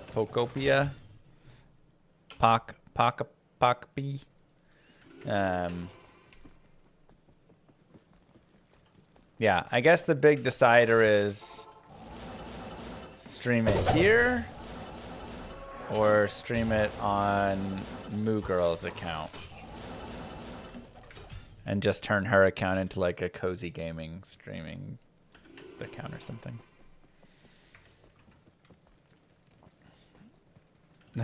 Dang, Czar. If she streams here, do I have to be present? Well, no, I thought I was going to stream it, but if she streams it, whatever, she can.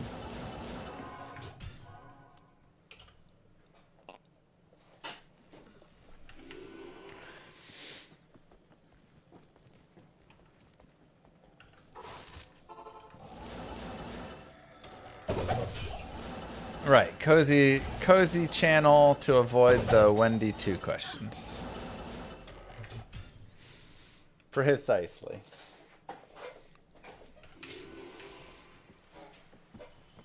But it could also be fun to stream some Switch games here, so it's hard to say.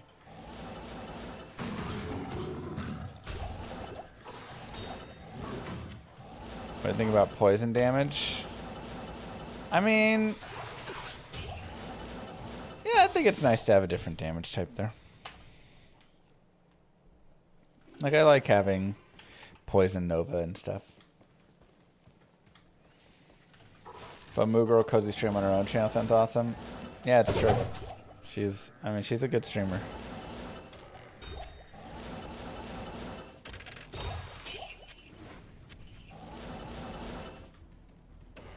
I can't carry anymore.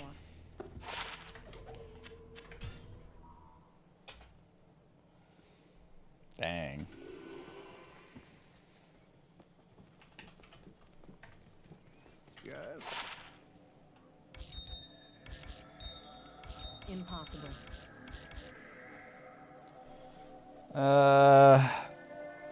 That's another pretty sweet ring, actually. With some mana leech, so that could be a nice, like, in conjunction with life leech.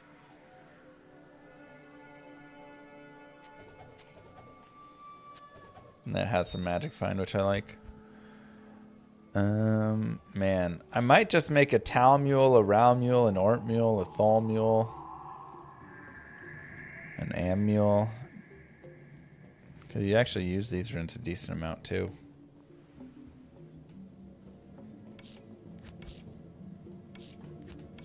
Oh no! Now we're at the point of needing the chip gems.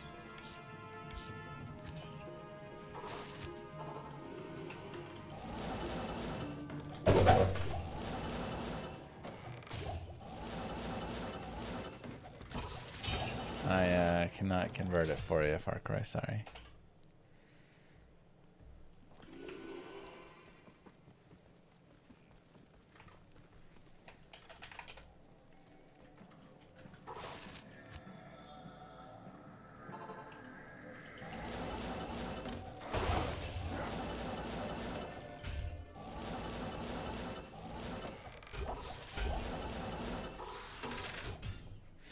Definitely like Ral.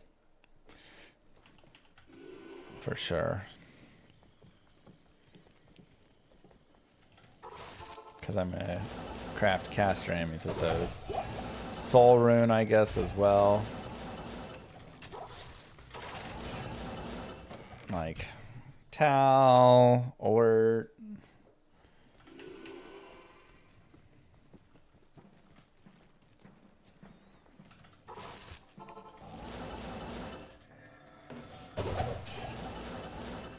This is why they need to allow up to 999. So then I can max it there.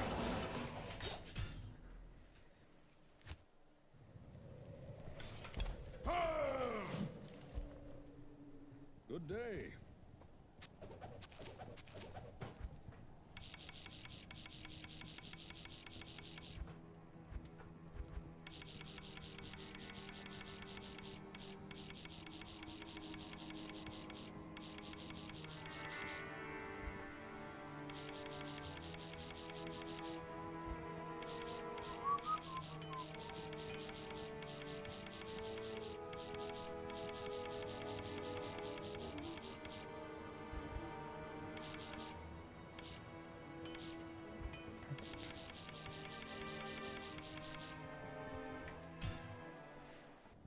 Well, muling is back.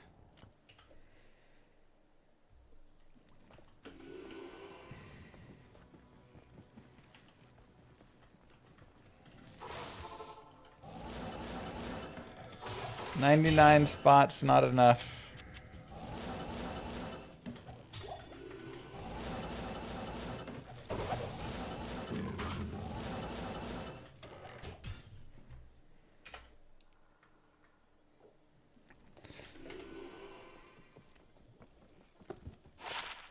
It's 4% MF. Again, yeah. Fine to have there. And honestly, this is just a bunch more raw runes for crafting, so. Oops.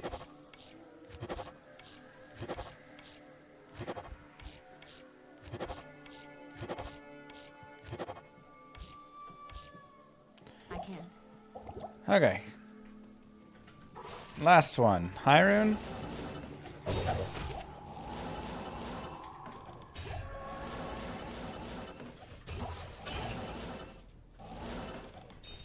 Man.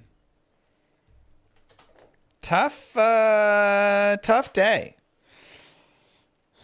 7 MF small charm, bow GC, 6% MF small charm, 11 and a 5, Mal, jab GC, and a 7 MF small charm. I'm not upset about what we found, but no high runes does hurt. Nothing like the other one, yeah. Bad first 1,152 runs. Hopefully the next 11:52 are better. GG, everybody. Thank you all for being here. Mwah! Kisses to you all. We are back tomorrow. Moo. Thanks, Hi, Mr. have a Rock good Awesome. day. Don't forget to like, subscribe if you haven't already. Use them primes. I will see you guys then. And don't forget, hang out in the Mr. Llama VOD channel. You can earn points for watching, and then you can enter the giveaway for a $100 Steam gift card. Bye, guys.